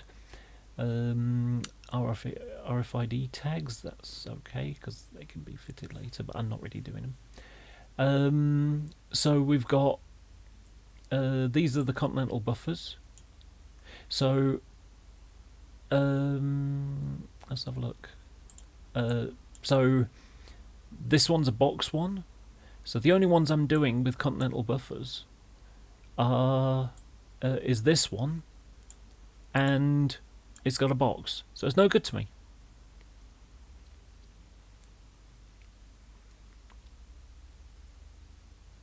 So basically there's no one that is. Now, let's change it to the box version. So if it's the box version, well, this one I can do. Imagine it's got the cliptolios instead. So if it's the vented version, it's got the cliptolios. Okay, so these ones I can do. That one's out. The box ones are all gone. There's another box one, and these ones are box ones as well. So that leaves 3 that I can do with that body shell. So if it's got cliptolios, the rubber plate removed, and it's got a vented charger, then those are the 3 models that I can do with that moulding. And that's how I work. So I'm just going to change these all back to black because I need to make a change on this. So because I forget to update these, but this is the one that I've got. And when I've got it, I change it to blue. So that's saved. And like I say, it shows whether they've got depot plaques, things like that. So yeah, that's how I figure out what I'm doing when something comes out. I'll give you another example. So let's nip to 47s.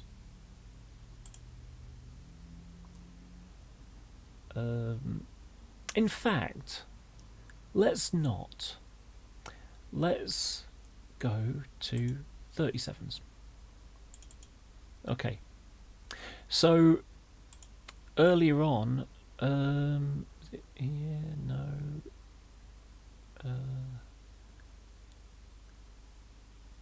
Okay, so it's not either. No, it's those. Okay.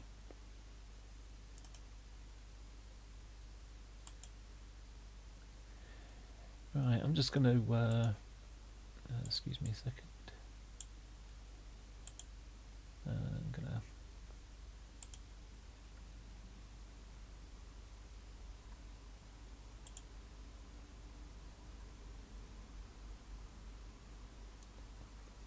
Okay. So let's look at this. Okay, 37,800. So imagine it comes out exactly as it is here. Okay. So let's just do that. Okay. So what have we got here that separates it? Okay, so it's a 47.7, which means it doesn't have the extra window here. Because when we look at class 37s, we look at let's take a 37.5, because they can look exactly the same. Let's take coal just as a random one.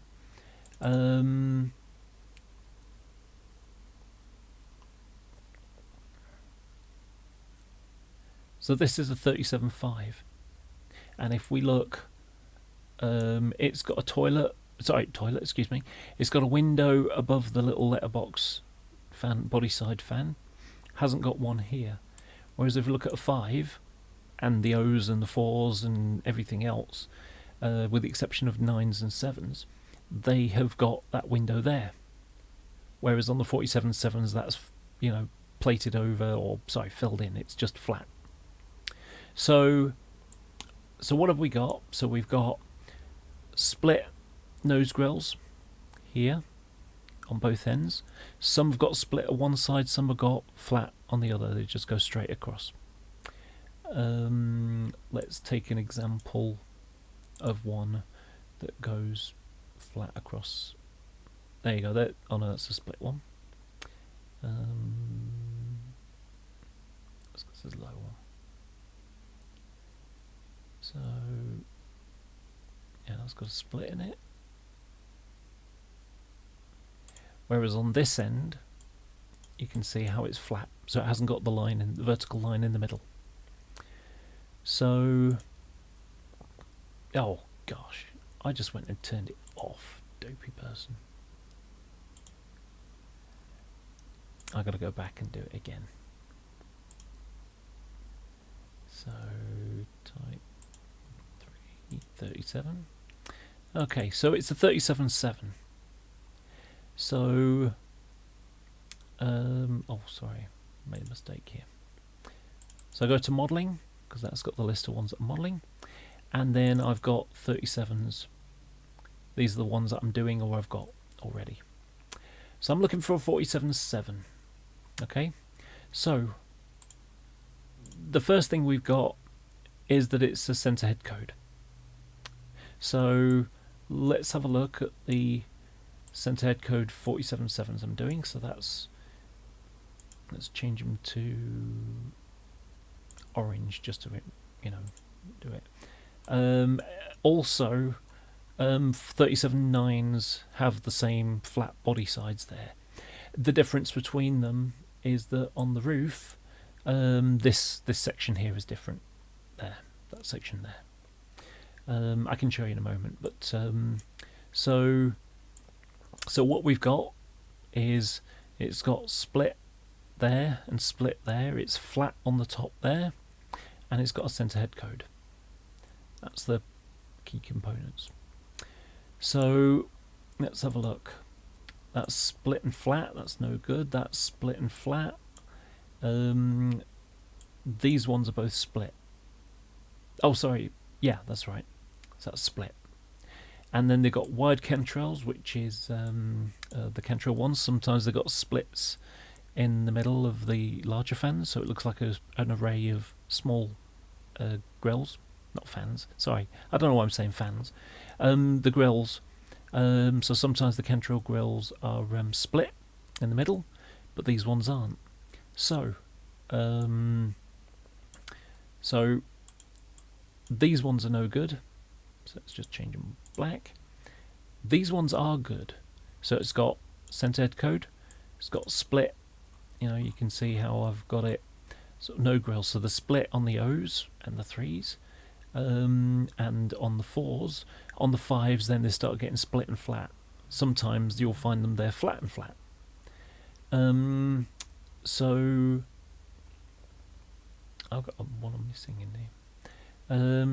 Anyway, so 37901 and 37902. Well, I've already got 902. I've already got the kit for it.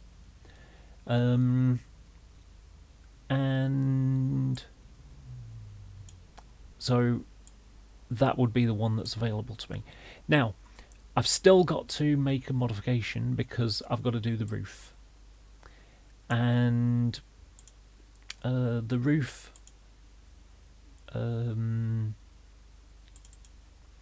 so if I look at the list of ones that I'm doing, you can see 886 is on there now. Now 886, maybe that's one that I can do. Let's have a look. So what's 886 like? I think that's flat and flat. Yeah, it's flat there, flat on the other end. It does have the nose clips, and it does have a flat roof. Was that ribbed? I think that's, yeah, that's flat. Other versions have these 3 ribs going across the roof. So, yeah, if the nose grills were flat, I could do this one, but sadly not. You can also notice that it's got cast bogies. You see how they're quite flat on there? Whereas a normal one has like... let me find another one.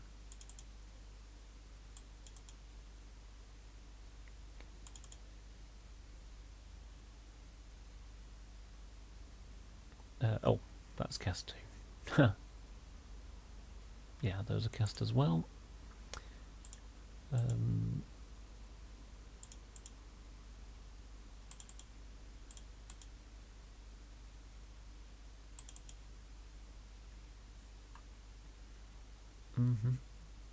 There you go. These ones are fabricated ones, so you can see how they got like the rim around the edge of everything.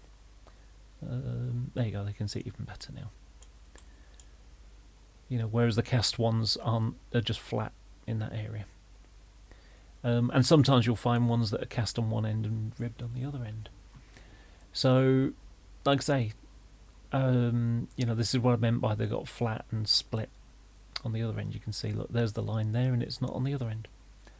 So these ones wouldn't be any good unless I was to chop this out and put some slats in there. That's possible. So, like I say, when I go through a list now, the other ones I was saying about are 37.9s, and 37.9s have got a different roof. There's two versions of them, depending on whether they're Merleys or the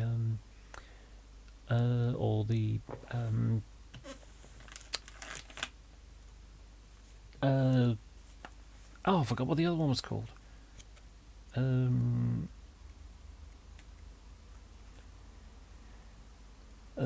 Or the Ruston. So let's see if we can find a roof shot. There we go. So these have got like a peaked. The entire section in the middle is different. You know, you compare it to a normal roof where it's got the two. You know, it's got a pair of lift up hatches at the top, and then a square thing with the exhaust in. Whereas this has an exhaust on one side. It used to be on both sides at one point, but there you go. You can see it's in there. Now, fortunately for me, I've got a conversion kit, so I can do that. Brian at Shoreplan does them. But there you go. You can see it quite obviously that it's a kind of weird shaped piece there. Now, I'm modelling it in this period when it was still, you know, British Rail as opposed to you know, preserved. But you can see how it's got the split grills. It's got nose clips, it's got the flat roof there, so, you know, in terms of the basic body, it's perfectly fine, but I'd have to do the roof thing, which is fine because I want to do that anyway. So if that model comes out as, you know, as it looks, if this model comes out like this, excuse me, then it'll be just perfect for doing a conversion into a 37.9. It'll be the last of the two that I want, because I'm doing 901 and 902. And 902 is going to be in metals livery with British Steel and Wern nameplates. So, like this. So if it comes up as a bargain, it's worth getting. Interesting question is, what sounds are available? Does Legoman Bibiffo do a sound chip for one of these? And will it sound the same as a Class 60? You know, because the engine that they put is a small version of what they put in 60s. The idea between the 37.9s was that British Rail were talking about doing doing a Class 38 for, you know, mixed, you know, for sort of medium freight stuff as opposed to heavy freight. But that never happened. Privatisation came along, it was ditched, and they just kept refurbishing them. But you know, and I mean, there was also talk about doing a Class 48. Excuse me. Oh, a Class 48.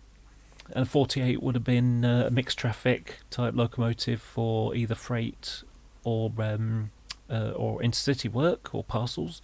So basically get rid of the 47s, replace them with new, think Class 60s on a smaller scale kind of thing. So the idea for these was to have a Class 38 freight loco. Okay, what kind of engine we're going to put in it? Well, Merleys and Ruston decided that they were going to vie for the work, and so they put some test engines in, and British Rail ran them to the ground. Effectively, they put them on under a lot of they put them on a lot of services more than they might do other ones, because they wanted to see what the availability was like, and they actually had very good availability. The only problem they had was getting spares if anything went wrong with the parts of it that were modified. So yeah, and there's another the other 9 was let's see if we can find a picture. There's 906. There we go, the next picture along. This had a different roof again. So you can't see the hatches, and it's got like a exhauster in belt. So there you go. That's a better shot. And Bachmann did a model for that for Kerno, if I remember correctly. So it's still got the hatches there, but that's different. I'm sure that's a 9.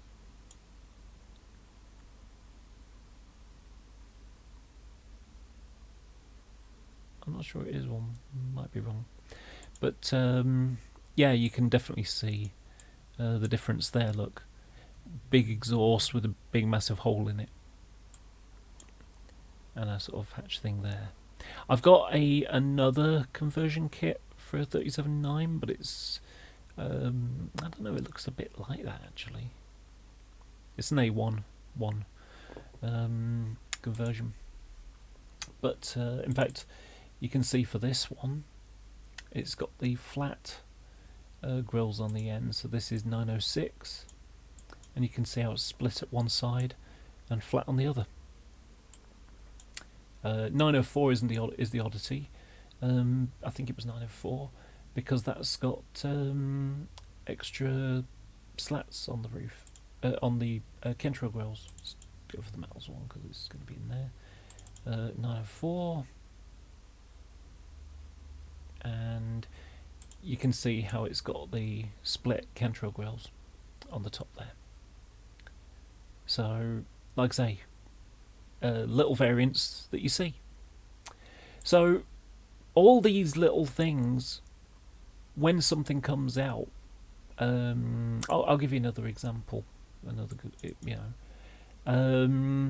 47 modelling and 47s. Okay, so these are a little bit more, there's a lot more stuff that's different. You can see how the livery, has it got flush ends if it has number 1 end, number 2 end? Marker lights, are they horizontally hinged or vertically hinged? So you've got different ones. When it's horizontal vertical, I do it number 1, number 2 end. Have they got snow ploughs? Have they got BR arrows, depot plaques? Are the horns plated? Where they're clipped at the side, they're plated up at the sides, but the middle is open, or is it a full width? So these are the ones that are plated. Has it got cutback cabs? Yes.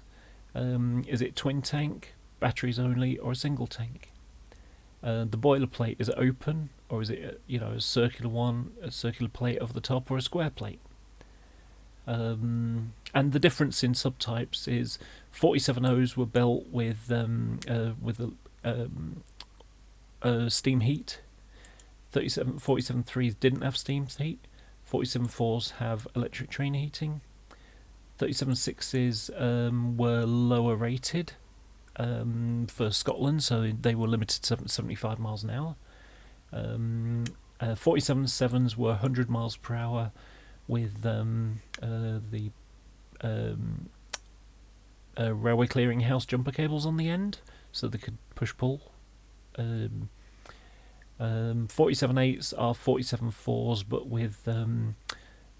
but with single fuel extended range fuel tanks, and then 47.9s are generally these ones are 47.4s, but were specifically, and some had modifications for well, they all had modifications for doing test trains, so extra plugs and things on the end.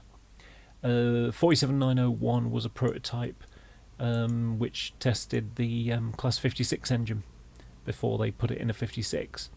So yeah, that's got variations in it. But I'm just going to use this at the bottom here. So if we look at this one, so I'm going to use, I'm going to open up a new screen. Take another drink.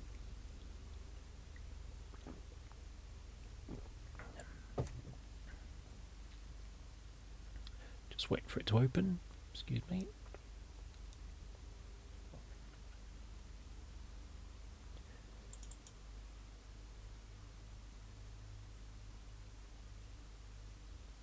Oh.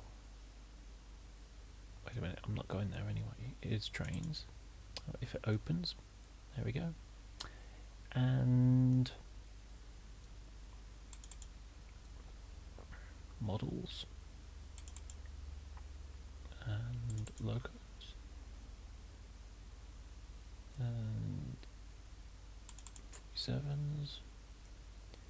So I've got 47834. I'm gonna open the big one.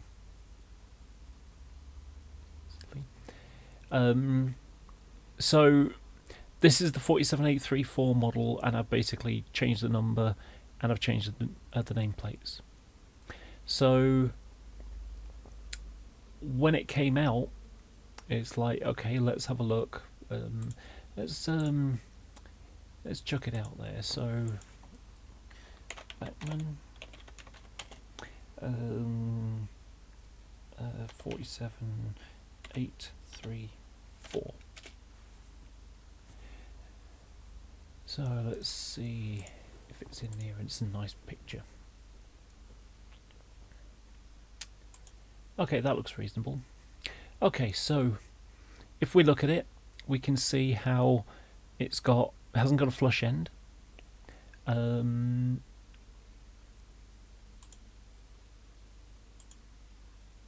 it hasn't got a flush end there. And can't see this. That's the same side. Okay, so I think I'm going to view image and make it a bit bigger. So it's got a square cover there from what I can tell, but you can see it's got a single fuel tank around the battery box. It's got cut down cabs. It had the clipped horn covers. Let me go back. If we look at it, you can see how it's, the sides have been plated up, but the ends are good. Looks like the hinges are at the top there, and like I say, single fuel tank, clipped, cut back cab. The electric train heating is on the buffer beam. Some are sort of mounted up here. And what other ones are there? Actually, that was a good shot. And you can see how it's got a square plate over the former steam heat boiler. So let's have a look at the plan. I actually wrote it all down. Oh, I didn't actually write it down on that part. So those were vertical.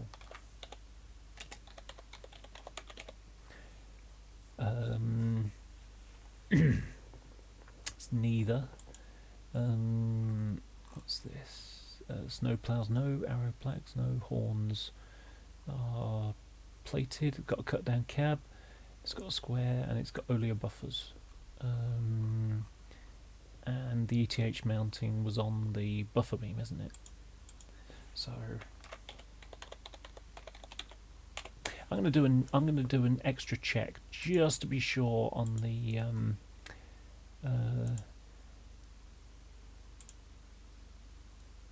front end. So let's see.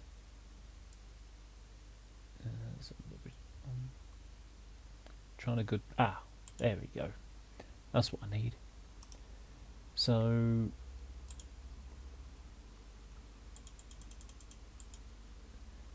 we can see how it's got vertical hinged marker lights there, and as we know, on the number 1 end it's got rubber grommet headlights, and on the number 2 end it's lift up lenses. So we've got all the data that we need to see what it's like. So let's have a look at the model list. Let's make that 37 one go away. So when I look at my model list, so this is the spec that I've got. So let's make it dark green. Okay, so first of all, do we want to keep the Intercity livery? Well, that's fine. I mean, if I'm going to do Intercity one, so let's have a look. So 844, it's got vertical and horizontal, so that one's out. It's got cutback cabs, it's got circular boiler ports, so that one's out. So let's just go for the different liveries. So imagine I can get it and I can just paint it in a different colour scheme. Okay, so we've got vertical. So I'm just gonna make everything black for now. Okay, so let's go through the list. So anything that's vertical is good. So I'm going to change all the verticals. I'm going to change these blue. No, I'm not. I'm going to make them green for good. Yeah, green for good. Okay, and we got vertical there, which is good. That one's no good because it's vertical and horizontal, so it has to be a vertical one. Vertical. Vertical. Vertical. Vertical.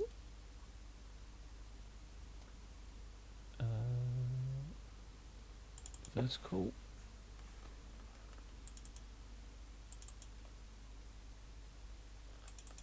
Okay, so these are the green bits, so they're good.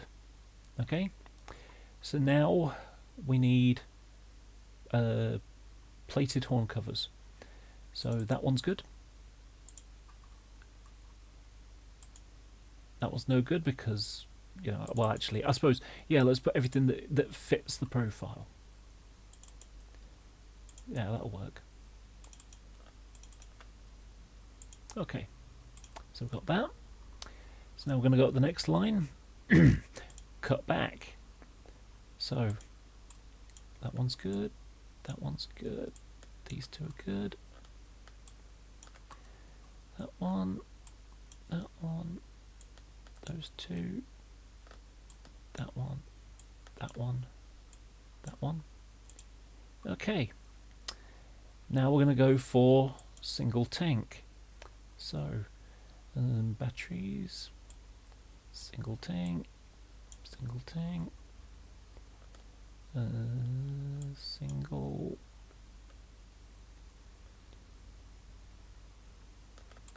Single. Single. Single. Okay. And now square. So this is the plate of the. Oh, sorry, wrong one. Over there. What am I doing? Square, square, square, square.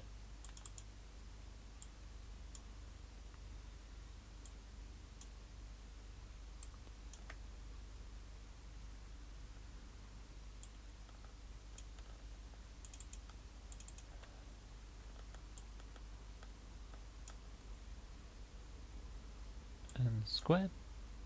So that's those. And then buffer beam mounted. Well, that doesn't really matter too much because I can always place it in a different place. But let's say that's important. So buffer beam, buffer beam, buffer beam.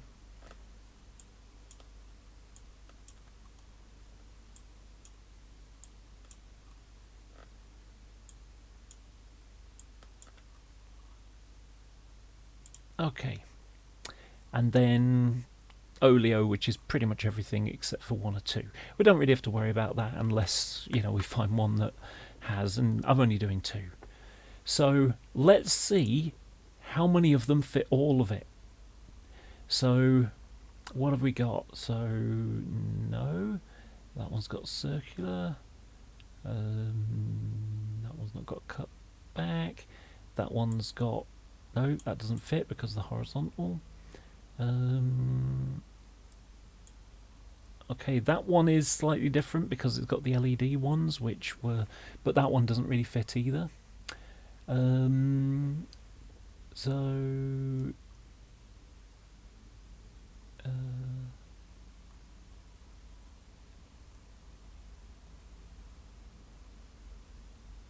basically there's none, from what I can tell, that fit it. Oh, wait a minute.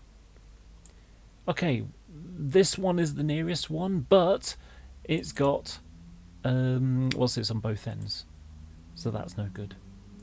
You know, now this one would be close. The only problem is it's got horizontal ones, and so has this one. Oh no, that's just got a circular boiler port. So 213 would be one that could be done if there were the marker lights, the red marker lights that could, you know, just cut out the ones that are on there and swap them for, you know, a new etch, if such a thing existed. So for this, there aren't any that work. So let's make them all black again. Let's go for the next one. And so, and this is what I do for my models. I mean, let's go for this one. So this is 47474. So 47474. Did I say? So Bachmann 47474. So this is the parcels red liveried one. So it's got the buffer beam cowling, it's not a cutback one, it's got the wide covers, it's got a circular boiler port, it's got twin tanks, it's, you know, got the recess at one end and at the other end. So, you know, that's the primary stuff on it. I've already got it marked.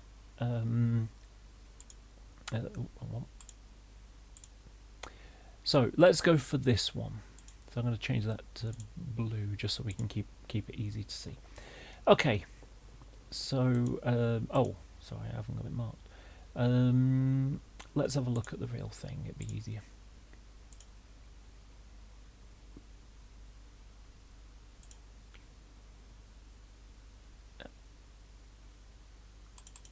I do remember the model being correct. For actually, let's have a look again at the internet. Let's see if that looks like it's vertical to me, and I think it's vertical there as well. Let's see what that's vertical. It's both the number one and it's number 2 end. That's vertical. Oh. Yeah, it'd be nice to have that. Okay, so it's got vertical headlights. Let me just check something. Yeah. So let's take these, copy and paste. Okay. Oops. Blue. Okay. So what I'm going to do now is let's go, so vertical, vertical, vertical, vertical,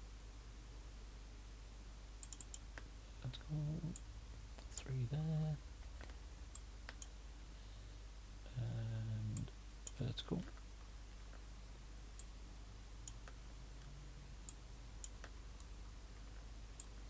Okay, so that's those.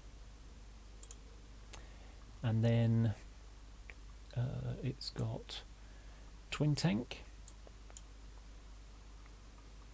So that's batteries and a water tank. although the water tank was sometimes turned into extended range fuel tanks.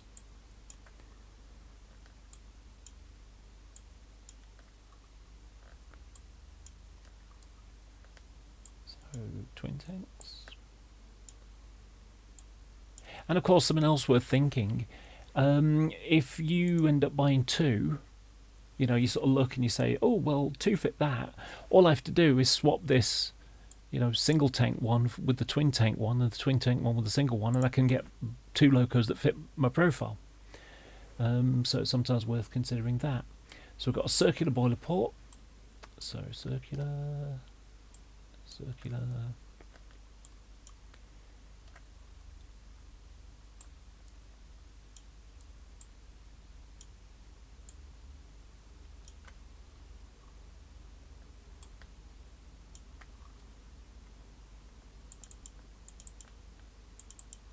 Okay. And it's on the buffer beam, doesn't really matter, but it can always be moved.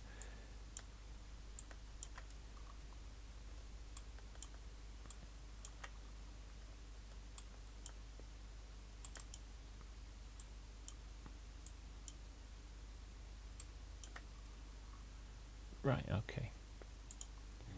So, how many fit the entire profile? So let's have a look. So, oh, sorry, I missed the twin tank there. Okay. Now, like I say, it doesn't really matter about the electric train heating because you can always move it. That one's an easy one to do. But let's just stick to exactly as we want it. So, we need twin tank circular. No. So, no, that's horizontal, close. That's got batteries only. Oh, no, it's got horizontal, vertical. Same as that one. So there's another one you can't do. Now, let's imagine we don't care about where the whether it's body mounted or buffer beam mounted. So let's say we decide, you know what, just going to put it wherever it is. Okay, so there we go. So now all of those are blue. Okay, so what have we got now? Well, there's one. Let's make that green. And make it dark green, rather. In fact, no. Let's make it deep purple. Oh, it doesn't make it looks the same as blue. Let's go with pink. Okay, so there's one. Circular, it's got batteries. Twin tank, that's square. So no.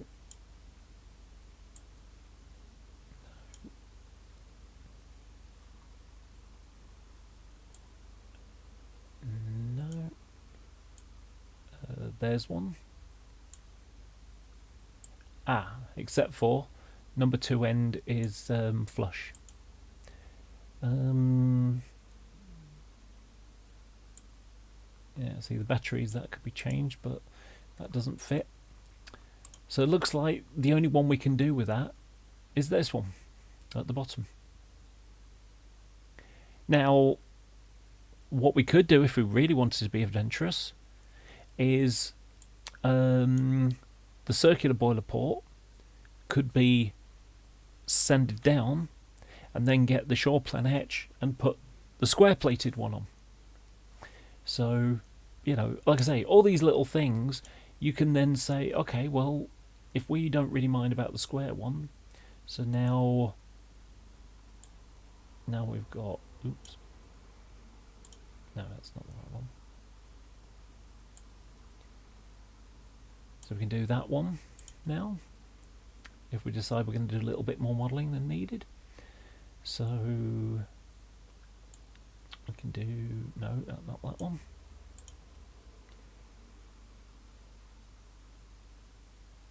It's not single tank, so I need one that's twin tank. No, not quite.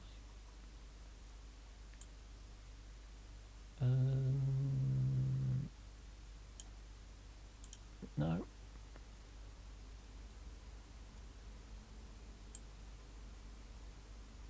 Okay, that's got a cutback cab at one end as well. Didn't notice, forgot about that one before.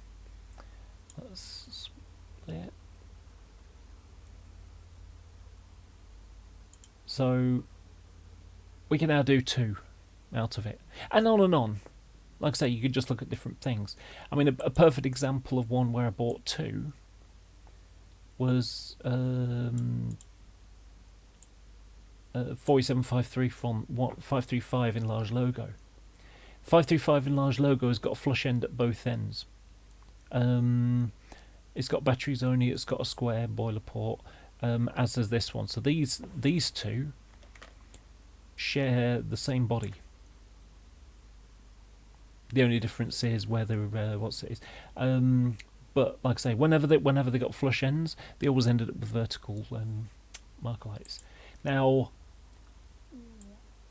there's one. So let's change that to sort of purpley shade. So there's, doesn't stand out very much. I'm going to turn it to red. Red's easy. So that's one. And we just need to look up for both. And there's a second one. And that's it. Now, because those 2 have flush ends at both ends, they've got vertical, they've got square boiler port and batteries, and 853 is circular. Now,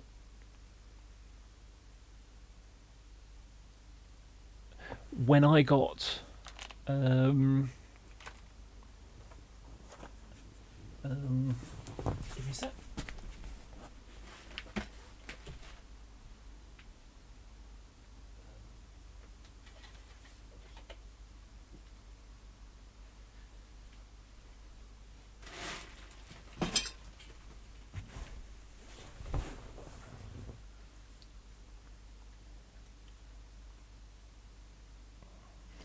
So when 47835 came out, sorry, try again. When 47535 came out, I said, oh, that's useful. It's got flush ends at both ends.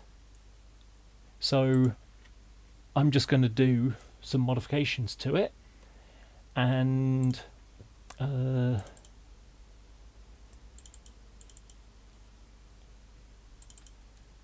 because one of the ones that had been long on my modelling list was 47853. Like this in mainline livery. Mainline livery, which is basically the same livery as a coach with the tan on the bottom, but without any Intercity lettering on it. And, you know, it's like, yep, it's got flush ends at both ends, just like Loco. The only difference in it is that it's got a circular boiler port. And I'm just going to scrape off the square boiler port, you know, boiler plate, and fit the circular one, because you can get, I've got the etch for it. So, and so that's why this is the one that I'm doing at the moment. So you can see how there's the new shore plan etches on the roof. Let's see if I hide my eyes, my face, maybe it'll find it. But you can see how easily you can see through it. Look, you see me quite easily through it. So yeah, I just need to scrape off the square boiler port part and stick on the etch for the circular boiler port, and this model will be ready to spray. and I can paint it in mainline livery. But I bought 2 of them because the other one is 47299, the Jinx, and 47299. It's the reason why it was called the Jinx is because it had a collision in 1983, and it's got an interesting little history to it. So in sometime in the 70s, a clairvoyant got in contact with British Rail and said she'd had a dream about this big blue engine 47216. And train drivers are a kind of twitchy bunch, it's a bit like sailors, somewhat similar. If they get an idea that something's jinxed or there's a curse on it and things like that, they will refuse to drive it. And it meant the availability of the loco was great because no one wanted to drive the damn thing, unless they were made to. So what happened was Immingham Depot, which is where the loco was allocated, they asked for permission to renumber it to 47299. And then a couple of years later, it had a collision at Rawbury and ended up smashing the ends and, crashed into a DMU. And I think it was on a petrol train or a coal train or something. And so the both ends got smashed up. And it ended up getting cut-back cabs at the bottom, as you can see. There you go. This is it before it had the collision. Hang on. I don't think that's 299. That's 229. That doesn't belong there. Let's cut that. Stick it into 47Os in the BR Blue section. Don't know how that got there. Anyway, so yeah, it's when it came out, and you can see how it's got the square boiler port, and it's got flush ends, and it's got a cut down cab, which meant that I could use a Class 57 chassis bottom piece for it, and then use the cowled one for something else, because I got some spare bodies cheap. I bought a bunch of number 2 end flush ends, and so yeah, and not only that, it looks patchy and grotty, and I'm also going to do it as Ariadne, exactly like this, with the Tinsley unofficial nameplate, just painted on, and you can see how it's batteries only, so I can have all the extra detail there. That's going to look fantastic when I do it. And I've got the model, I just need to get on and do the modelling. But yeah, like I say, it's it's an interesting model. So all I had to do to the model, all the elements were perfect. All I had to do was just scrape off the bottom of the body, because it's still got the full width horn covers. So all I had to do was just file off the bottom to trim it down. And a part of me is tempted to only put the Ariadne nameplate on one side, because then I can use it on petrol trains when it ran out of Immingham. But it's one of those locos that I can use on a Freightliner, or on MOD vans, or on a UK fertiliser train, all sorts of things. So yeah, and like I say, it's an interesting one. But yeah, it was it had a collision. They got permission to renumber it. They renumbered it, and then it had a collision anyway. And it then carried Rolfret Distribution livery, and then Rolfret European livery, and then it got withdrawn by EWS as its time came up for an overhaul. So yeah, this is it. Looks like that's Norwich, I believe. So yeah, it's one of my favourite locos. And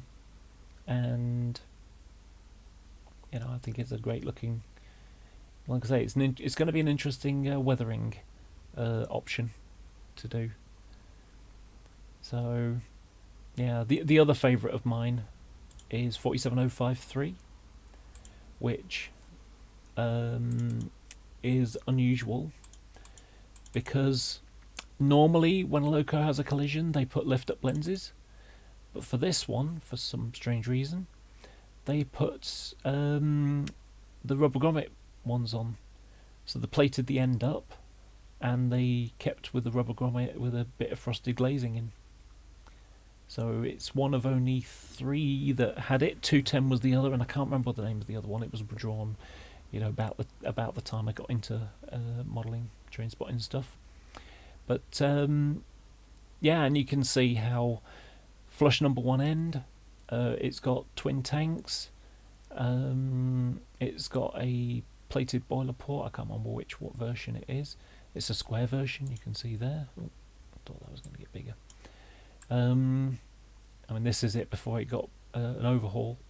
It also has the civil engineers style markers on it.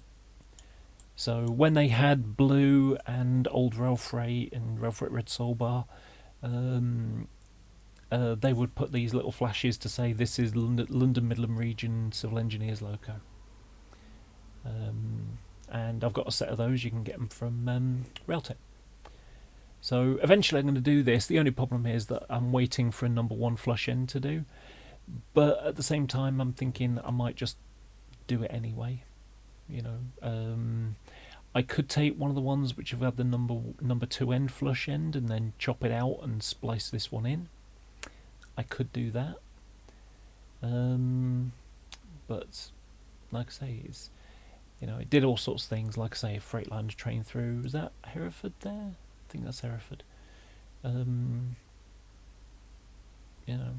But yeah, so that's an example of a loco that's an interesting one. So yeah, but like I say, when I look at the list, when I look at this list and I see a new locos coming out, it's like, okay, which one? Sadly this one didn't turn out a number 1 flush end. It's a shame, because if it did, I've got several number 1 flush ends, including 707, that I was hoping would happen. But you can see, look, there's 615, although 615 is an oddity. 568 in mainline livery. That one's a different one anyway. 347. 324. That one I couldn't do with that, but and of course 053 I've already mentioned. The reason why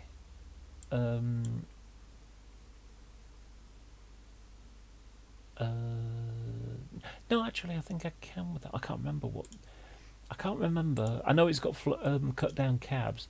I can't remember if it's got 324.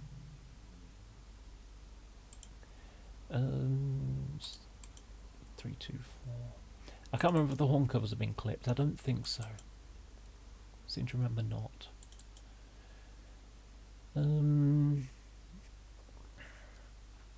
Yeah, so it's got cut down cabs, but but it's got full width horn covers. So you can see there, full width horn covers. Flush number 1 end. Number 1 end is where the radiator and roof fans are, and cut down cabs. Vertical there, horizontal at the other end.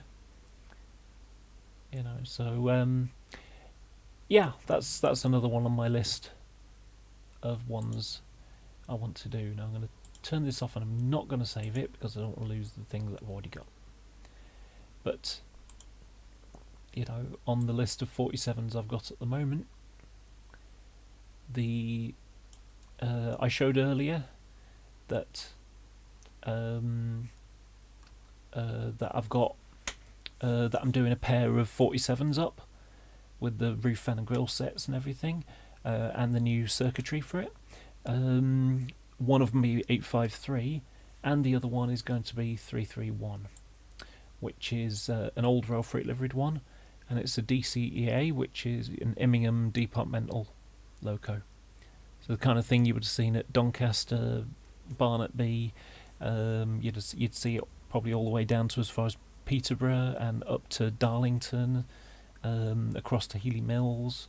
So it got around a bit. If we look, 47331, and this is how it's going to look.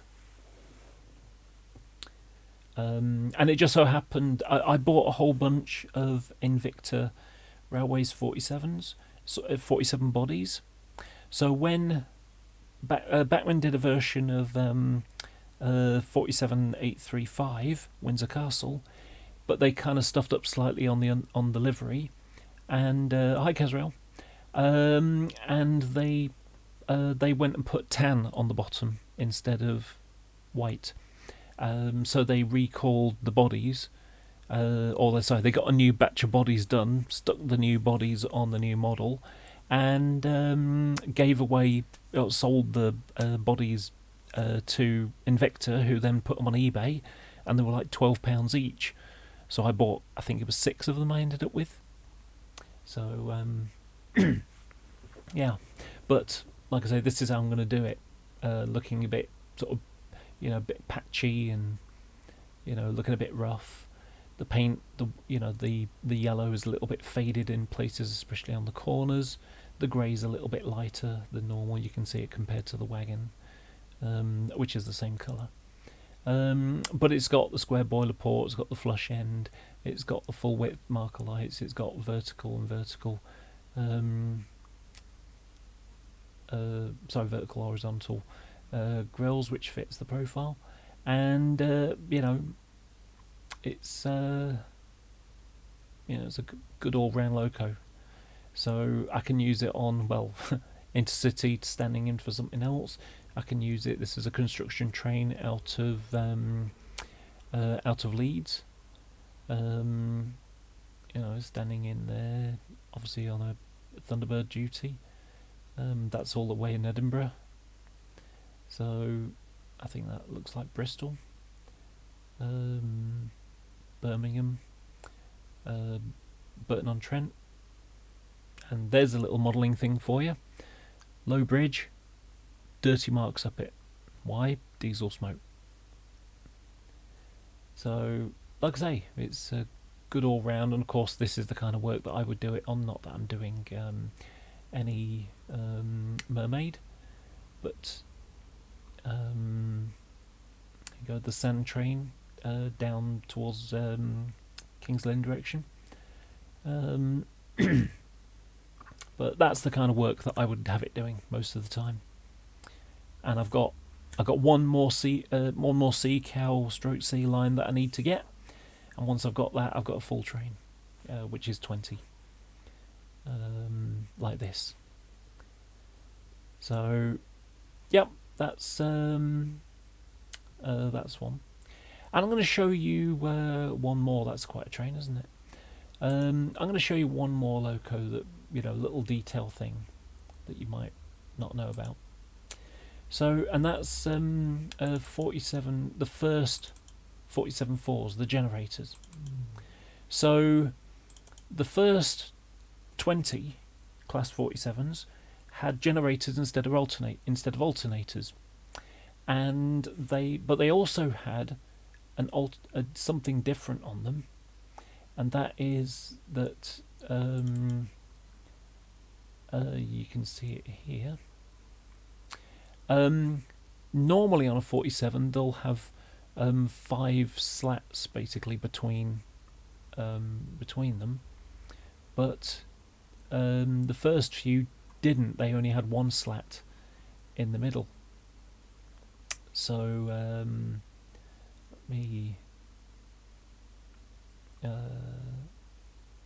so let's look at that one. And oh, wait a minute, haven't I got a second? No. Let's open up another one.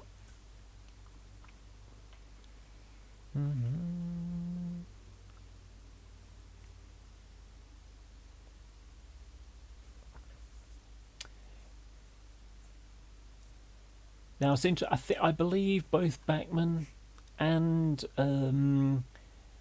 Vitrains did a class of 47401, and both of them got the body wrong because they basically picked a loco that didn't have the Kentrel grills as they are. So if we just find an average 47, we'll just go into details because it's easier. So details.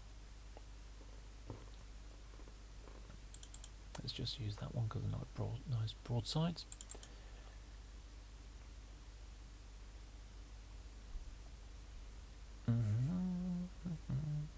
There you go. So if you can see on the Kentrel grills, you can see there are one big split in the middle and two small ones either side, because it's like a like a pack. So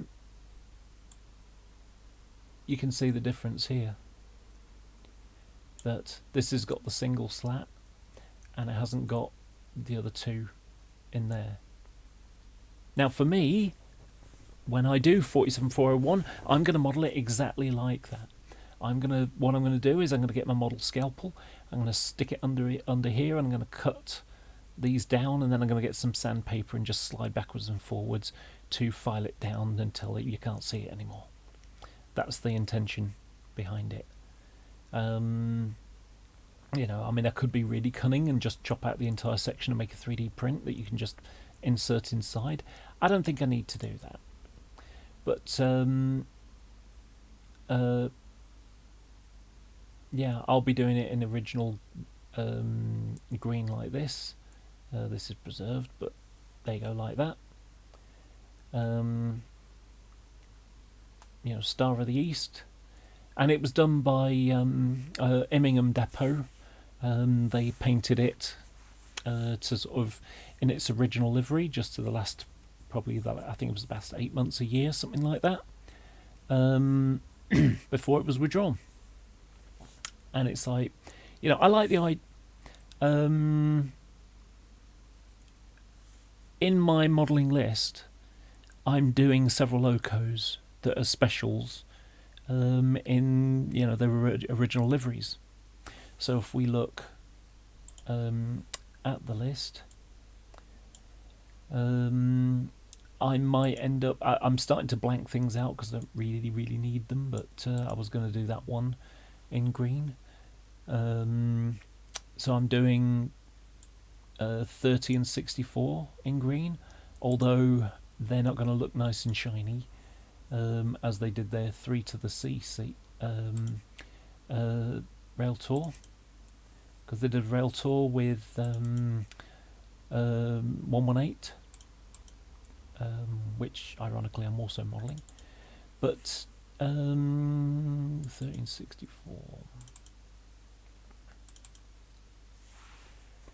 So they were painted up brightly into sort of not original green. Effectively, they didn't have a grey roof like that, and they didn't have red sole bars, so they're kind of like pseudo greenish.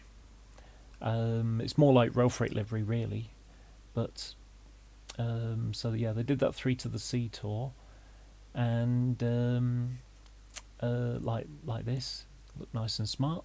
But I don't want them looking smart. I want them looking like this. I want sort of bits of white and greys in the end. A lot of crap around the discs and in the grooves and stripy bits on it. Just really weathered. Just looking really like this, really grotty. There'll be departmental ones, but yeah, looking just like that. I mean, maybe a little less like that because, of course, this has been withdrawn, but they'll still be in their last year of service. So exactly like this, that's what they're going to look like. And I got one. I just need the other one to go with it.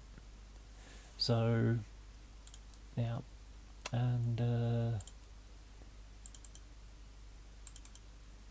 here's 64. Let's see if we got a nice picture of it looking grotty. The one at the top isn't bad actually there. But oh, there's that 3 to the C. Oh no, it's not. Sorry. There you go. Looking like that. I think that looks fantastic. Who says that the special loco can't look awful? So I quite like that. So 25 Tamworth Castle. I mentioned that one earlier on. So let's have a quick look at that. It's type 2.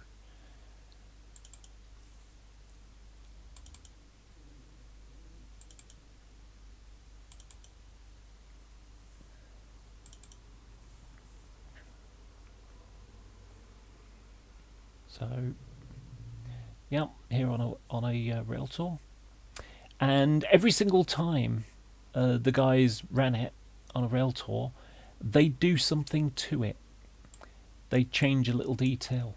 So, for example, at first it was painted like this. Then they went and painted white with red steps on the on the side grabs.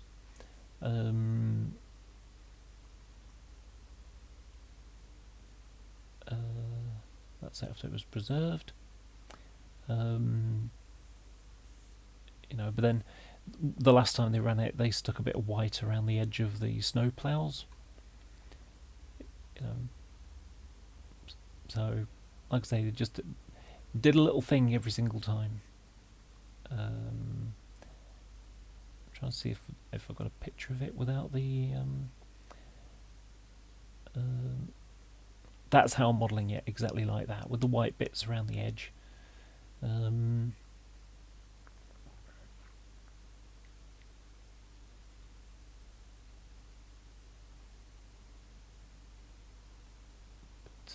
But yeah, this was the final trip.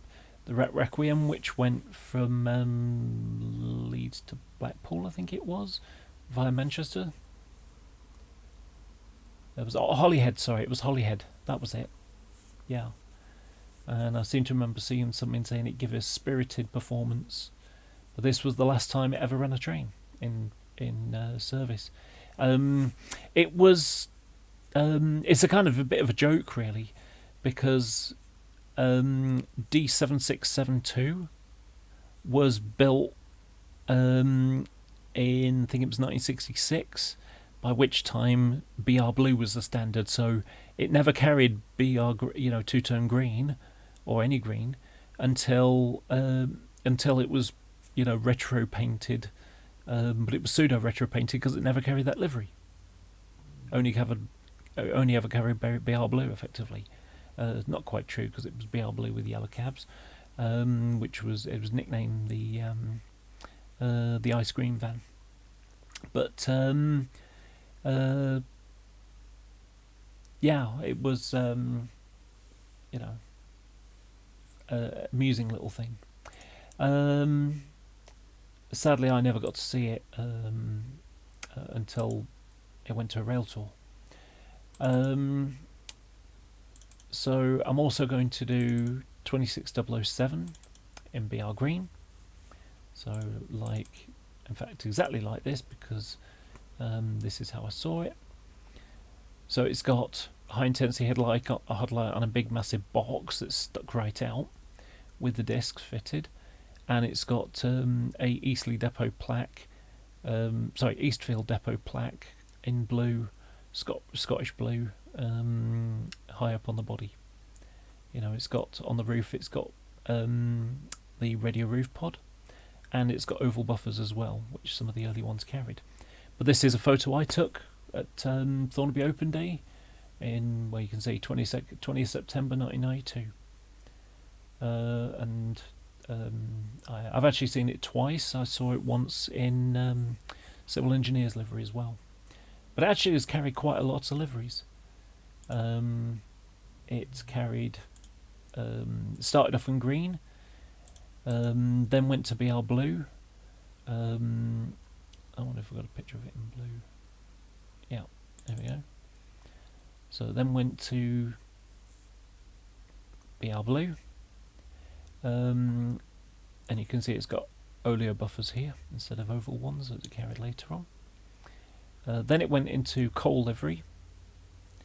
They were used on double-headed usually out of in the Edinburgh and Air area. And then it went to civil engineers livery, and then it was repainted back into retro blue with oval buffers. So that was an interesting little one. And then there's this one which I've already got the body for. I could do with getting an extra chassis for it, but 31165 in BR green, and it was brand new. That was the first time it ran, but it was repainted. It was the last loco to go through Stratford Major Depot, which was the Stratford Works, which is just around the corner over here, and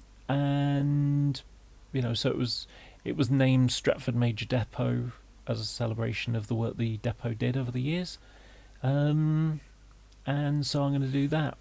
One thing to note in detail work terms is that it's got a reinforced window. There was a problem with people chucking things at trains, and a driver nearly got injured by someone who had some big spikes. It was a big piece of reinforced concrete, with the steel bars in the middle of it, and someone decided to throw one of those at a train or dangle it from a bridge or something like that, and it basically ended up with the driver with even sat back in his chair, it was still only about maybe a foot away from his face. So they started fitting these reinforced window frames. But this is how I'm going to do it, and I think it'll look really nice. The only dirt it'll have on it will be on the roof, where I'll just have a little bit of exhaust, a little bit of exhaust dirt. But the roof is a very, very, very pale grey, and so I'm looking forward to doing that one. Also got a bit of a dent in the side, if you notice. Look, you see how it's got a little. You can see it in other angles as well. But but it's another civil engineers loco. Next of the greens is 33008, which was what I saw it the first day I went out properly spotting Exeter. I happened to see it, although it was in Department of Grey at the time, like this, and then they painted the yellow stripe on the end. So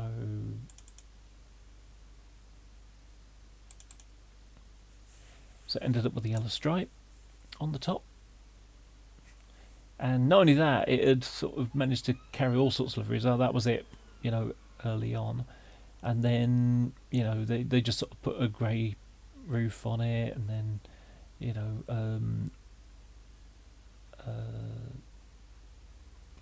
red buffer beam. And then it ended up going into BR blue. BR green. But it went through a range of those. At first... let's see. I'm just trying to see if I've got a picture of it somewhere. Because at first it was just BR blue. It was just BR blue livery with green instead of blue, and then they put a white stripe on it. And then they sort of did white around the windows and sort of early era layout numbers, although it never really carried those when it was new like that. You can see how it's got an engineer's flash on the bottom there.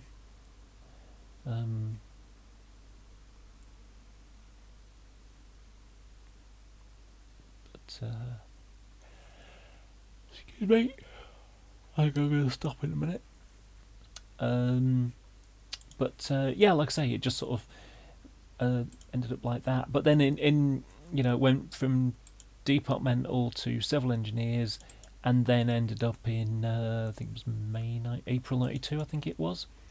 It ended up in a better version of the BR Green.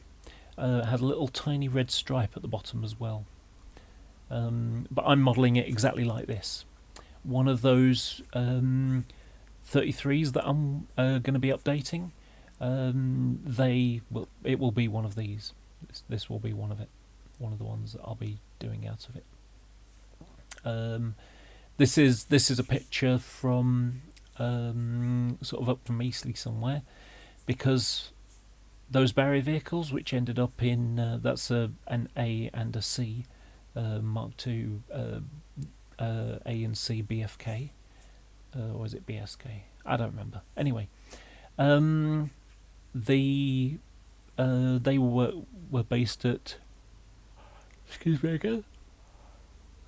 They were based at Neville Hill, and they would move 150s down to Eastleigh for overhaul for Centro.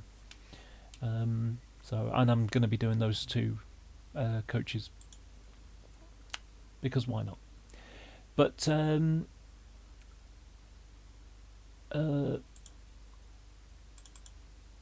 yeah, and then I'm also going to model 37216. Now, you might think I would have done 37350, but actually it's 216 is the one that I want.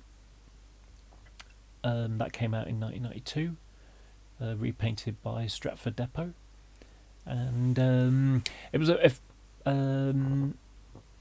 got the nameplates from 47581, and that cast emblem there. That was a new one that they made. But again, it was another Civil Engineers loco. So I'm going to have it looking a little bit like this, but maybe not quite as weathered as that. I'm not going to have snowplows on either. It's going to be like that.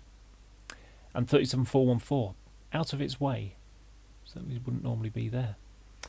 But yeah, this is how it's going. This is how I'm going to have it modelled. A little bit dirty, but not too much. A little bit up there, a little bit down here. It's going to be fairly fresh. But yeah. So yep. And then 47401.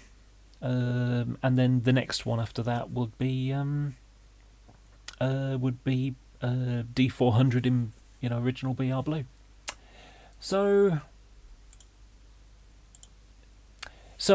yeah, like I say, I think I've chatted too much now, because I don't know how many hours it's been, but it's oh my god, it's been 5 hours. How can I have talked for 5 hours? I can't believe it.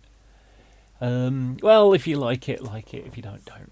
But really, the whole point I was trying to say is, I like to do things properly, and when I say properly, I mean to my standard.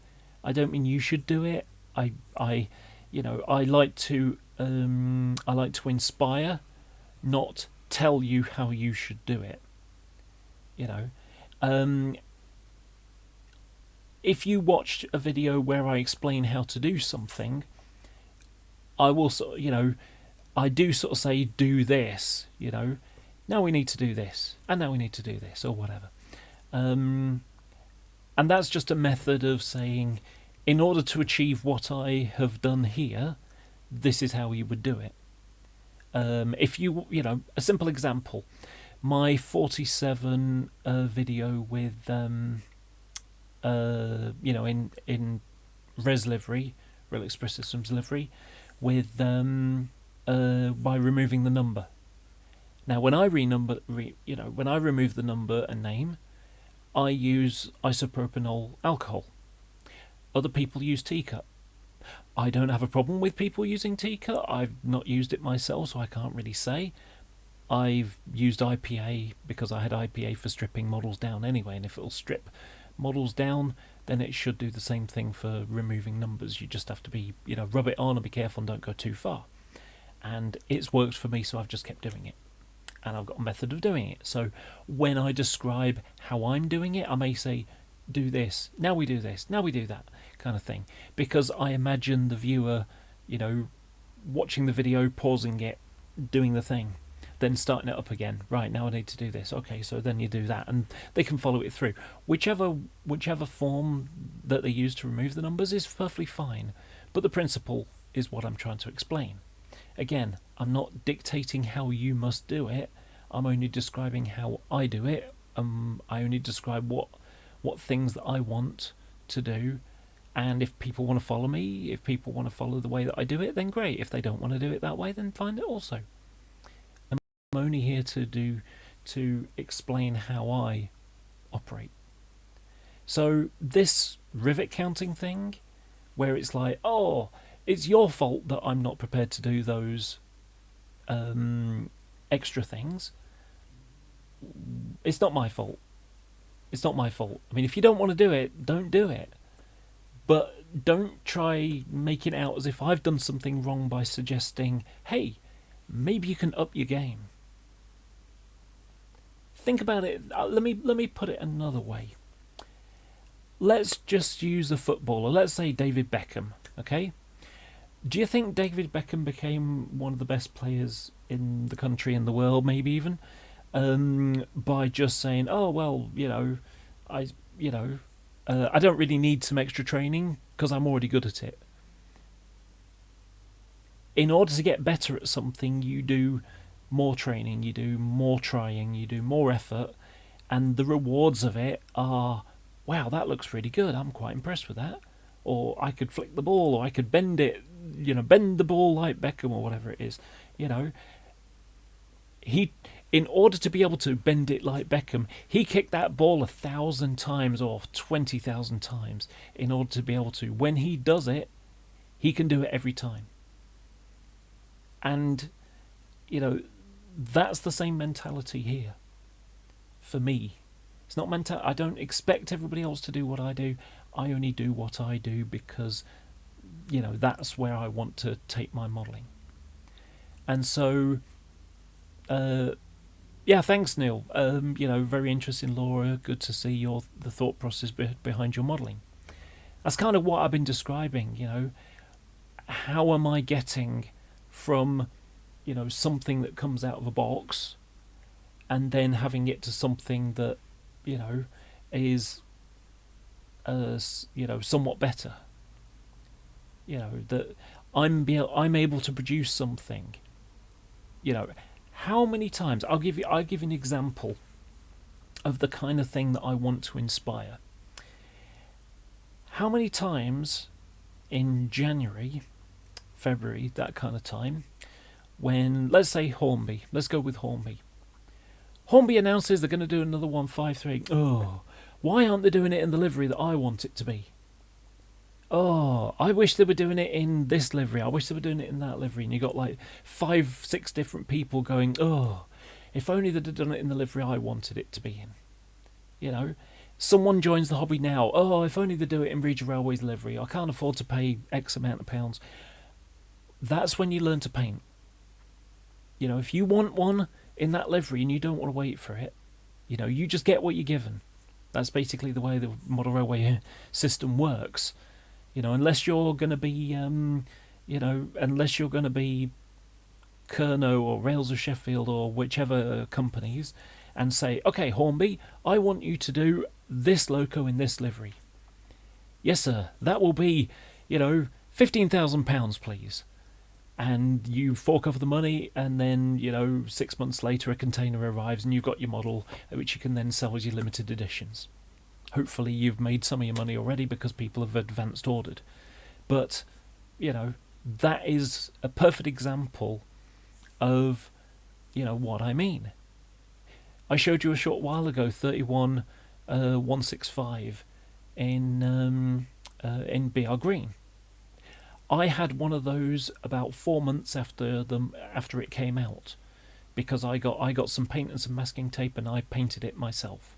It was all hand painted then, but I painted it and I stuck some, replaced the handrails, put some proper molded ones, some proper wire handrails in there, and I put a couple of little rectangles of plasticard next to the door, which are the windscreen washer covers.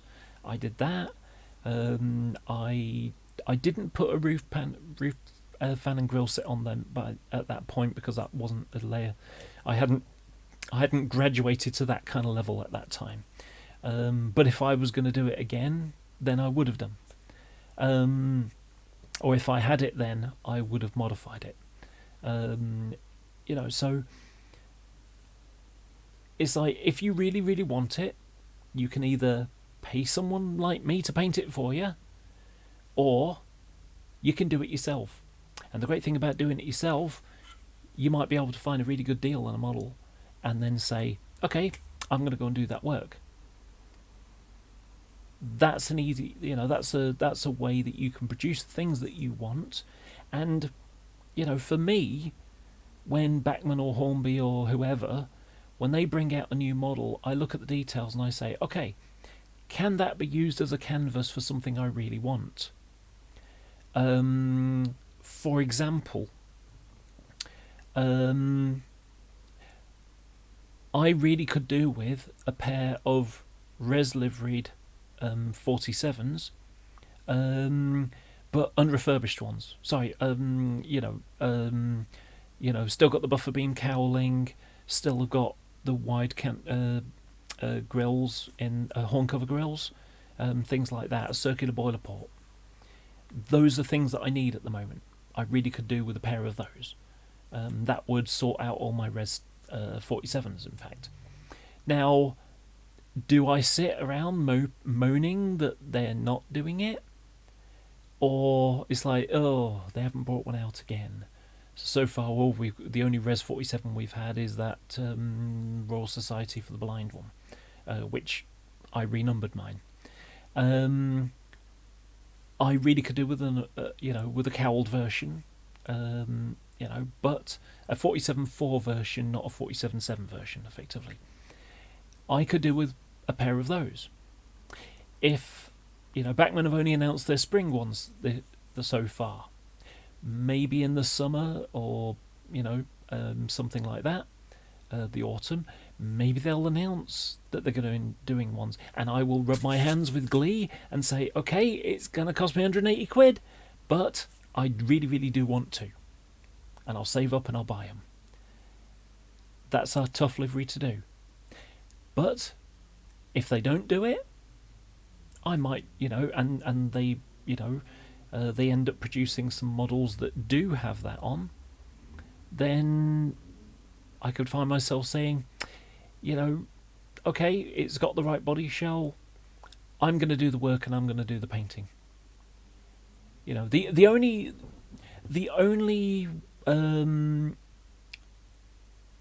loco that I think I would just wait is for a res liveried class 90, at which point I need 2, 19 and 20.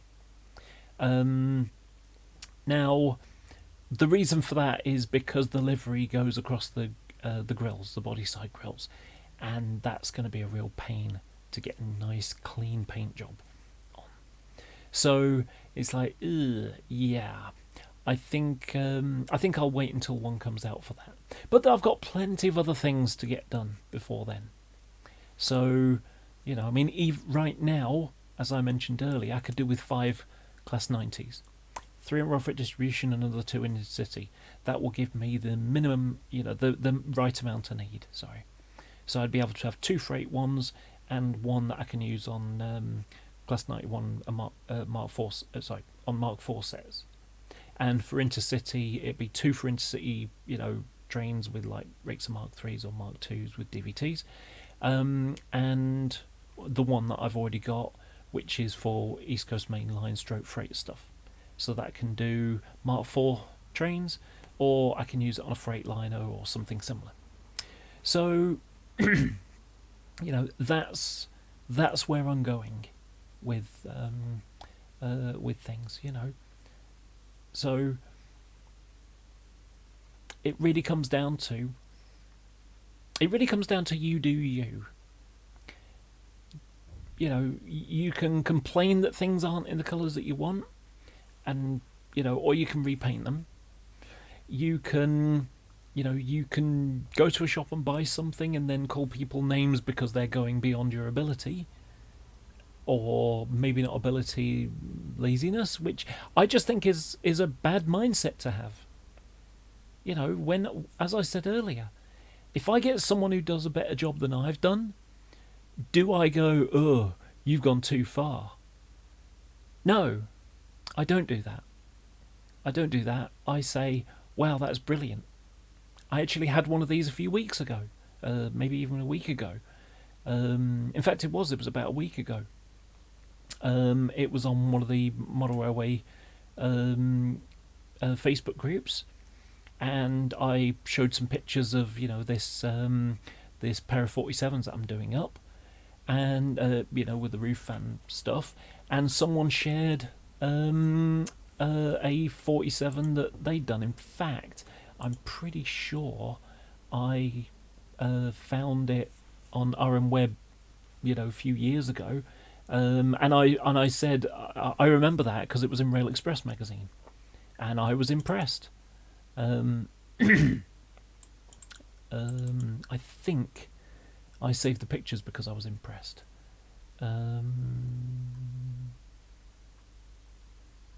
Let's have a look.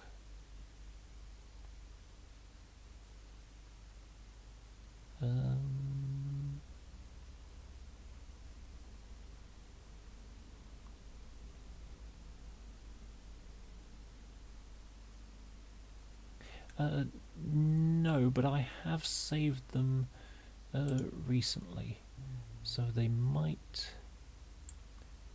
In fact, I think I just flicked past them. Yeah, there we go. I apologise, I can't remember your name. I would do, but it's. Let me share this. So, someone's on this. He's basically doing what's it called? Finsbury Park base layout.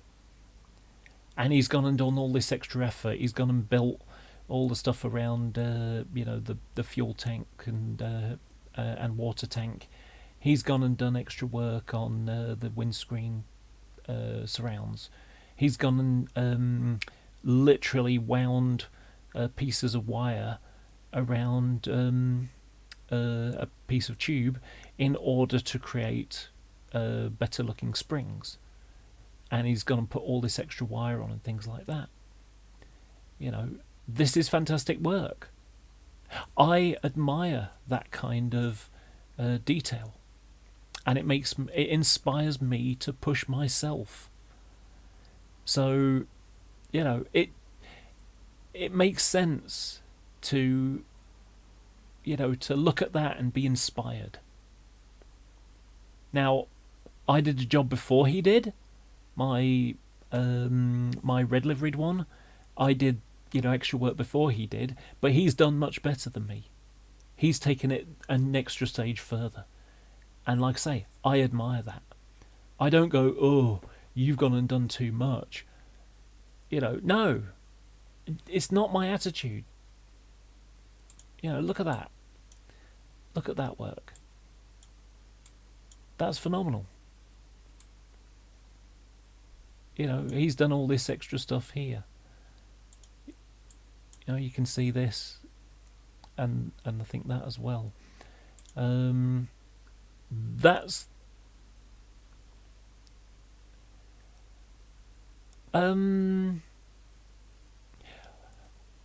unfortunately, I haven't really done enough, Robert.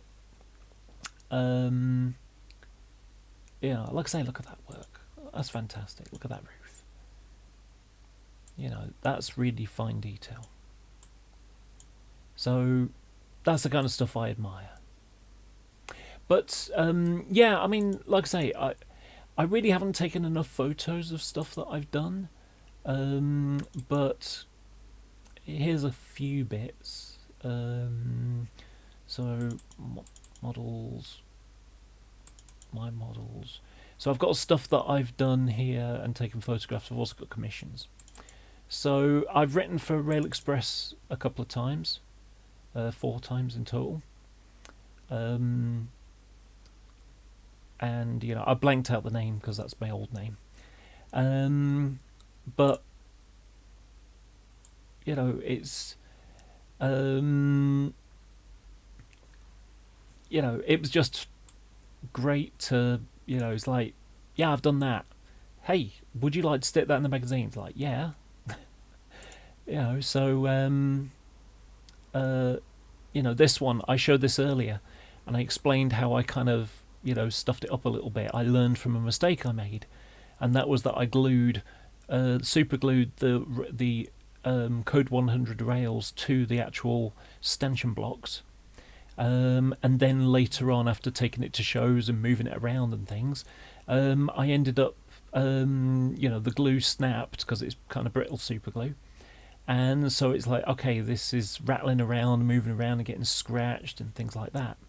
So I basically took the rail load off, filed down the stanchion blocks again, get them nice and flat again because I didn't want to put glue on top of glue on top of glue kind of thing. And I just you know, since I've done this model, I've redone it with Code 75 rail, and I went and soldered the rails together so that they wouldn't move around. And so I've got a big block of rail that now is glued onto the stanchions rather than a, you know, individual ones that can break off. I did this one, which was converting a VDA van into a couple of runners, and you know, gluing some rail on the top, and you know, just modelling them up as they are. You know, there's a model, there's the real one. It's that one actually. You know, and you can see, look, there's the real one. You can see how small the numbers are, and then here's my one with the numbers. They're a little bit wonky, and that's because they're only 1mm tall. That's a little bit tight to do that. I could do extra work because you can get, I think Colin Craig might do some brake arms and things like that, but you know, I'm satisfied enough that the ones that are on this are okay. And then I believe I was the first person to ever do a Mark 1 RMB in Network South East livery. I was found on the Great Eastern line up towards Ely, London Liverpool Street for Ely and King's Lynn. And so I did teeny bit of history on there, and you know, how I do things, you know. So yeah, so that's the magazine articles I've written. I might have another one coming soon. So these are some photos I took of the coach that I did. And this is one that I've done recently, which and you'll probably appreciate this one a bit more, Robert, because I videoed about 20 hours worth of footage to do that project.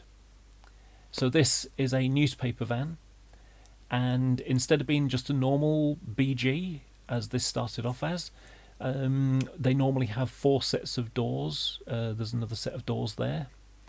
So you can maybe just about make out the seam. But I put some grills in there. The window frames are etched ones from Shoreplan. You can see there's a bit of strip at the bottom, because one of the problems that they had with this type of coach was where you had the corner to go for the underframe, they used to get corroded on the bottom corner, so they would just plate them up with some steel. I have put dual brakes on it, and relocated the brake compartment because that's also filled, and the brake shoe, sorry, the brake handle, instead of being in the guards compartment, is now relocated below, and you can just about underneath make out the air brake pistons as well as the vacuum brake one. So yeah, I mean, I've even got, you can just about make out the dynamo, which is actually just a piece of brass that's folded around it and goes underneath. It doesn't actually attach to anything, but it looks like it does. I also added some extra components, such as made the electric train heating plugs and sockets, which was inspired from someone from the DMU Society, which he supplied some drawings, which I'll be able to show everybody. That's a 3D print design I've done for when I'll be converting my Mark II's into Mark IIFs, or some of them. You can see the detail work. The first time I did, says I would do better now. I have done better since. These are a couple of coaches that I'm converting. This one's going to be a BSO, which will be a departmental vehicle in civil engineers livery, and this one is going to be a 16XX style buffet car. That was the coach when it was sort of halfway through. Oh, and by the way, another thing that I did, which makes it a bit interesting. If you look, you can just about see newspapers, because it would have originally had newspaper lettering over the top. And when they stopped using newspaper traffic, they just painted over the top of it.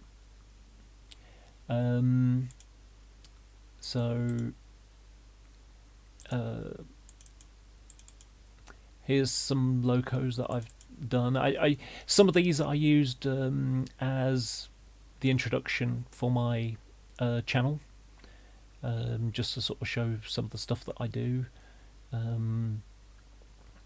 Just a bit of mucking and weathering. I just took a bunch of pictures. This one, for example, you can see how I've just stuck a bit of silver on it to show what the frame was like, because it just people climbing up it, and it would just get scraped off. And I've done the same here. I've painted a little bit of red to show where where it's been scraped off, based upon the real thing. It looks like it's got the sand in the sandbox, which you can just make out on the real thing. This one was one where I took a ready-to-run model. I masked off the ends, gave it remove all the decals, gave it a spray of light, a sort of a faded BR blue, just had a little bit of white in it, and just sort of did like patches. So the bits where on the top where the sun will get it, they got it the most. Bits in the nooks and crannies didn't get it as much. And I made a fuel stain on it from using Johnson's Clear and floor wax and a bit of black oil in it. But I've done a bit of weathering. I've done a bit of dirt on there. This is one where I've gone and rebuilt the chassis. I pretty much rebuilt the model, actually, because this was one of the first ones with the circular boiler port that was open. I did all loads of work on the bottom to make it look as realistic as possible. Clipped, also that should be sticking up, but those are etched parts. These bits are all new. So yeah, that's that's some work I've done on that. I'm also working on, this is a class 33 I did some years ago. Just gonna get a drink because my mouth is going dry. I can't believe I've talked all this time with only one glass of juice. I made 2 videos. So this is a 33, Hellgen 33 that I did some years ago. I've gone and it was the type that had the little notch in there, but I've gone and filled that up. But other than that, it's pretty much out of the box. It's just a paint job. Did some extra work on the end bits, but as good as it looks, I've now started doing extra work on 33s. So I'm rebuilding it basically. So I'm modifying. Oh, sorry, I did miss another thing. I cut the springs off in the centre and recessed them back a bit, just like the real thing, as opposed to the model, which has it on the same profile as the main bogie frame. But since doing that, I've started doing modifications. to locos where I'm basically turning 33 ones into 33 O's, because that's the best way to do it with the models that were available at the time but are actually still available. But you know, one of the videos I've got on my YouTube channel is me soldering this together. It's one of my favourite ones, actually. I'm you know, I was quite impressed with how that came out. And something to bear in mind, that this so far, this is as far as I've got on the project. It's kind of frustrating, really. But I'm waiting for parts. There's two versions of body side grills. I've got a load of body side grills for 33s, but he's gone and made some better ones since, and I've got the early version. So as a result, I'm going to swap them with him, which he's fine with. But for I'm going to have all the recessed detail work in there ultimately. And just to show you an example, this is one that I've got on the go at the moment. So this is the same model with the you know, and you can see the roof is done, and it's got the holes ready for the body side grills when I'm going to have all the recessed detail in them. So, but it's one of those things that I filmed bits, and then I've got to get more work done to get enough footage to compile into a video. I've got other projects where I haven't taken the time to edit the video. And so there's that. You might want to see, this is what my layout looks like at the moment. And it's not really a layout, it's something I've had nailed to the wall for years, and you can see it's a mess, and you can see I've got a big res logo on the body on the side. But yeah, that was what my layout was, and it was okay, but I never got around to the scenic part. It's code 100 and I'm a better modeler now, so I'm just redoing it, you know. But yeah. So units, this is a class 150 that I sprayed into into GMPTE, Greater Manchester PTE livery. That was about 10 years ago. I mean, this picture says at the bottom 2010. The model was new at the time, and so it's a 152 vehicle between two 151 vehicles. Now, when I do 152s as single, you know, 2-car units, I'm gonna drill out the end to have the small window in the middle, which is like the prototype. But anyway, so I just, you know, sprayed it up and then reassembled it. So yeah, and that's it as a completed unit. And these are the class 108, 101 units that I've got. So that's 101 at the top, and then 2, 3, 4 on the 108s. And I'm going to be doing some hybrid sets. One of the vehicles that's been converted is this one in the middle, which is a TBSL, so it's a trailer brake standard toilet. And you can't get a model of one of these. This is effectively, I've taken one of these driving vehicles and I've gone and chopped it here. Or was it there? I think it was there actually, on the side of the door. Yeah, it was the side of the door that didn't have the hinges. So I've gone and chopped it across there, and then I've gone and taken this section from there and then spliced it on, so it's joined together, that section and that section. And so, because they were a handful, a small number of TBSLs, and they used to have 4-car sets, you see. When they were first built, there were a small number of four-car sets, so they would be um, a plain trailer coach in the middle.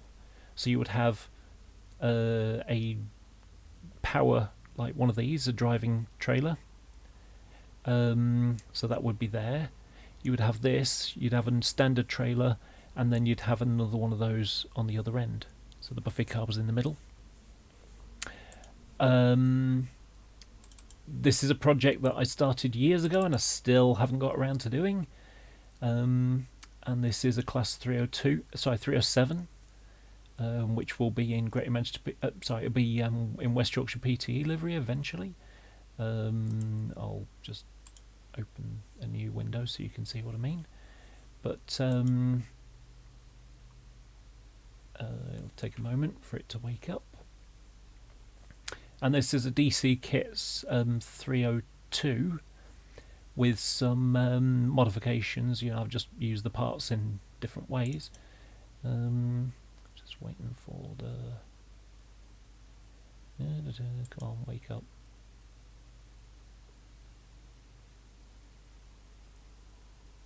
It's always a stall. I hate it. It's annoying.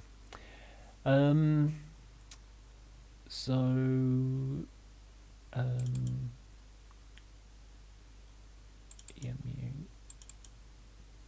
overhead, first generation, 307. I'd like to get another one, but yeah, eventually it'll look like one of these. There you go. It'll be one of those. And they're out of the first generation units. They're one of the most interesting to me because they were originally built as 1500 volt units. I'm trying to get the right end.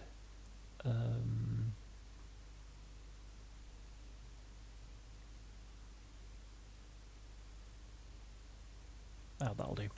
So originally 307s were built as 1500 volt units out of London Liverpool Street, along with the 506s. 306s, sorry. And they soon decided that the reason for doing 1500 volts, it was a standard sort of thing, but then they decided, you know what, 25 kilovolts would be better with 6.75, or was it 6.25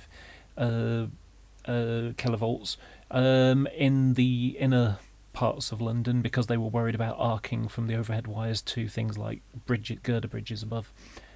So when they converted them into AC powered units instead of DC powered units, they left the motors and the electronics for those motors, they left them in the centre car, because originally one of the centre cars, the brake compartment and the pantograph would be there, but they decided that they would just they would leave that stuff underneath the same and just route it through, and then they built a new brake van on the end and put the pantograph well there, and this has got the rectifier and the traction motor blowers. No, not traction motor blowers, sorry, that's got the traction motor blowers, try again. This has got the rectifier and the cooling equipment for it, as well as the batteries, because if you put the batteries and the motor and the rectifier and the traction motor, the blowers and everything on it, it ends up with a vehicle that's too heavy. So like I say, they modified them, and they became they became different. So it's an unusual unit where you've got the pantograph at one end and the brake van under that end as well, and they were converted, and yet the power is, they're driven under here. So I just thought that was a bit different, and it sort of appealed to me. When I first moved up to Manchester, I went to Doncaster, and they were doing the Leeds to Doncaster stopping service, and it was like, oh wow, that's really cool. And it was the first time I'd seen, well, maybe not the first exactly, but it was one of the first times I'd seen ACEMUs, marked up close. 304s in Manchester, 307s in Leeds. All the rest of them were all down in London and things, or Scotland maybe. But so I just found it fascinating. So as a result, I wanted to make one, and I got a DC Kits one, and I've done the pantograph stuff, and so that's what it's going to look like. And I'm actually using the chassis from a Bachmann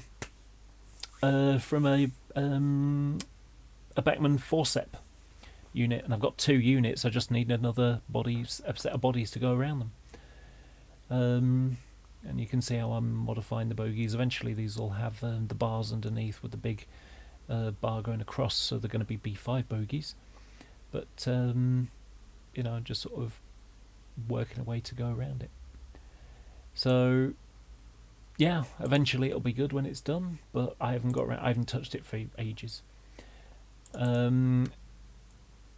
In addition, I'm working on, I say working on, it suggests I've actually touched something in ages. I'm going to be converting 165s out of 166s, and I'm going to be redoing all the underframe, so it looks like a 150 would look like underneath, or the new 158, for example. So yeah, they'll be getting a massive overhaul. And I mentioned earlier in this stream where I've got a DC Kits 128. I'd started on it years before the Helgen model came out, and so it's half painted. I need to finish off the paint job. It's getting the yellow stripes on there. That's the last bit. But I've basically taken a 108 chassis and stretched it by about an inch and a quarter, something like that. So yeah, it'll be better when it'll be good when it's done. These are the Helgen underframe parts. So yeah, it'll be a good model when it's done. And then I got some wagons that I've done. So these are the ones that went to Rail Express magazine. And they're currently with Dave Class 47, who will be running on his layout soon.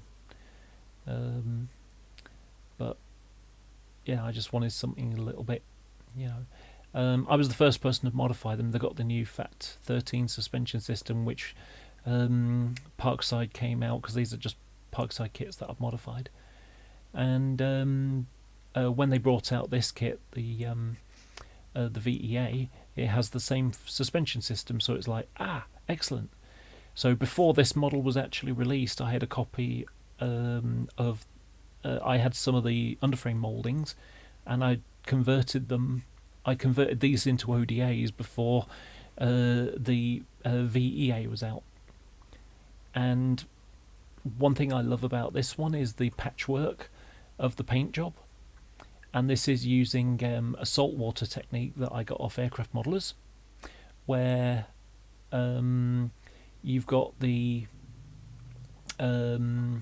so in order to get it, what I do is I take the I take a light grey and I kind of do like a mottled colour over it. So I do a couple of colours and I just do like patches. I do it irregularly so it doesn't look flat and even. And then when that's all dry, I then mask off. Take salt and water and I mix it into like a toothpaste texture, and then I go and stipple it on the places where I want the paint to come off. And you can see how I've left like little islands and things like that. And then when that's all dry, I then airbrush the darker grey, so the charcoal colour. That's the official proper name for the paint colour. It's the same colour as Departmental Grey. So I then airbrush that over the top, and then when that's done, I then go over it with a toothbrush, and the salt dissolves, taking the paint layer of the top of it, and it just leaves this kind of patchy texture to it. It's also good for doing uncoached roofs. And then for the red section, The red is often far too bright and solid. So for the era that I do, that paint has been on for 8 years or something, and reds are very perceptible to fading. And so what I do is I take rail red, which is British Standard 114 number 593. So I take that rail red and I add some neutral grey, a pale neutral grey. Neutral grey is everything from black to white, and no other pigments in it. And by taking a very pale grey and mixing it with the red, it bleaches it down, it desaturates it, everything fades to grey, as they say. So I just masked over the top of it, and then I did sort of a rail red, and then I went over with the faded one and just toned it down places. And then after that was done, I put the transfers on, and then got some muck in the corners and things, and just gave it a dusting with the airbrush just to give it a weathered look. This is a rather more cleaner version of the new rail freight livery, which is like subsector livery version. And I was a little bit so these are the runners that I did. I need to finish the third one, but I kind of wasn't happy with the way it looks, so I'm redoing it when it opens.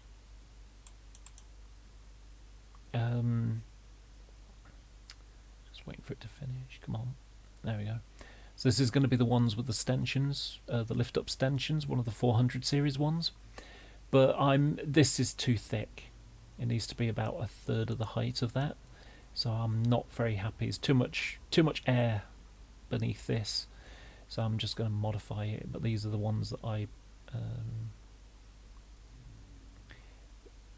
so these are the ones that I converted before.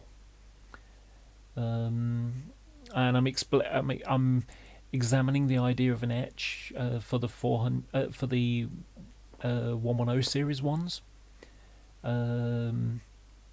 I've also designed a 3D print which has like grooves, gaps in the middle, so that I can stick liquid lead in it to give it some weight, because you can't have a frame without depth in it. And what I mean by that is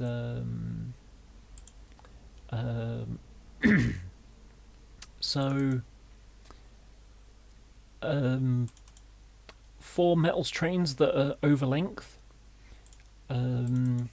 they will use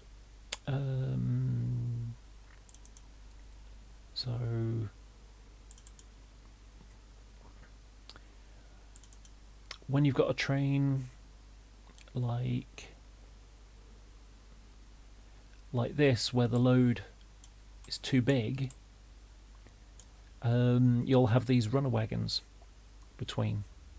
And I'm going to do a train. I've got 10 BDAs, and I want to have an overlength load that I can just slot on the top, and be able to sort of run a layout, run my a long train. So it'll be 13 runners and 10. It'll be 11 runners and 10 flats, and so it'll be something like this. So some of the OBA version are like this, which have got decks, and other ones are framed with mesh over the top. So if I go to just gonna take another drink.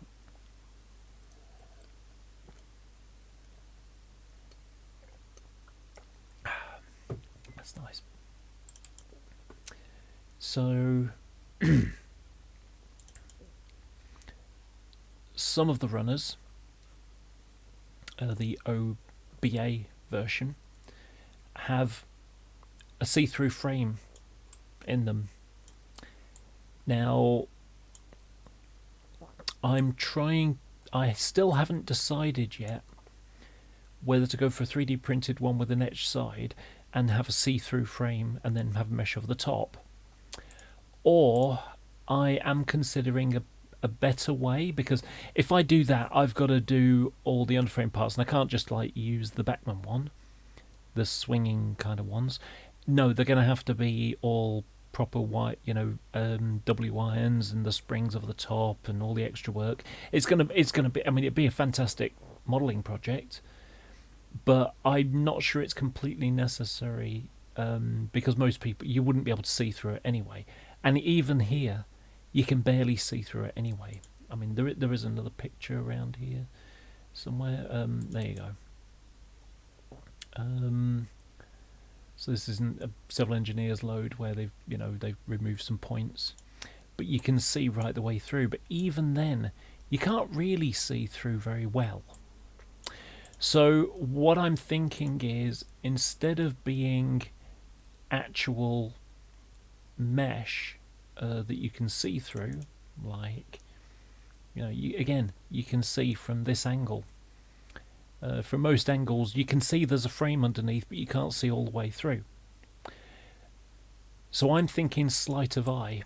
So what you do is you take the Bachmann model, you strip off the body, you strip it right down, and I'm thinking maybe to have the etched side pieces like this, which is what this drawing is.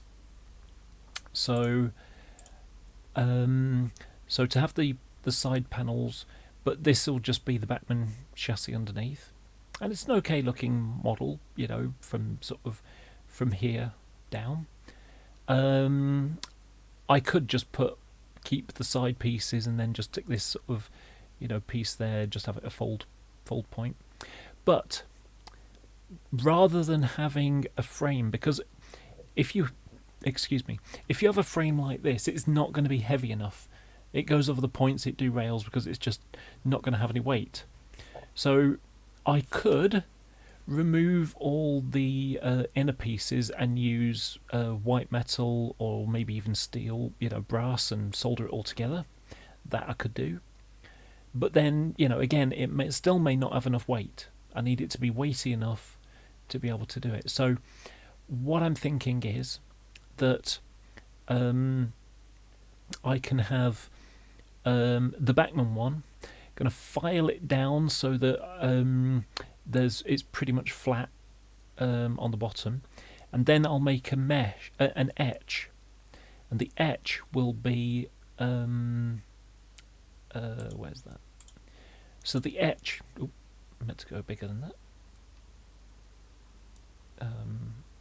Alright, so the etch will be like this, and what will happen is the highest pieces, the full etch, will be the outer framework, and the half etch will be the inner parts. And what I'll do is I will paint this matte black in there, and this will be a mid to dark grey for the framework. And then I will add the mesh pieces over the top. So if we go back like this, so then have the mesh over the top, and then dry brush the mesh with rust and brown kind of colours, so that it's kind of hiding the top. So the top is hiding what's underneath, so you can see the image of what's underneath it, but it won't be see-through. It'll be solid, but it will have the effect of being flat, of being see-through. So like I say, sleight of eye as opposed to sleight of hand. So that's the concept I've got. I haven't really, I think I'd have to do an etch to be sure, or maybe I'd like to get a 3D printer, so maybe I'll do a 3D printer version and see how that looks. I could maybe even do the sides, the entire top section from the sort of vertical sides and the entire bottom piece. The frame, I think the mesh would have to be etch. So that's a concept that I've been toying around. So yeah, that'd be a fun train to do. And then the last thing I'm going to show you here before I go is just some paint commissions that I've done for people. So when I bought this one's actually an eBay one, so it's not really a commission, but it got sold. So when Bachmann brought out the Forcep, it's an unrefurbished version with the brake compartments at both ends, and the first class section in the middle.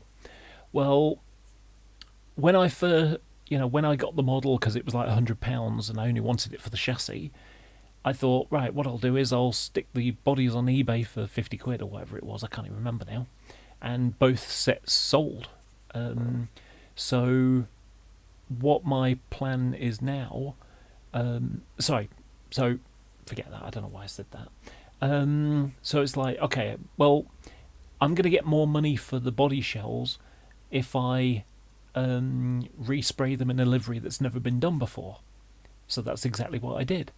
I resprayed them into BR blue, early blue with yellow warning panels, and they sold quite quickly. So I was satisfied with that. I think like I say, effectively I got a Forcep chassis for 50 quid. It was a bargain.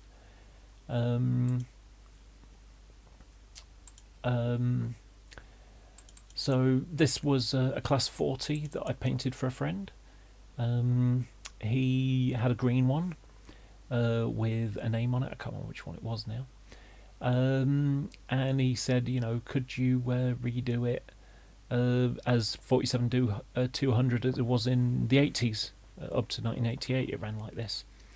And so it's like, yeah, sure. So it was, full green ends, and I just masked off the ends and resprayed them, painted, just did the, I just did it as well as I could. And then, so this one was just to remove the original name, and repaint the nose yellow, and just tart it up like the real thing looked. And it came out quite nice. And then he also got me to do a class 45, just repaint it. But I kind of went a little bit further, because this was the 45114 model, which didn't have the seam in the nose, and it was quite cheap. You could get them for like 50 quid or something. And so he bought one, and he said, "Would you do the the seam for me?" And I was like, "Yeah, okay." So I did the seam, and I also modified all this section, because I thought, you know what, I'll challenge myself and do something for my mate. And so I modified all that so it's like the real thing. And I gave it a sort of patchy, weathered look. So it was a respray, the unofficial nameplates, things like that. So yeah. There's the blue 45. And I also put full set of headlights in it as well, which I mentioned towards the start of the video. So you got the red lights on and the yellow and white light, high intensity headlight on as well. So I think, yes, there it is.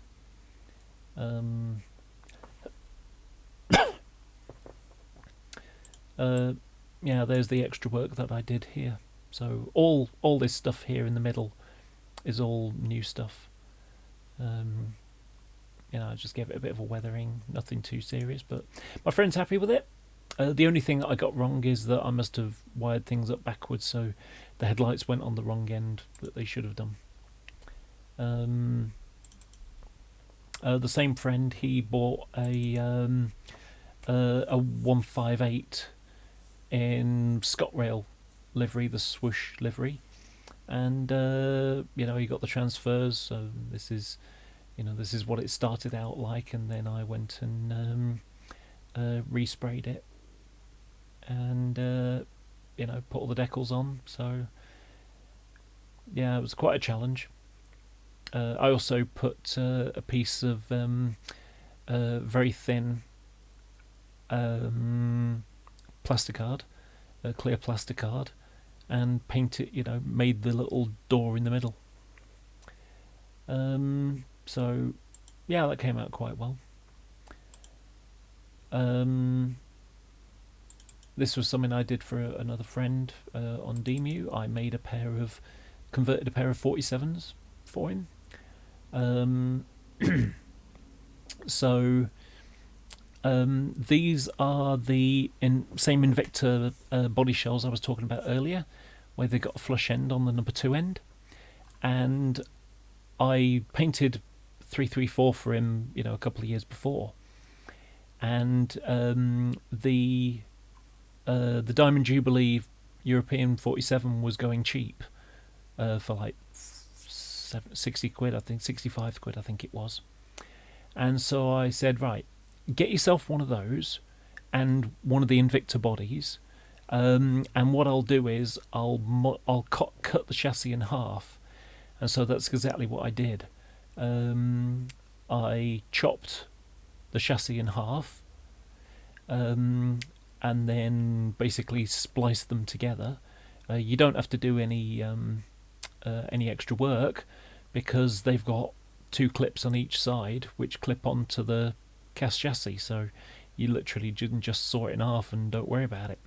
You can see there's a slight gap, and it doesn't matter because you don't get to see this bit anyway underneath the clipped on thing. So and so ultimately ended up with a cutback, so a cutback cab here and a cowled one there, and so there's the 2 cutback cabs together with the flush ends, and then and there's the cowled ones together. So yeah, it was a project that came on quite well. I still need to write this up for Rail Express magazine. For DMU update. Taken pictures, just haven't taken the time to write anything. I'm lazy. It's terrible. This is something I did for someone a couple of years ago now. Not last DMU. I'll say, but it's basically a Grampus shunter. There was a prototype one. If I just go back to my wagons a second. Wagons, departmental, open, vacuum brake, Grampus, and then is it Grampus shunter? So with only a few pictures to go from that I found on the internet, I had to be rather creative, and so I basically created this, and it's basically a car engine with like a chimney exhausty thing, with a shed on it, and you got these little wire handrail, wire steps, so I had to basically work off that. I really didn't have much to go on. This has had the engine removed, and so I've had to sort of make the best out of what was available. I've seen other people that have done similar stuff, so I kind of looked at theirs and saw where I thought they were correct, and didn't do the bits where I thought they were wrong. But this was the one that I did. And I think it came out quite nice in the end. These are all the steps were actually soldered. So I soldered pieces of brass together. It was a hard job, but it was it was rewarding in the end. And I kind of painted it up and scraped it up as much as I could, like make it look like the real thing, because you can see how, this just looks awful. It looks really crappy, and it looks amateurish, but when you actually look at the real thing, it was, when it opens, it was exactly like that. I'm not making it up. It looked exactly that awful. So it made sense to do it exactly as it was. He did ask if I could power it, but it was going to be. I think it would have been too expensive to do. So yeah, and I actually took too long doing it in the first place as well. He asked me to do it at a show, and I didn't see him for 2 years, and then he caught me, and he's like, "Oh, I've been, But yeah, this is a Greater Anglia 90 that I did a few months ago. I've done 2 of them for people. Maybe another one. I got someone asking recently. But I put the grills in the middle. I took the ones from my Mark III DVTs, which I didn't need those grills because I was going to be doing the earlier version. So yeah, I did this one. Now, I knew that I was going to be weathering it, so I didn't bother painting up the bit in the middle. I'll spray undercoat black, and then I picked out all the the bright bits on. But for this, if I was going to be doing that, I would have sprayed that black and then done the weathering. But since that was going to be weathered at the same time, I just left it as the original plastic, and then so it looks a bit odd like this. So these bits look a bit blacker than the bogies do. But because I was going to be weathering it, it blended through in the end. And so this is how it came out as the end result. So yeah, I'm quite satisfied with that. And I mean, this is it halfway through painting. Just wait for it to open. So that was it halfway through painting. Painting the curves is a pain in the backside. It really, really is. But to try and get, you try and get them as neat as possible. But I did all the pipe work on one end, but not on the other end, because that's the end that does the towing. But yeah, I think it came out quite nicely. As I said, try and do the curves is really difficult. I'll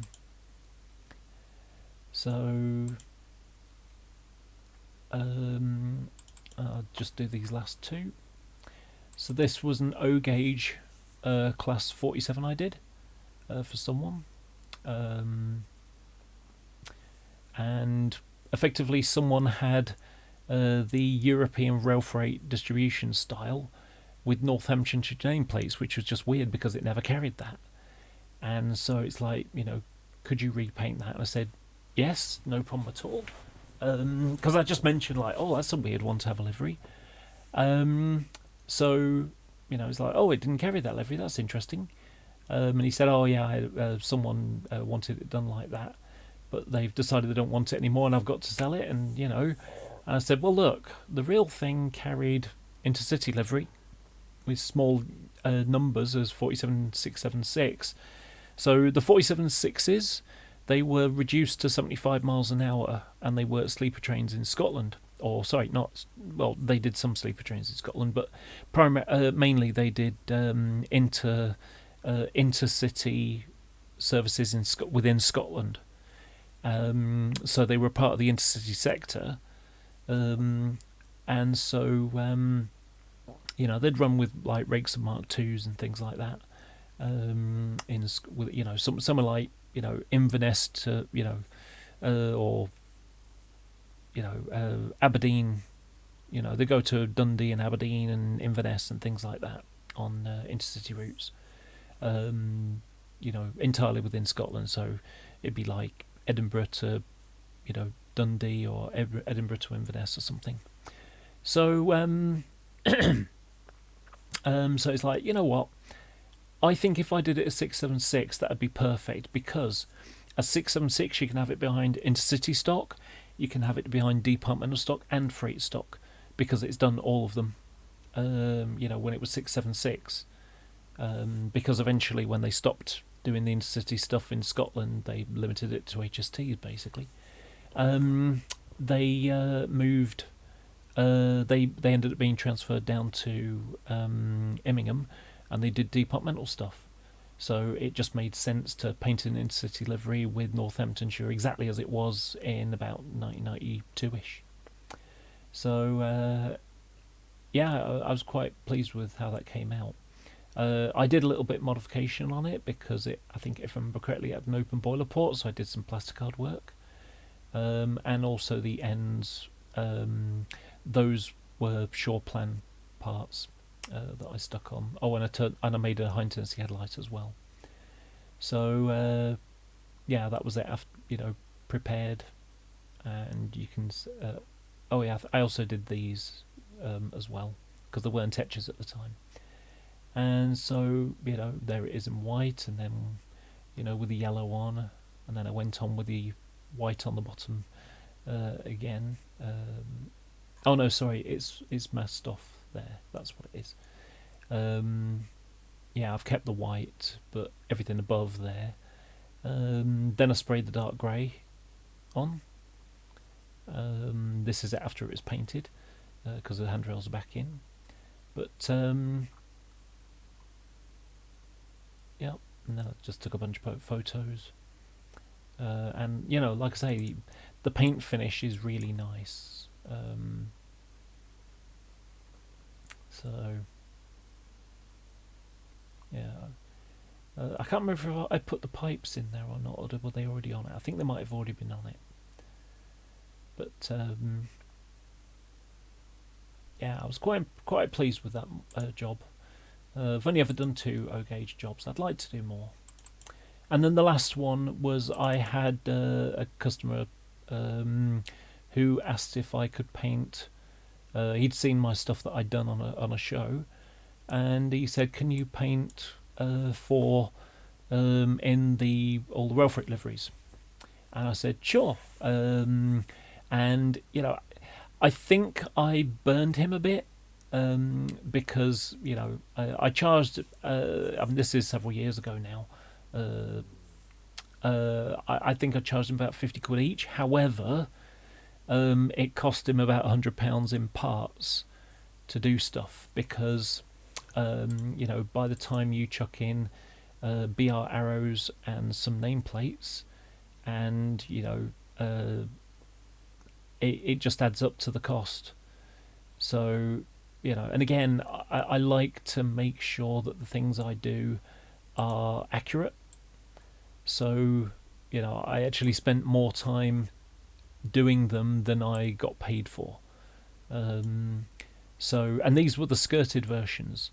So they had the skirting that came down. I basically cut it away and redid it, and they all had open boiler ports. So some of them I went and plated up, others I didn't. 359, I had to scrape off all the end work and then file it down and then stick the headlights on. So like I say, unfortunately my camera back then wasn't very good. Well, the camera was good. It's just that the autofocus sensor wasn't working, and the difference between 0.5 millimeter rotated left or right was out of focus. So, yeah, so, I mean, some of them were difficult because he wanted split head code ones. There weren't very many split head code 37s that fitted the profile. So it's like, okay, well, 359 is the only one I can do there. And again, like I say, high intensity headlight. You got 49 in the middle, which Bachmann have recently released as a paint job, which I bought a body shell from a DMU colleague. So like I say, I made them look exactly as they looked. And it's I mean, my prices have gone up a little bit since then. It's more like 80 to 90. I mean, a livery like this is fairly complicated, but not terribly so. Something like a 47 is a lot easier. 37s are harder because you've got all the body side grills to mask off and spray, things like that. So that's a bit of a pain. But believe it or not, I did all those in. I had all 4 painted in a day and a half. and the decals were on in another day, and they were then, prepped and finished off, all the little details and things. That was all done in, another day. So it probably took me a week, sort of, 6 hours here, 4 hours there, 5 hours there, somewhere else. It took me about 5 days to do those 4 locos. And he's never asked, he said, oh yeah, let me know if you want anything to do. Oh, will do. And I've never heard from him since. So I think, like I say, I think I burned him because he was expecting it to cost, he was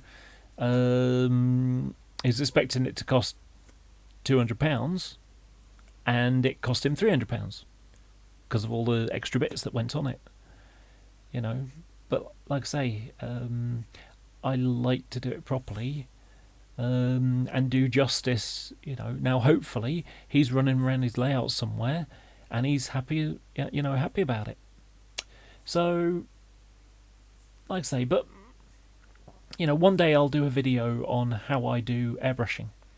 I just bought a new fridge, so I've cleaned out the kitchen, got rid of a load of stuff that was in the way, and I've now got I bought a new modelling table. It's a much wider one. It's is it 5 feet or 6 feet? I think it's 6 feet. Yeah, it's about 6 feet, whereas the other one was about 3.5 feet wide. And because I bought the new, the bigger table for modelling work, I was able to take the little table, and I've now got that in my kitchen. So instead of being stood up, I can now sit down, and it's next to the radiator, so I got some warmth in there as well, because that can make your paint bloom sometimes. But yeah, like I say, I'm when it comes to BR liveries, I can respray them, really easily, because it's just a case of I've already got all the paints for it for my own work. When it comes to doing privatized liveries, a little bit harder, because sometimes I've got to mix paints, or I'm going to have to use enamels, or preferably acrylics, because they dry nice and quick. I use cellulose paint, which dries almost instantly, and that's the reason why I was able to get them painted so quick, because when I can literally go from, let's say with this livery, I've just gone and painted the light grey. I can then walk in my livery. So imagine I'm only doing one. So I've just come back. I've just sprayed the light grey. I've come in my living room. I remove any masking tape, and then I'm putting masking tape over the paint that I just painted 5 minutes ago. And then I'll go and then I'll paint the light grey, and then I'll come back in the living room, and I'll mask off for the orange stripe, and then when I've sprayed that, I'll come back in and I'll remove the masking tape and put it over the orange, and then stick it on stick it back on then use the dark grey, and then I can mask off the black a few minutes later. So it's a much quicker way of working. I love cellulose paint. It's so much easier to use. The Goldilocks zone is quite a wide one. The Goldilocks meaning it's not too wet that it splats against the model when it hits it, and it's not too dry where it clogs the airbrush as it goes through. You need it to just go through the airbrush, and by the time it hits the model, it's just paint. If you're using acrylics, IPA is great, because IPA evaporates quickly, and so as it goes through your airbrush, it evaporates by the time the paint hits the model, and it dries within about 5 minutes. So that's good, and I'm going to have to use that for the first time in a long time, because my friend Anita, you may know her, on this community. In this community, she's asked me to paint a custom livery, which is like a burgundy, it's like a burgundy maroon colour, with blue cabs, and just adding some extra bits in it to make it a little bit better. So yeah, like I say, it's I'm quite pleased with the work that I can do, and I wonder if the class 47 one gives an idea, because bear in mind that I've taken time to normally it takes they say when you use enamels it takes a day to dry. So this is a 47 that has just been undercoated. So you can see 7th of February 2011, it's 15:59.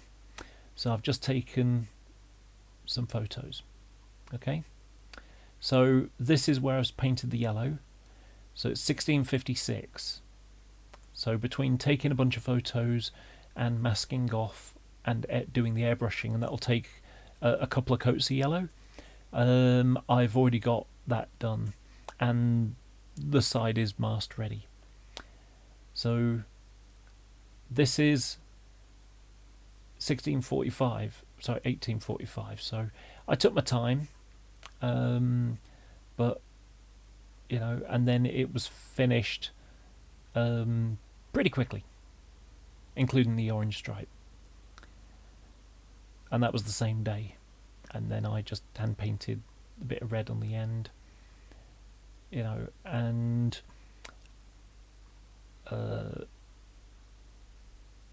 yeah, a couple of days later I stuck it all back together again. So I did it in a few days, whereas other people, they'd paint the yellow and then they'd leave it a day to dry, and then they'd paint the dark grey and leave it a day to dry, and then they'd paint the red stripe and leave it a day to dry. And oh gosh, can you imagine? I mean, can you imagine painting could you imagine doing one of these 37s with the body side grills and leaving it a day to dry? Because when I do them, what I do is I'll paint the roof, and then when the roof's done, I will then mask off for these upper body side grills, put some masking tape across the slats in the middle, and then airbrush those. And then I'll mask off for the side one there, and probably two going up, and then a slat across the middle, and then I'll airbrush those, and then I'll mask off the final one, and then airbrush that, and then I'll probably airbrush that at the same time, or whatever. It may be done at the same time as these, whichever, and it just, rather than try to mask off every single part, so that I can, could you imagine? So this roof colour is the same colour as the dark grey in the body side grills, and this one here, that's the same one. Imagine trying to mask off all of this so you can do it in one go. So it just works out easier to, I can use cellulose paint, and you can see this one has got the dark grey covering the grills on the nose. So yeah, there I was a little while ago saying that I was going to finish in a minute, and about an hour later I'm still talking. So I am going to go now because I'm actually really quite hungry. I started this nearly 7 hours ago. I can't believe I've been talking that long, but I just wanted to get this thing off my chest about this rivet counting thing, and it just turned into a ramble. Like I say, I have high standards for myself. I don't expect everyone to go with them. This is just the refresh, and it's a you do you, but I don't look down on people if they're not prepared, or they're worried that they're not skilled enough to be able to achieve things. And so the reason why I started a channel was to try and encourage people to push their boundaries, to learn skills that they may, a simple example. The first pair of videos that I did, other than my introduction, was how to renumber a class 47. It's a really simple job to do, but few people do it. You go to shows and you say the same loco again and again and again. You watch, you watch people's YouTube channels, and but they've got the same loco, and it's like, oh, come on, there are so many options that you can do with that. Why not try a bit of renumbering? It's a simple skill, and it'll set you up for the rest of your modelling life, and you'll get a kick out of it. You'll be able to say, this one's mine. Everyone else has got that same loco, but this is the one that I'm probably the only person that's got it. That's cool, and that's fun. So, and it, like I say, it sets your railway aside, apart from other people's. You've got your own imprint on it, your own fingerprint. Everybody's fingerprint is different. And so when I do my modelling, I'm able to say, I'm the only one. I've never seen anybody else do those ODA wagons before. The pipe with the Fat 13 suspension. Never seen anyone do them before. I may be the only one. Oh no, sorry, tell a lie, I've seen one other person do them. And it, and I was so pleased that someone else has done them. So when I look at stuff like that, it's like fantastic. I love to see people doing something different, thinking out of the box. And that's what I want other people to do. That's what I want, and I'm not demanding that people do it. I want to encourage them to get that buzz. Because I have the buzz. I have the buzz of, being able to say, I did that. When I've got my Class 307 finished in West Yorkshire PTE, and I'll have it running around the layout and be like, yeah, I've never seen anyone else that's got one of those. And people will be, wow, where'd you get that from? Oh, it's a kit, I built it, I modified it and things like that. Here's what I did, and I point the video where I explain what I did or whatever. Things of that nature. It's those kinds of things that encourage other people to try, to encourage people to push the boat out and just try a little bit more, push their boundaries, push their skill set up. And, like I say, I enjoy it. I think other people will enjoy it if they try. And the point of the channel is to get people to try. If I didn't care about stuff like that, if I only wanted to do my own thing, I could just, instead of spending nearly 7 hours chatting away, I could have spent 6-7 hours over there doing some modelling. But instead, I'm trying to impart, a sense of pride in, wow, I did something else no one else has done. That's cool. Or few people have done. So when I see, here's someone else who's gone and bought something and they're running it on their layout, okay, great, that's fantastic, I'm pleased for them. But when I scroll down and I see another one and someone's gone and renumbered something, or someone's doing some extra work or something like that, it's like, oh, fantastic.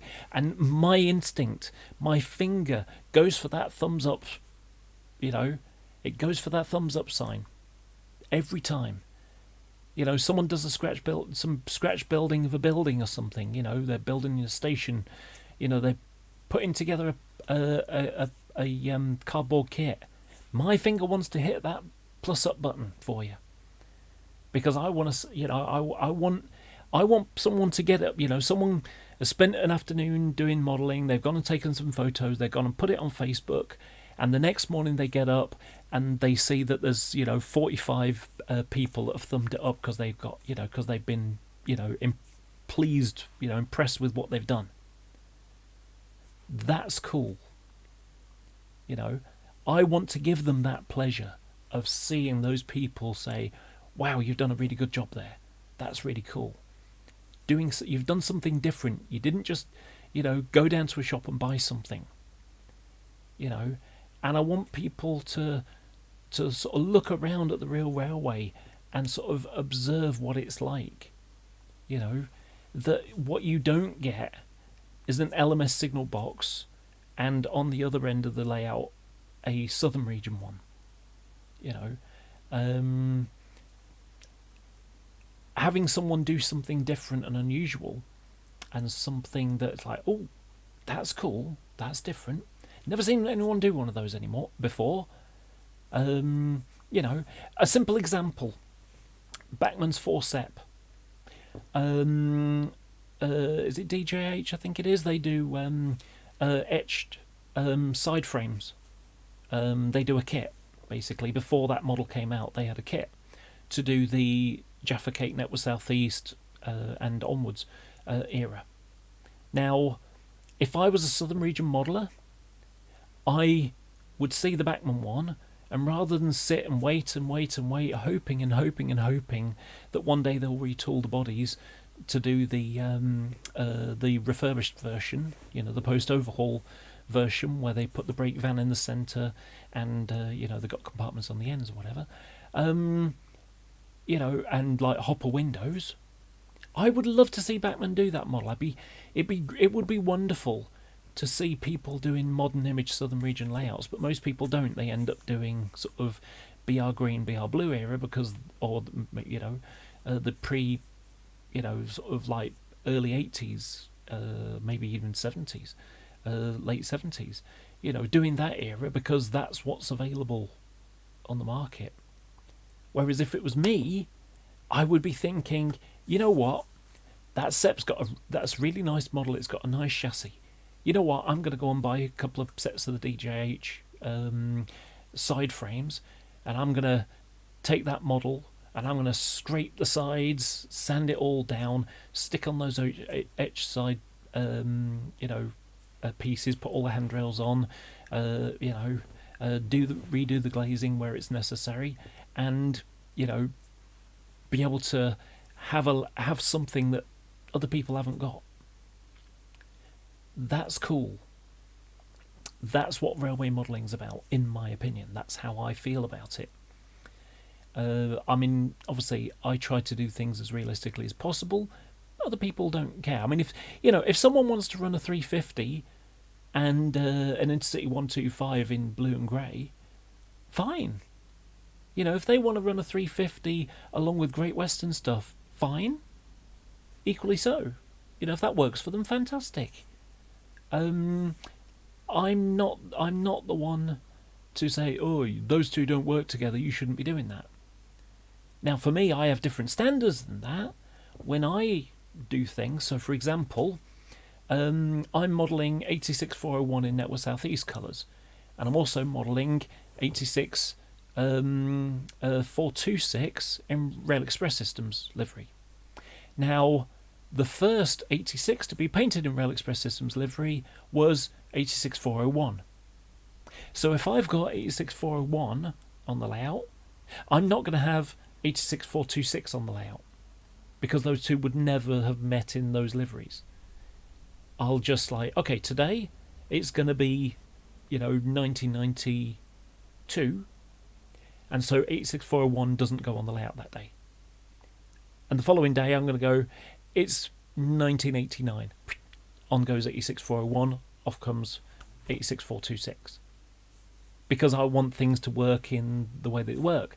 I haven't worked on it for a while, but I'm actually going through all the stuff that I want to model, including rates of coaches and units, and I'm going to compare, you know, go through all the books, and I'm going to figure out what time period things fit. So, for example, I'm doing 47145 in the Tinsley blue, which is like BR blue with black around the windows, and that loco carried multiple variations of it. It started off like that with silver BR arrows and depot plaques. A year later, probably the next time it went through in a DO an exam or whatever it was, a C exam, when it was in the shed getting, you know, a sort of a good repair being done, someone went around and they went and added some extra bits to it. So the I'll show you because it's easier to show you than it is to try to explain it.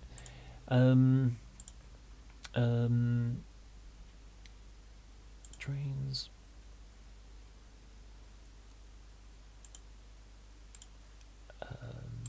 Locos. Diesels. 47, type 4. 47. Modelling. O. And 145. So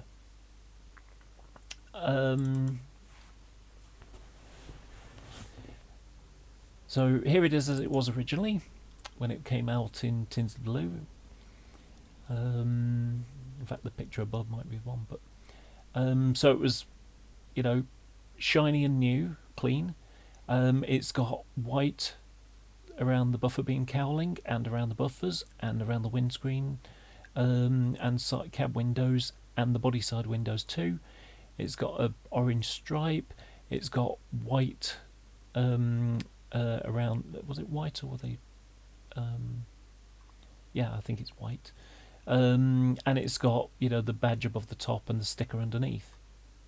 So that's how it ran at first, and you can see it's got silver arrows, small numbers, and there you go. You can see how it's got silver depot plaques. Now, then ended up in the way that I'm modelling it, which is when I saw it at Bescott Open Day, which is here. And so it has got red painted BR arrows, red backed, the outline of the depot plaque is red, and then the white rose in the middle. Why wouldn't it? And then on the, you know, it's got the emblem there, but it's now got a new cast Tinsley logo. So that's how I'm modelling it, exactly like this. You know, so it's got large numbers, you know, but it's still got this, but it's looking a bit faded in places. But that's fine, I like that. So so hopefully these will be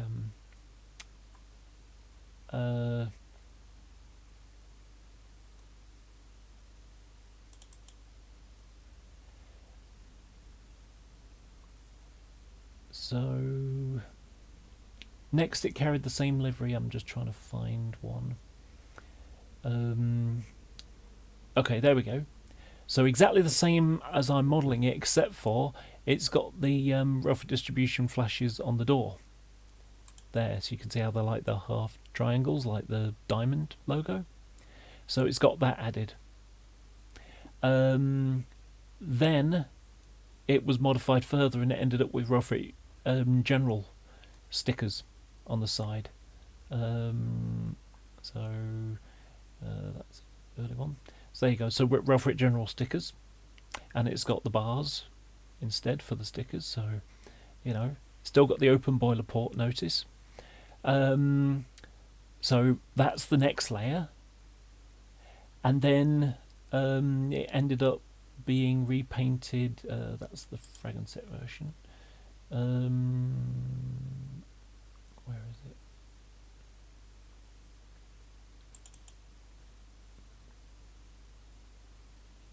There is one.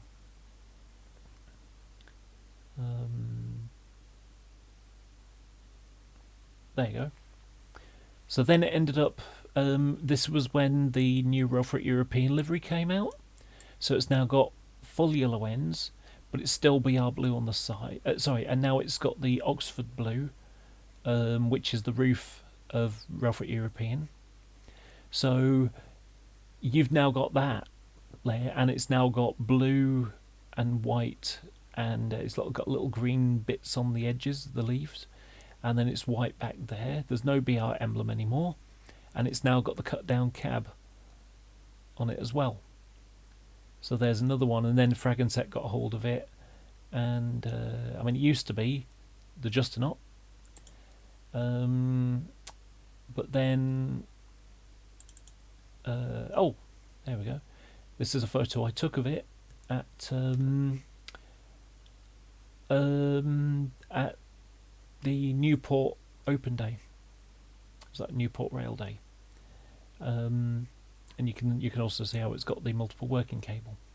But then Fragonset got a hold of it, and they plated up the open boiler port and really sanded it right down, and they stuck on the Fragonset logo as well. So you're talking the same loco in a sort of 6-year period, and it changed identities all the time.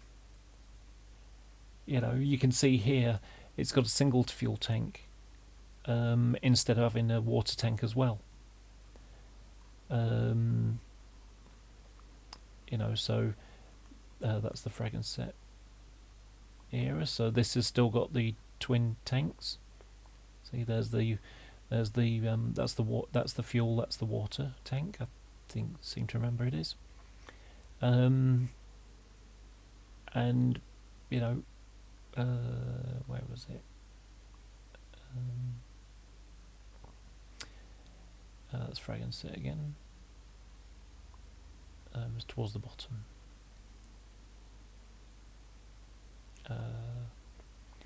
When had the cutback cowling done? There we go. So that's when it had the water tank removed. So, like I say, in just a few years, it's gone through. It's been reinvented, shall we say? Each time it ends up having a big exam, it ends up getting a bit more touches up done and little tweaks and changes, because it was their pet loco. And you can also see how the crests have gone missing now. So, like I say, all those little changes in a small amount of time, I don't want to have. So what I'm basically doing is I've done the research. I can't remember what the numbers are exactly, because I was trying to focus on the ones I wanted, but it's I've got a document somewhere where I'm working through it, and it's like effectively when did it work? What is that time zone in exactly the way I want it?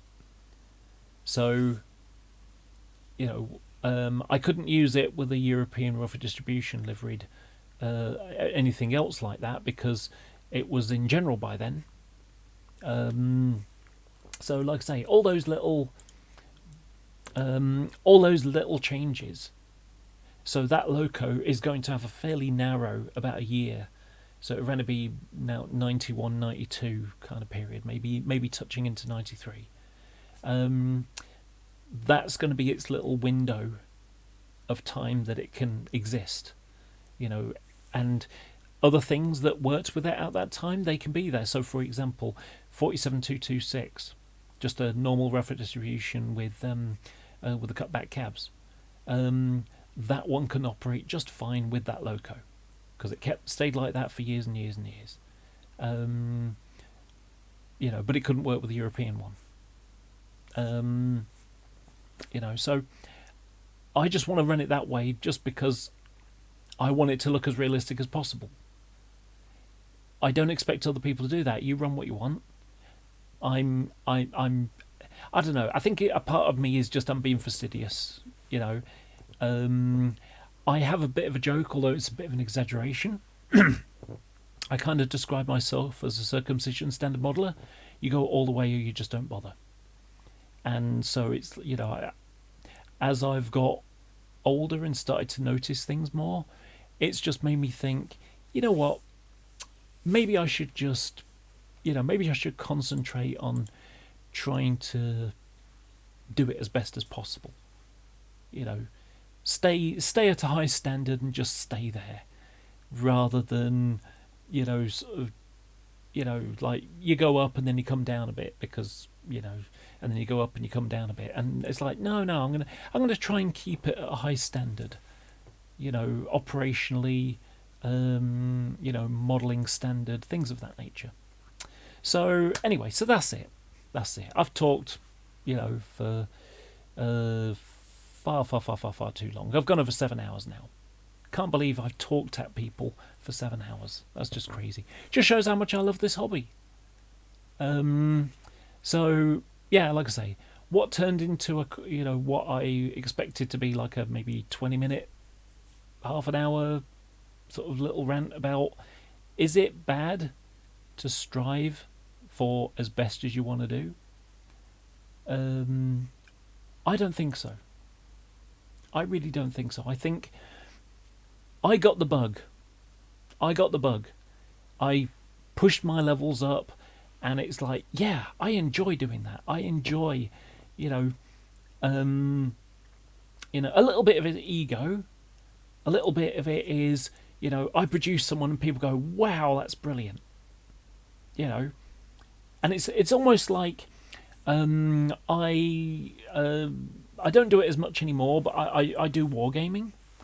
And, I would go to a Games Workshop store with a new model I've gone and painted, and I would get, the nods of approval from the staff.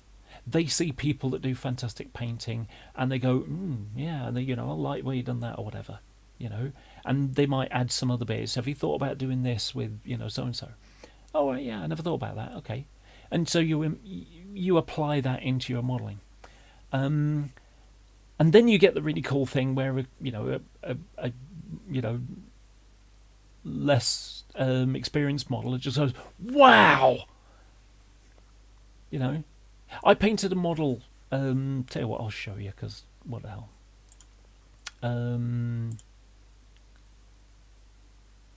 Going away or not?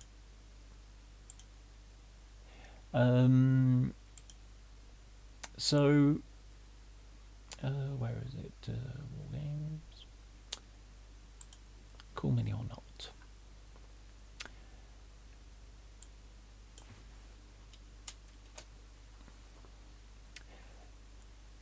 So I do this wargaming stuff, and I just buy models, paint models, stick things together. I like the way his eyes look good, stuff like that. So I'll do that, and that'll look quite good and everything. I'll do things like these Eldar anti-grav vehicles, skimmers, and I paint, basically I take pictures from Hubble and stuff like that and try and paint them on the top of the canopies. My favourite colour's turquoise, so that's why I went with that. And at a time when everybody else was painting models that were black and then they painted a bit of colour on them, I went for yellow, because nobody else does that. So I mean, I like bright colour schemes. I do. Now, one of the models that I did is this one. I was going to make it a bit bigger. So I painted this. This is like an Eldar, which is space elves basically, an Eldar leader, an Autarch, and painted it my own colour scheme. And I love blending, so this yellow to red blending thing, and to purple in this case. I love doing that. I do it on all sorts of things. I just enjoy doing it. Now, when I took that to Games Workshop Manchester, and bear in mind, Games Workshop Manchester, obviously being a big city, you've got more people, which means you've got more people that are really good, and more people that are average, and more people that aren't so good, and they want to get better over time, because that's what you do as a modeler, generally speaking. And so what happens is I take that there and I get some nods of approval from the Games Workshop staff. I got one plane that I did, and he said, I want you to do the base so you can bring it in and demonstrate and stick it on display, and enter that into the competition we have. I never got around to doing that. They still keep having the competition, but And like I say, it's a good looking model. Now, so I show that, and I have one guy, and he's not a rubbish modeler or anything. He's a good modeler, and he said that's the best Eldar model I've ever seen. That's a hell of a compliment, given the quality of the people that go to Manchester store. Because like I say, the more people you get, the more people that you'll find that have talent, a lot of talent. Now me, I only model to gaming standard. There are other people that do stuff to amazing standard. But, like I say, I was quite happy to get that kind of compliment. So, that there is a little bit of that ego thing going on there. But, it's really about, I get the satisfaction of, when I'm doing it, I'm enjoying it, and then when I finished it, I can look at it and go, yeah, I quite like that. And if I don't like it, I can just continue doing a little bit more and things like that. So I do get the enjoyment of the doing. I do get the enjoyment of people saying, wow, that looks really good. I mean, I've got Robert here, and it's like, oh, that you do some great stuff. Fantastic. I mean, that makes me feel good. I mean, I haven't had many comments during this video, so it's like, what feedback am I getting? When I get the feedback, it gives me an idea of, am I being a jerk? Am I talking down to people? Am I encouraging them, which is the point I'm trying to get to? So, like I say, it's difficult. Getting feedback like that, okay, that's cool. There's the reason why I ended up talking for another half an hour, or another hour, sorry. But thinking about time, it is now time for me to stop, because it's now gone midnight. I started at about 4 o'clock-ish, 4:30, I think, I can't remember now, when I started the first video. I need to get on and get more done. So not get more done. I need to go and have something to eat for a start. I haven't eaten all day. I've got my groceries being delivered tomorrow as well. And tomorrow, tonight, I'm going to be packaging stuff up, because tomorrow I'm sending off the prize stuff, because unfortunately I haven't had enough money lately. It's been really tight. So anyway, I am going to go. Thank you for watching. I apologise for talking too long. I hope you picked up stuff that was interesting. And feel free to disagree with me as well. I don't expect everyone to disagree with me. Sorry, to agree with me. If you think I'm being over the top, explain why, and explain why. Why you think that. Not just say, oh, you're going too far or something. Explain why you think I'm going too far, or explain, why you might be interested in pushing your abilities. Because isn't that the goal? To have something that you can look at and be proud of, and set yourself aside from other people. Because I think that, as I've described my railway modelling, when I build a layout, I'm trying to create a window in time that you can peer through and see what the railway was like then. I don't do today's modelling. Ironically, I started off doing today's modelling. That was when it was Intercity and that was South East. And as things started to go pre-privatised and then privatised, it was like, yeah, I don't think I'm going to bother going any further than that. So I'm not doing the mainline load haul Transrail Regional Railways north west with sort of like Regional Railways but with a green stripe. I'm not doing things like that. I'm keeping it nice and simple. When when a British Rail split into privatised sectors and everything, ready for privatisation, that's kind of my stopping time. The latest thing that I do is eventually I would like to have a class 365 or a couple of them, and I'd like to have a 325, which puts it 95, maybe into 96, but I'm stopping there. So, and I'm also stopping now. So thank you for watching. Like I say, I appreciate those who have watched. I've had a steady number of people watching.